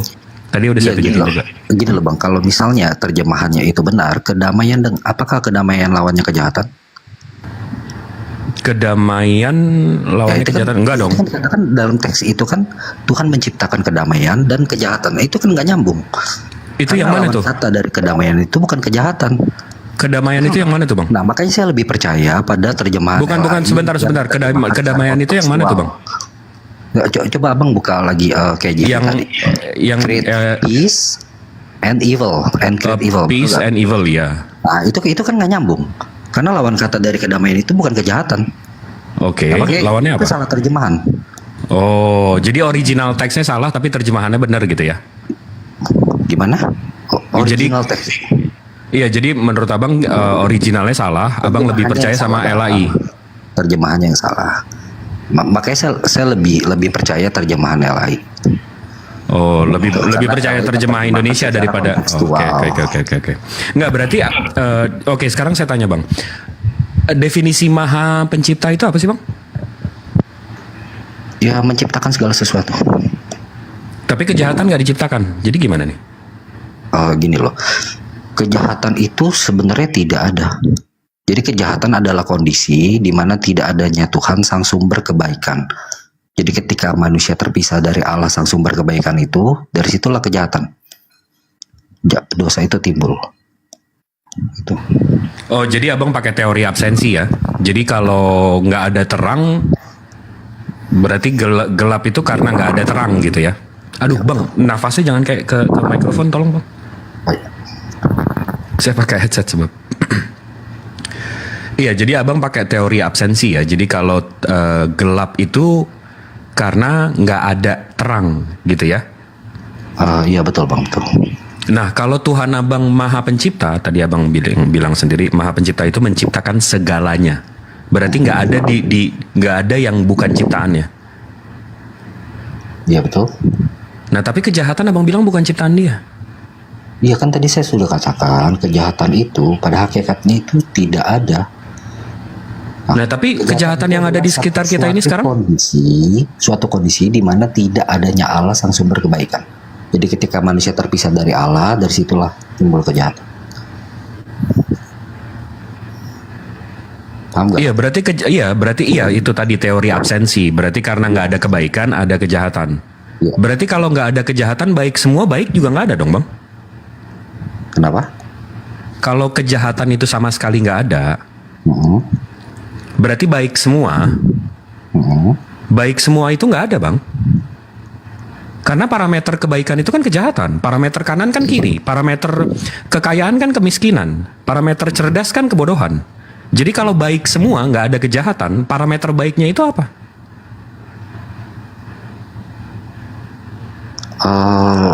Gini loh, apakah Tuhan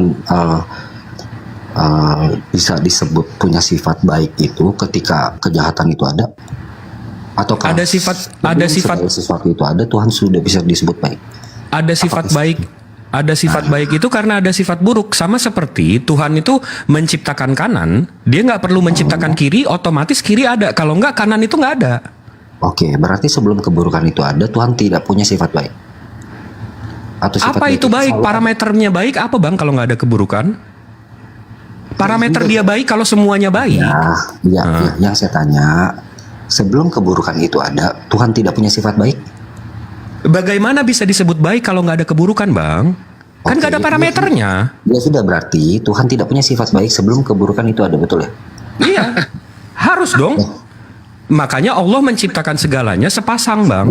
Kalau Tuhan saya ya, kalau saya tauhid, Tuhan itu menciptakan segalanya itu berpasang-pasangan.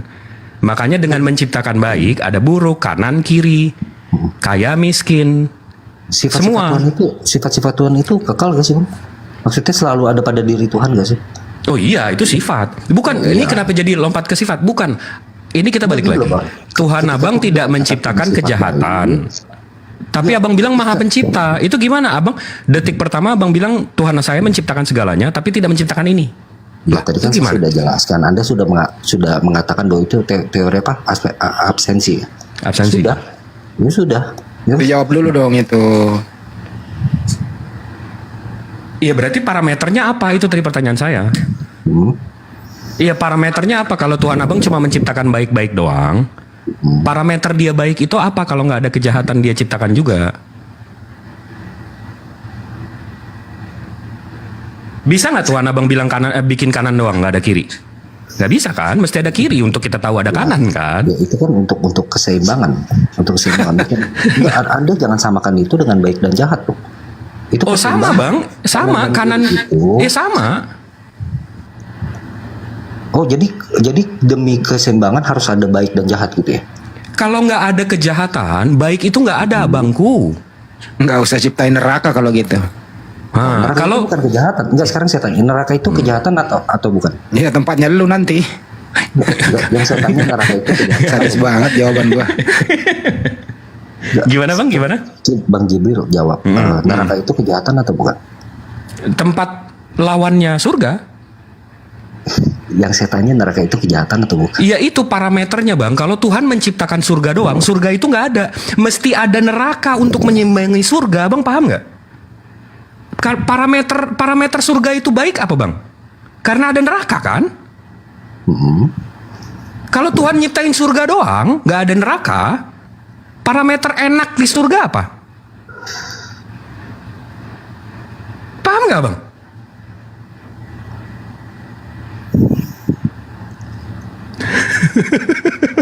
Coba bang pikir-pikir dulu, telaah dulu pelan-pelan. Emang susah bang dari pagan yang Tuhannya banyak, yang menciptakan kejahatan bukan jadi dari dua Tuhan, tiga Tuhan tiba-tiba jadi satu monoteis, emang susah nerimanya. Jadi pelan-pelan masukin bang, pelan-pelan masukin. Gini bang, saya punya. Izin dulu dong, kalau kejahatan itu tidak diciptakan, berarti kejahatan ini nongol dari mana nih? Itu tadi Bang Jibril sudah mengatakan bahwa teori absensi tadi apa ya? Enggak, kalau saya, konsep saya, kalau dari konsep Islam ya Bang ya, dengan Allah memberikan manusia free will, konsekuensinya itu ada kebaikan dan kejahatan. Jadi Tuhan saya menciptakan kejahatan dan kebaikan itu secara tidak langsung, dengan cara memberikan free will. Kalau itu jawaban saya. Tadi saya bilang sama Bang King jangan nyontek, karena Bang King udah mau nyontek tuh tadi, dia baca tafsir nyontek itu. Betul. Gimana tuh Bang? Apa ini temanya terlalu tinggi untuk jam 2 pagi waktu Indonesia bagian Barat?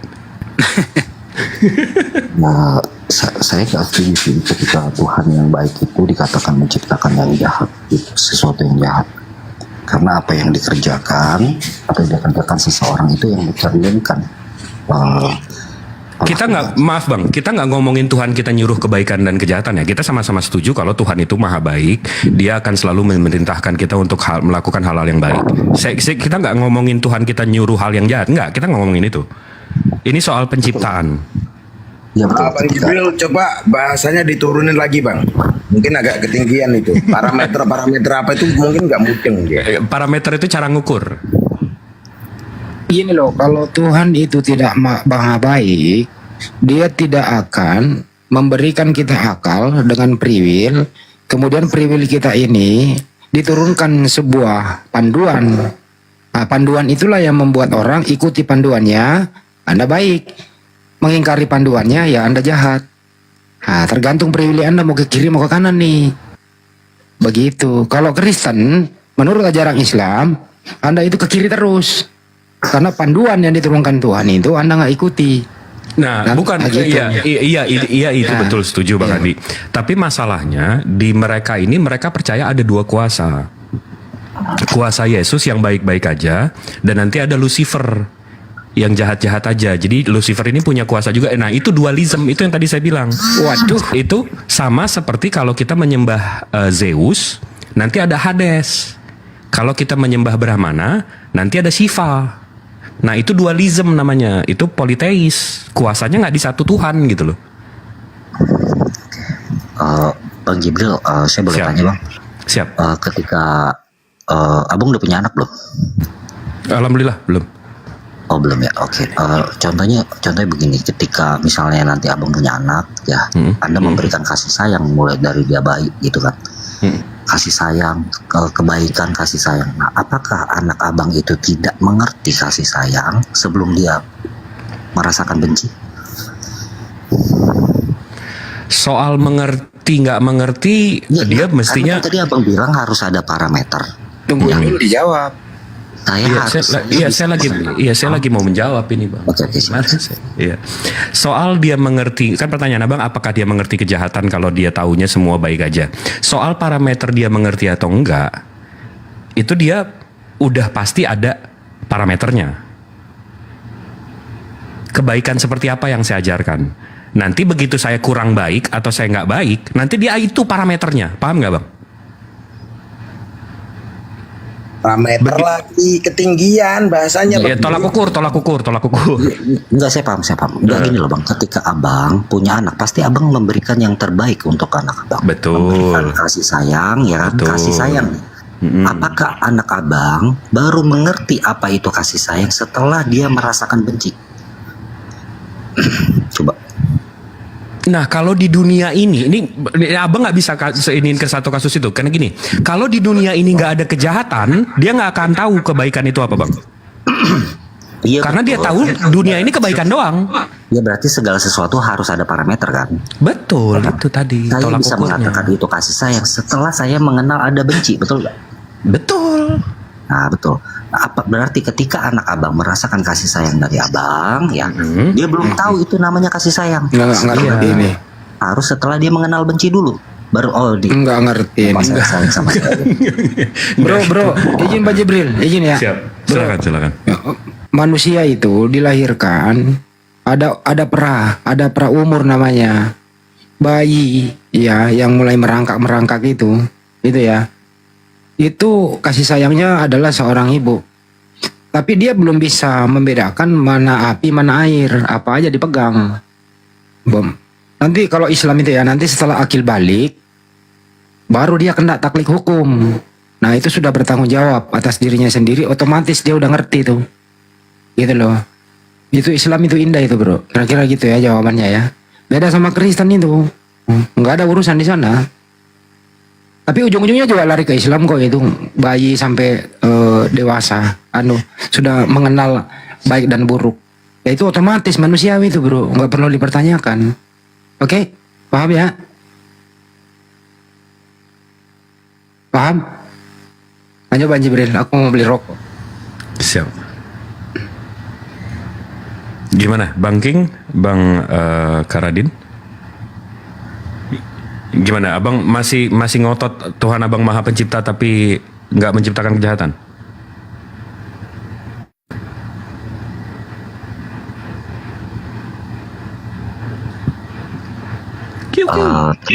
Tadi Bang Jibril juga menyatakan bahwa teori absensi itu bisa mengatakan Tuhan menciptakan segala sesuatu.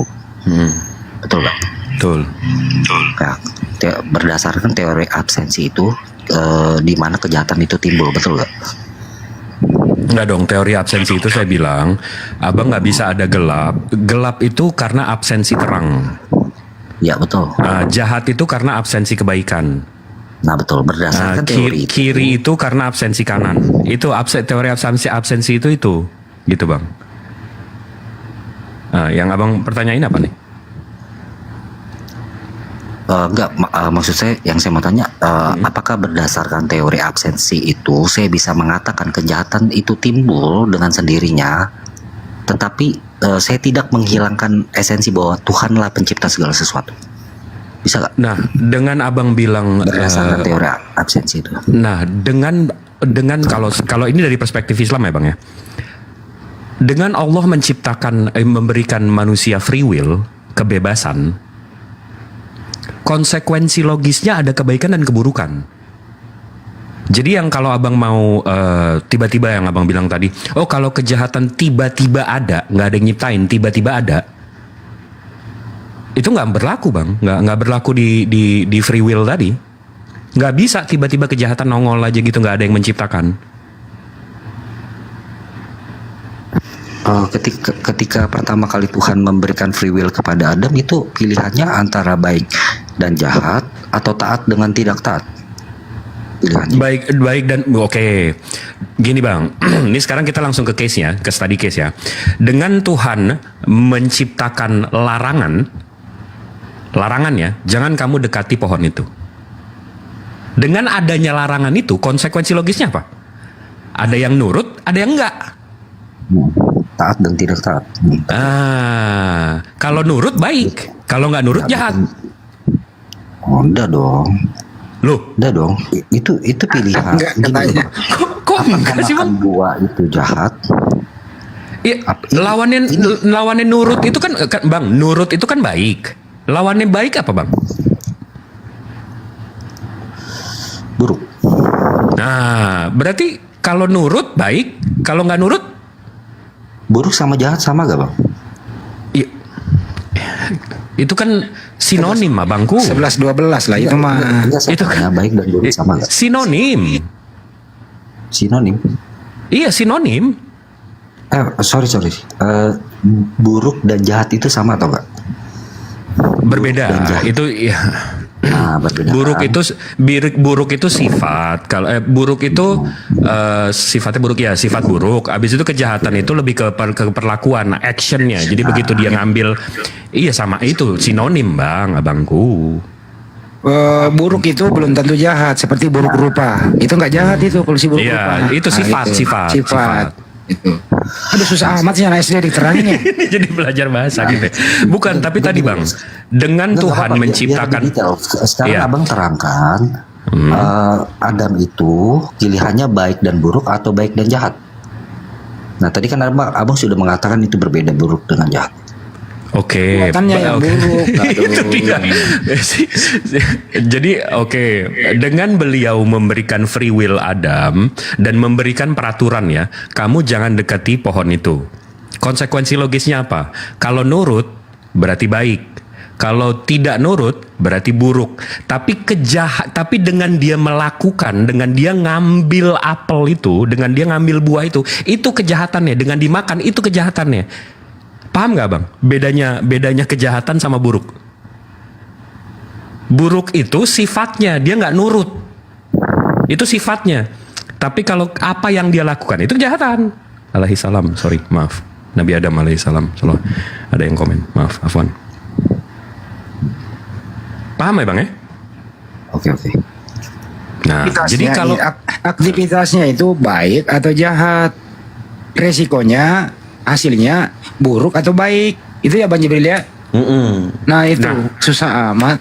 Nah kalau Tuhan kami tauhid sama seperti yang di Yesaya 45 nomor 7, nggak usah saya berkelit-kelit lagi. Ayatnya menyatakan kalau Tuhannya menciptakan kejahatan. Who make peace and create evil. Jelas itu, dia menciptakan kejahatan. Itu Tuhan yang monoteis. Dia menciptakan segalanya, menciptakan segalanya. Bukan melakukan ya, karena beda nih. Atau membuat ya, beda. Karena menciptakan dan membuat beda ya. Bang King sama Bang Karadin tahu kan perbedaannya antara menciptakan sama membuat? Bedanya di mana ya, Bang? Oke. Menciptakan itu dari yang nggak ada jadi ada. Membuat itu ada bahan bakunya. Jadi kalau saya membuat komputer, itu dari motherboard, dari RAM, dari prosesor, dari keyboard, dari mouse, monitor, itu membuat. Ada bahan bakunya, saya membuat komputer. Tapi kalau menciptakan dari yang nggak ada, jadi ada. Menciptakan itu hanya hak Tuhan. Kalau membuat itu kita. Nah jadi Tuhan menciptakan kejahatan, kita yang melakukannya, kita yang membuat kejahatan. Kita nggak menciptakan kejahatan, kita membuat kejahatan, kita melakukan kejahatan. Beda ya antara menciptakan dan membuat ya Bang ya.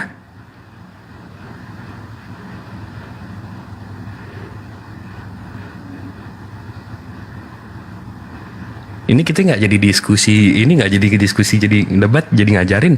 Bang Endi, ini kenapa jadi kelas nih akhir? Ini jadi pelajaran anak SD. Jadi pelajaran tauhid nih. Tapi nggak apa-apa, kita ini kesempatan kita dakwah, Masya Allah.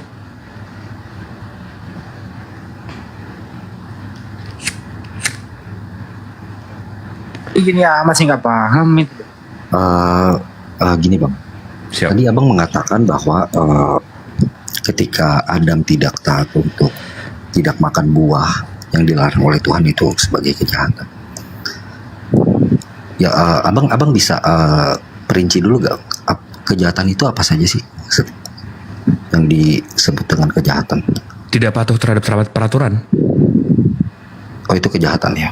Iya. Oke. Kalau sama baik dan benar abang tahu kan bedanya? Kenapa? Baik kalau dan baik, benar. Kalau baik dan benar abang tahu kan bedanya? Baik belum tentu benar, tapi kalau benar sudah pasti baik gitu ya. Iya, tapi dalam case-nya, dalam contohnya, perbedaan baik dan benar.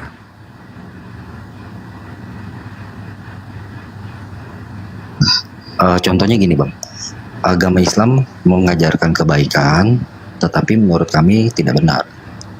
Belum tentu benar. Oke. Tapi kalau kami mengajarkan kebenaran, ya sudah pasti baik, gitu loh. Enggak. Ini contoh kasusnya aja enggak. Abang, jangan sibuk nyerang abangku. Ini kita belajar aja. Jangan sibuk nyerang. Bedanya baik sama benar. Ini saya contohin nih bang. Ada satu perempuan, dia bersundul untuk dapetin uang. Uangnya itu dipakai untuk membesarkan anak-anaknya. Itu hal yang baik bukan untuk dia dan anak-anaknya?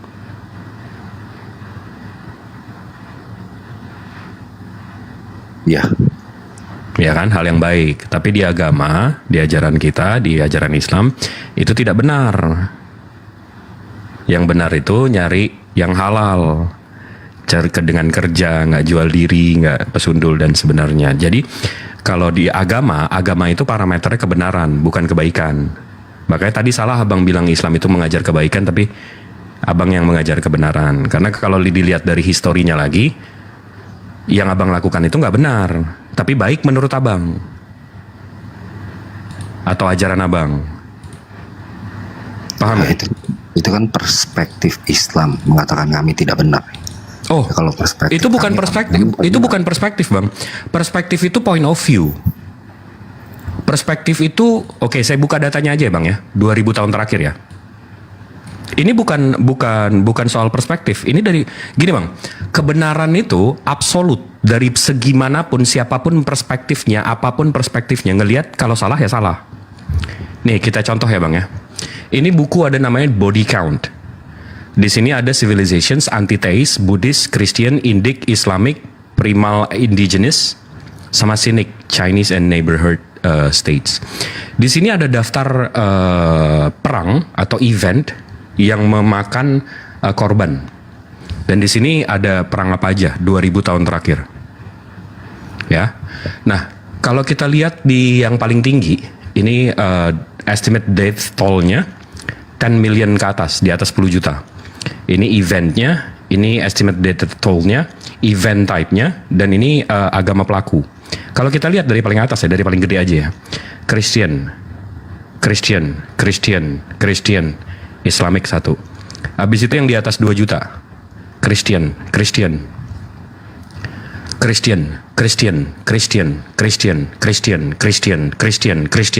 Islamic 1. Nah, tapi kalau kita mau ke summary-nya aja, nah di sini dikasih tahu death toll distributions world civilizations dari tahun 0 sampai tahun 2008. Christian ini yang paling tinggi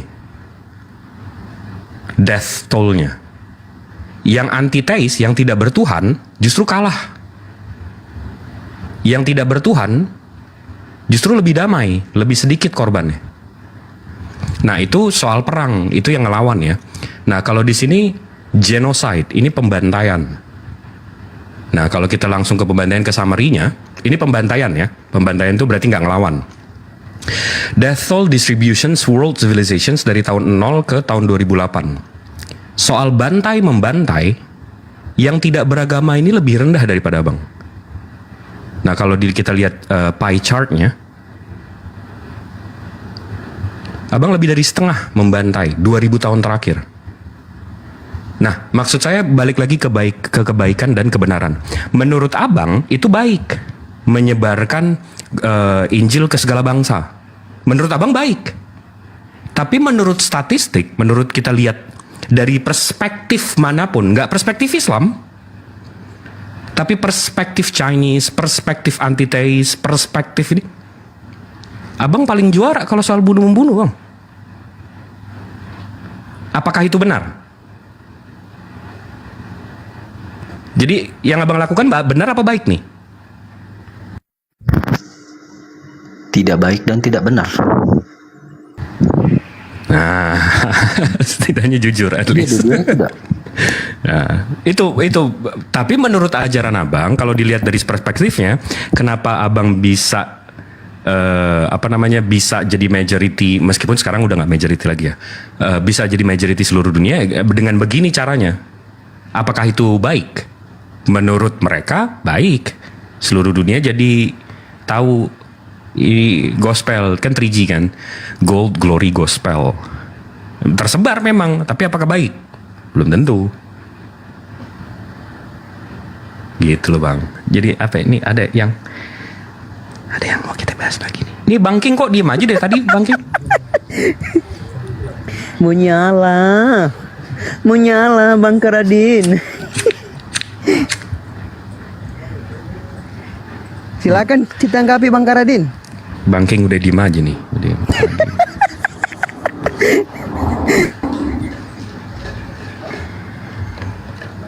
Wah, ternyata menyebar ke seluruh dunia. Tetapi enggak lah. Kita ngobrol santai aja ini. Siap. Ini faktanya gini. Masuk Pak Iko. Lanjut Bang Jibril. Host, tolong jadiin saya moderator, host. Tolong kalau ada kesempatan. Hostnya masih tidur, udah tidur belum? Mbak Edel, monitor Mbak Edel. Ya, monitor. Minta moderator, host, kalau boleh aja kalau boleh. Siap, Bang. Sabar. Gimana, Bang King sama Bang Karadin? Kalau ada yang mau dibahas, kalau ada topik yang mau diangkat. Waktu dan tempat dipersilahkan. Maksudnya gimana, tanggapi yang tadi atau saya boleh bertanya? Boleh, kalau ada yang mau ditanyakan silakan. Oke. Gini bang, yang saya mau tanyakan, apakah segala sesuatu yang terjadi adalah atas kehendak Allah? Segala sesuatu yang terjadi itu pasti kehendak Allah, baik kebaikan dan keburukan. Kalau di ajaran kami, waktu zaman Adam alaihissalam, itu iblis minta ditangguhkan waktunya untuk ditangguhkan waktu hukumannya ke neraka, itu karena dia minta izin untuk menggoda anak-anak Adam, dan Allah izinkan itu. Jadi kuasa iblis tuh nggak ada. Dia minta izin sama Allah untuk menggoda anak-anak Adam, dan Allah izinkan. Kalau di kami seperti itu. Jadi segala sesuatu yang terjadi itu pasti dengan izin Allah. Betul bang? Bukan. Yang saya tanyakan, apakah segala sesuatu yang terjadi adalah atas kehendak Allah? Maksudnya abang membedakan nggak kata mengizinkan dengan menghendaki? Atau sama? Ya sinonim. Ya. Sama. Jadi sinonim. Menghendaki itu apa sih bang? Menginginkan kan? Iya, menghendaki itu menginginkan, betul. Ya. Dan mengizinkan itu kan sama aja. Kalau ada satu orang yang sama seperti tadi, ada satu orang yang mau menyesatkan, ya Allah izinkan. Ya gini loh bang, ketika Allah menghendaki sesuatu itu pasti terjadi, betul? Betul kan? Betul. Nah, makanya tadi saya bertanya, apakah segala sesuatu yang terjadi baik kehendak Allah? Iya betul bang, kehendak Allah iya. Adalah atas kehendak Allah, berarti betul. Allah menghendaki kejahatan juga. Jadi segala sesuatu yang jahat yang terjadi di dunia ini adalah kehendak Allah. Betul ya bang? Betul. Oke.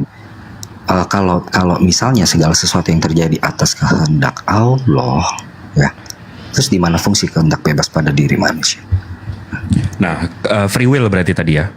Kalau di kami di ajaran kami ini sebenarnya mestinya Ustadz yang ngejelasin, tapi saya cobalah. Kalau di kami itu ada qada dan qadar, ada nasib yang bisa dirubah, ada yang enggak.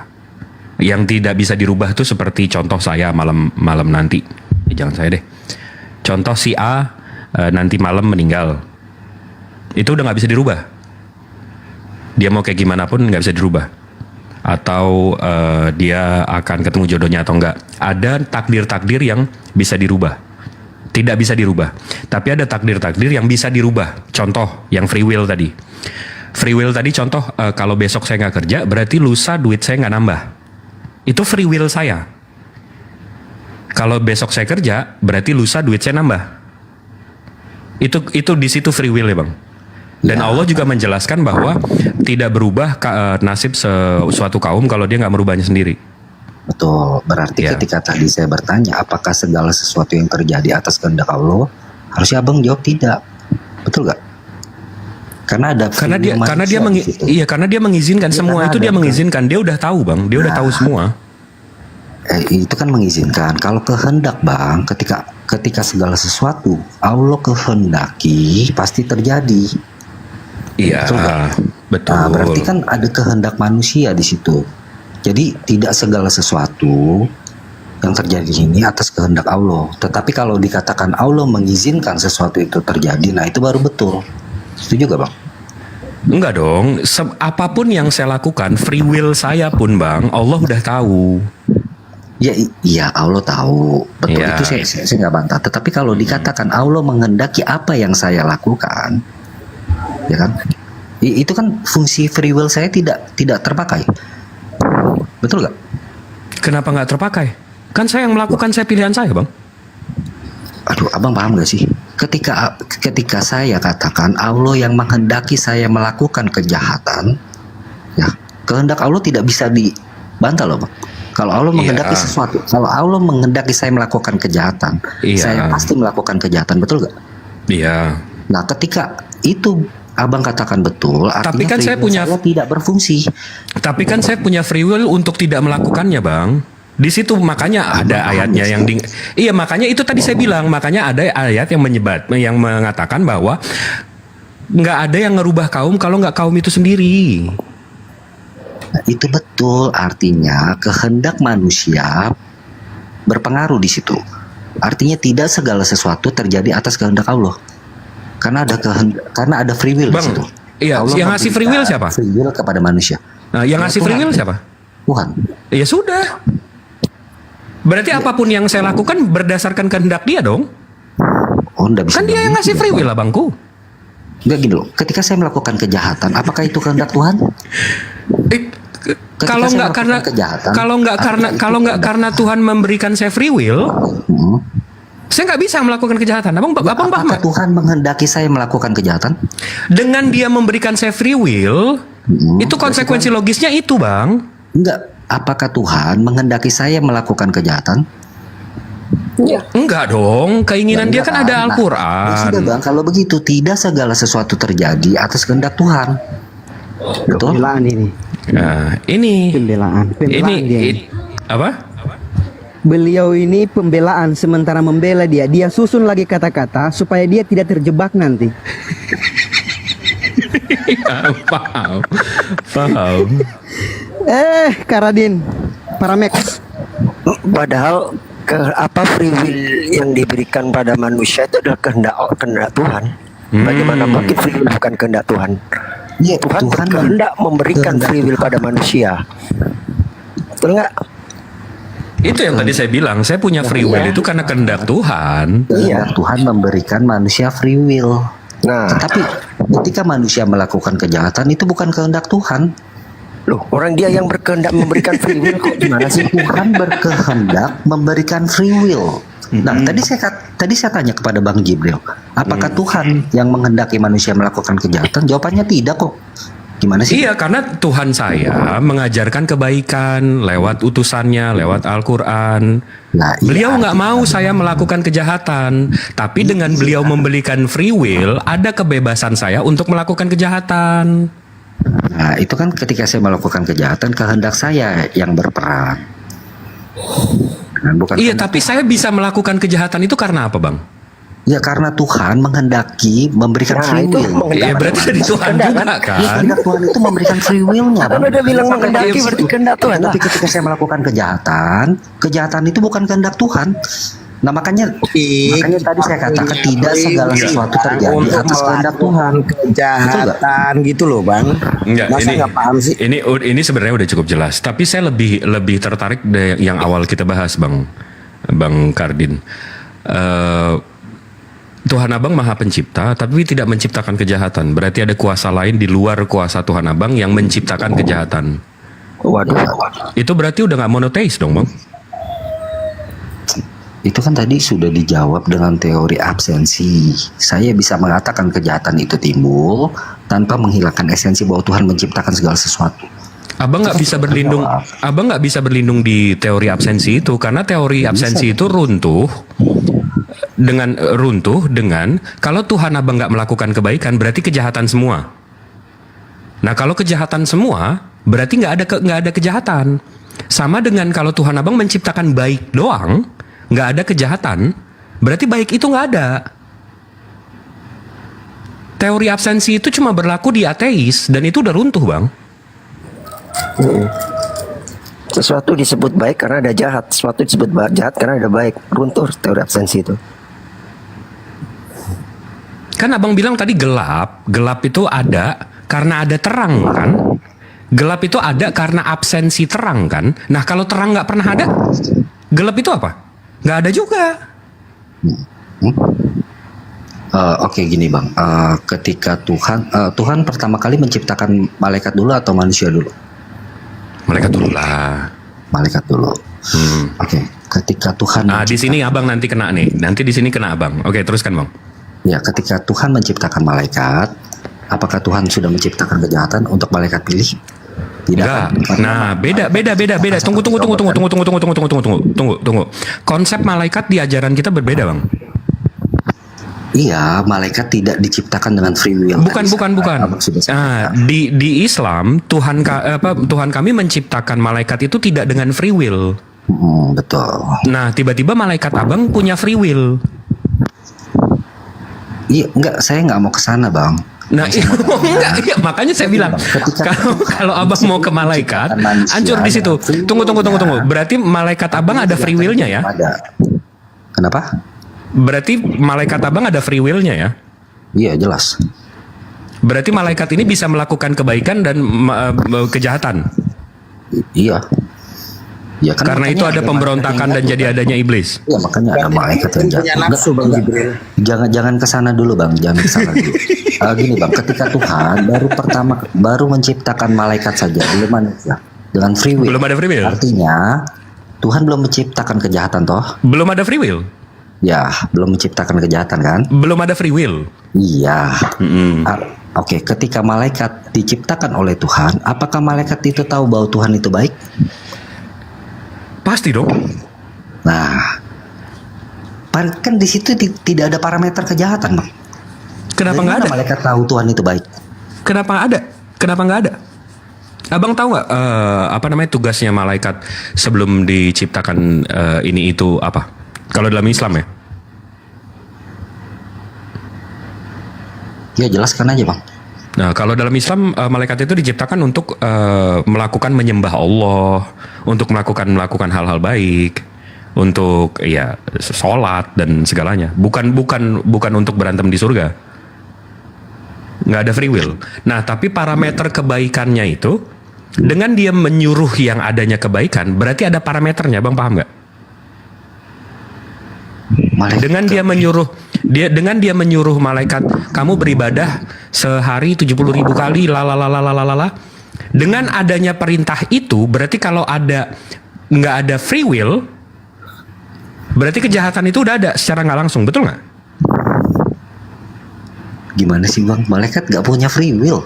Dia nggak bisa tapi udah ada perintahnya. Tapi untuk menyembah Allah. Tidak patuh. Ya nggak bisa. Ya nggak bisa. Iya tapi udah ada parameternya nggak Bang? Apa yang mau dipilih oleh malaikat yang tidak punya free will? Enggak, tapi udah ada parameternya nggak Bang? Paham nggak Bang? Parameternya apa? Kejahatan nggak ada kok. Nurut kan? Loh, tadi kan Abang mengatakan parameter itu adalah jahat kan? Artinya harus ada pilihan di sana. Iya makanya belum ada. Iya parameter. Oke, dengan Allah menciptakan malaikat dan menyuruh malaikat untuk menyembah Dia, itu berarti udah ada parameter kalau menyembah itu baik, betul nggak? Parameter baik, jahat kan Bang? Tadi Abang maksa kan? Orang mengenal baik itu harus ada yang jahat kan? Betul? Siapa yang bilang kayak gitu? Ada yang bilang kayak gitu? Sekarang sifat bang. Tadi saya bilang, ini saya ulang nih, biar abang masuk nih. Ini sekali lagi saya ulang nih. Dengan Allah menciptakan malaikat dan memerintahkannya malaikat untuk menyembah Dia, itu berarti udah ada perintah untuk melakukan hal yang baik. Paham nggak bang? Kalau dia nggak kalau dia punya free will untuk nggak nurut, berarti dia udah ada parameter keburukan nggak? Kalau dia sudah ada free will, parameternya keburukan kan? Tapi ini karena nggak ada free will, berarti kebaikan itu ya tidak harus punya parameter keburukan, betul nggak? Itu sama aja abang menciptakan kanan nggak ada kiri, kanan semua. Berarti kanan itu nggak ada. Ambil contoh di malaikat yang tidak punya free will, dia tidak bisa memilih baik dan jahat. Iya, tapi dengan perintahnya. Iya, tapi dengan perintah malaikat tidak kenal apa itu jahat. Ini abang belum paham, abangnya mengotot. Abang belum paham nih, abang mengotot. Abang belum paham nih, abang mengotot. Kita pindahin kasusnya bang. Kita pindahin jangan ke malaikat deh, ke Adam aja tadi. Nih, waktu Tuhan memberikan peraturan ke Adam, kamu jangan makan, kamu jangan mendekati pohon itu. Habis itu dikasih benteng untuk pohon. Udah ada parameter baik atau buruk nggak bang? Bang, saya maunya ke malaikat karena saya iya sama aja, sama aja mengenal kebaikan tanpa ada parameter keburukan. Iya ini sama aja bang. Si Adam nggak bisa ke pohon itu karena udah dipagerin. Karena si Adam ini nggak punya free will. Paham nggak bang? Adam nggak punya free will. Iya kalau Tuhan bilang kamu jangan deketin pohon itu, abis itu pohon itu dibentengin. Punya free will nggak sih Adam? Nggak punya kan? Tapi udah ada parameter kebaikan dan keburukan nggak? Ya oke, sekarang saya tanya. Baru masukkan pelan-pelan. Apakah kebaikan? Nabi Adam alaihi salam, ya maaf, afwan. Apabila ada parameter keburukan? Iya dong, harus dong. Oke, nah ketika malaikat diciptakan, apakah keburukan sudah ada? Belum. Nah, belum ada. Lah, keburukan belum ada kan? Belum. Apakah malaikat tahu Tuhan itu baik? Apakah malaikat tahu Tuhan itu baik? Dengan Allah memerintahkan malaikat, menciptakan malaikat. Ya ini saya menjawab. Abang mau saya jawab dengan logika, dengan otak abang. Kalau saya ngikutin abang, Tuhan saya dua bang. Yang satu menciptakan kejahatan, yang satu menciptakan kebaikan. Itu pagan. Saya nggak mau ikut pola pikir abang. Abang paham nggak? Ini abang mau dijawab apa ngotot sih? Abang yang belum paham jangan ngotot gitu loh. Ya silakan. Dengan Allah menciptakan malaikat, malaikat diperintahkan untuk menyembahnya. Dengan Allah memerintahkan, dengan menyuruh, itu udah ada parameter kebaikan dan keburukan. Kalau lo nurut, lo baik. Kalau lo nggak nurut, lo nggak baik. Tapi malaikat ini nggak ada free will, jadi dia memang harus melakukan hal yang baik. Tapi dengan hal yang baik aja, kalau baik semua, nggak ada kejahatan, baik itu nggak ada.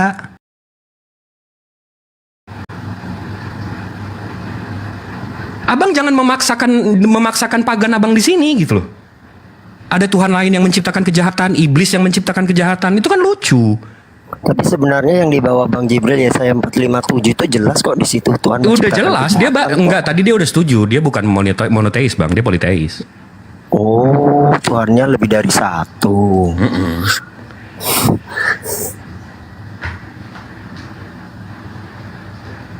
Bang Jibril bisa marah juga. Iya, karena udah diputer-puter setengah jam, capek gue. Maaf ya bang ya, maaf Bang Karadin kalau saya udah kepancing. Karena abang belum paham, tapi abang mau ngotot. Itu yang coba abang dengarkan omongan saya untuk memahami, bukan untuk menjawab atau membantah. Coba.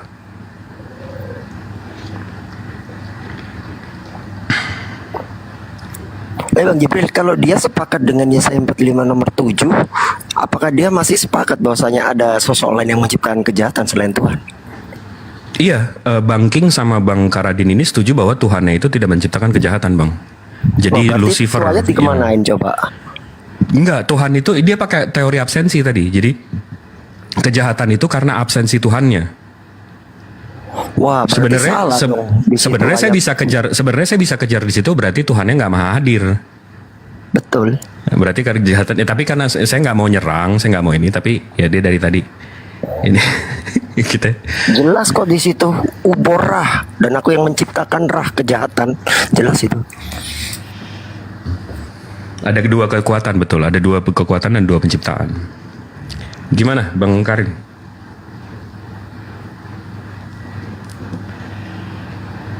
Ya, lanjut ke banking deh bang. Oke. Ya. Siap. Ini kayaknya Bang King udah tidur nih. Atau ini apa yang lain deh, narasumber yang lain. Saya istirahat udah 1,5 jam nih ngadepin Bang King. Bang King. Oh Bang King.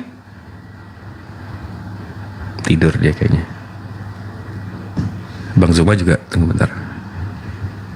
Jangan-jangan Bang Zuma ada di... Bang Handi, monitor Bang Handi.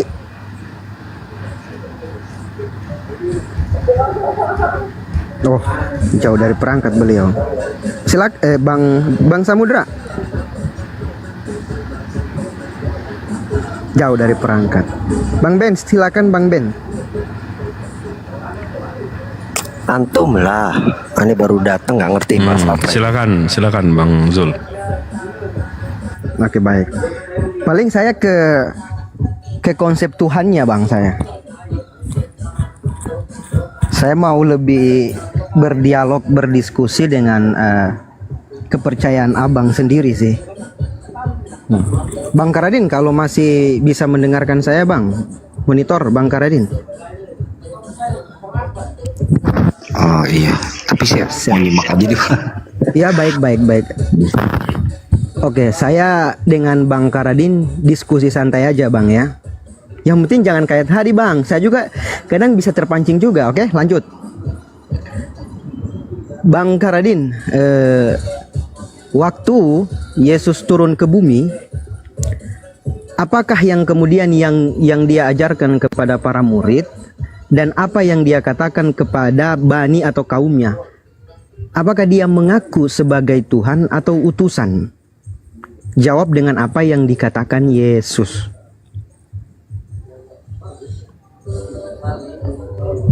Ya, dia mengaku sebagai utusan dari Bapa. Ya, baik, siap. Kalau menurut Abang secara pribadi, kata utusan yang dimaksud Yesus, apakah kemudian memiliki kemahakuasaan atau terbatas kemahakuasaannya itu, Bang?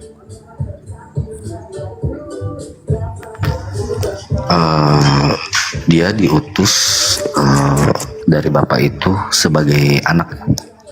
Ya, anak di sini utusan, dalam pengertian. Iya, kita ke utusan dulu, Pak. Iya betul. Dia diutus sebagai anak. Anak dalam pengertian bahwa dia sehakikat dengan sang Bapa dan dia setara dengan Bapa. Sehakikat yang Bang Karadin maksud ini yang mana? Sehakikat ini apakah kedudukannya sama atau tidak sama? Dia merujuk pada naturnya sebagai sang firman, hakikatnya adalah Allah. Yohanes 1 ayat 1. Ya, baik. Berarti sama ya Bang. Berarti Abang sama dengan mau mengatakan bahwa kedudukan dari kemahakuasaannya itu sama dengan sang sumber itu sendiri. Tapi Bang, kalau kita mau merujuk, sebelum saya ke ayat-ayat Bible Abang, saya mau tanya dulu, Abang percaya nggak apa yang dikatakan Yesus? Percaya. Ya percaya Pak. Abang-abangku di sini izin ya, udah jam 2.41. Siap. Bang King, Bang Karadin sama yang lain, kita ketemu lagi nanti ya. Maha benar Allah dengan segala firman-Nya. Assalamualaikum warahmatullahi wabarakatuh. Waalaikumsalam warahmatullahi wabarakatuh. Baik. Terima kasih Bang Jibril. Iya, saya lanjut ya Bang Karadin ya. Baik. Kalau misalnya Abang mengakui percaya, coba mari kita ke Yohanes 12 ayat ke-44 Bang. Apa yang dia katakan di situ Abangku? Bang Karadin ada Bible nggak di situ? Ada, saya nggak ada lagi. Harus keluar komang. Oke, baik. Tapi abang tahu nggak apa yang dikatakan di dalam Yohanes 12 ayat 44? Nah, dibacakan aja bang. Baik, siap. Saya bacakan bang ya. Barang siapa yang percaya kepada aku, melainkan ia bukan percaya kepada aku, tetapi percaya kepada Dia. Dia di sini adalah Bapa yang mengutus aku. Nah, artinya yang dikatakan di dalam Yohanes 12:44, kalau abang percaya Yesus, berarti abang harus percaya Dia sebagai apa, Pak? Sebagai utusan kan? Ya. Lalu mari kita lihat di ayat yang berikutnya. Inilah hidup yang kekal, bahwa mereka percaya Engkau adalah satu-satunya Allah yang benar, dan percaya bahwa Yesus Kristus yang telah Engkau utus. Allah di sini siapa, Pak? Bapa. Bapa itu siapa? Tuhan atau bukan Tuhan? Iya, Allah. Baik. Dan yang Dia utus siapa, Pak? Yesus kan? Berarti berbeda kan dia dengan Bapa? Nah, Bapak masih ingat nggak ketika sang murid itu mengatakan, wahai guru yang baik. Lah, ternyata Yesus sebelum muridnya melanjutkan itu, ternyata langsung dia bantah. Mengapa kau katakan aku baik? Tidak ada yang baik, tapi katakan yang baik itu hanyalah Bapa. Nah, kalau kita mau bawa ke lebih ke pemahaman logik, Pak. Kalaulah dia Bapa itu sendiri, harusnya dia tidak mengatakan itu dong kepada sang murid. Harusnya dia mengatakan baik, perkataanmu itu baik, bahwa akulah Bapa itu. Nah, apakah pasti pandangannya Bang Karadin ini akan ke Yohanes 13 ayat 13 sampai 14. Tapi saya belum masuk ke situ, Pak. Karena ayat itu banyak perbedaan versinya. Ya kan? Nah, yang ingin saya mau minta kepada Pak Karadin, ada nggak di dalam perkataan Yesus secara ketegasan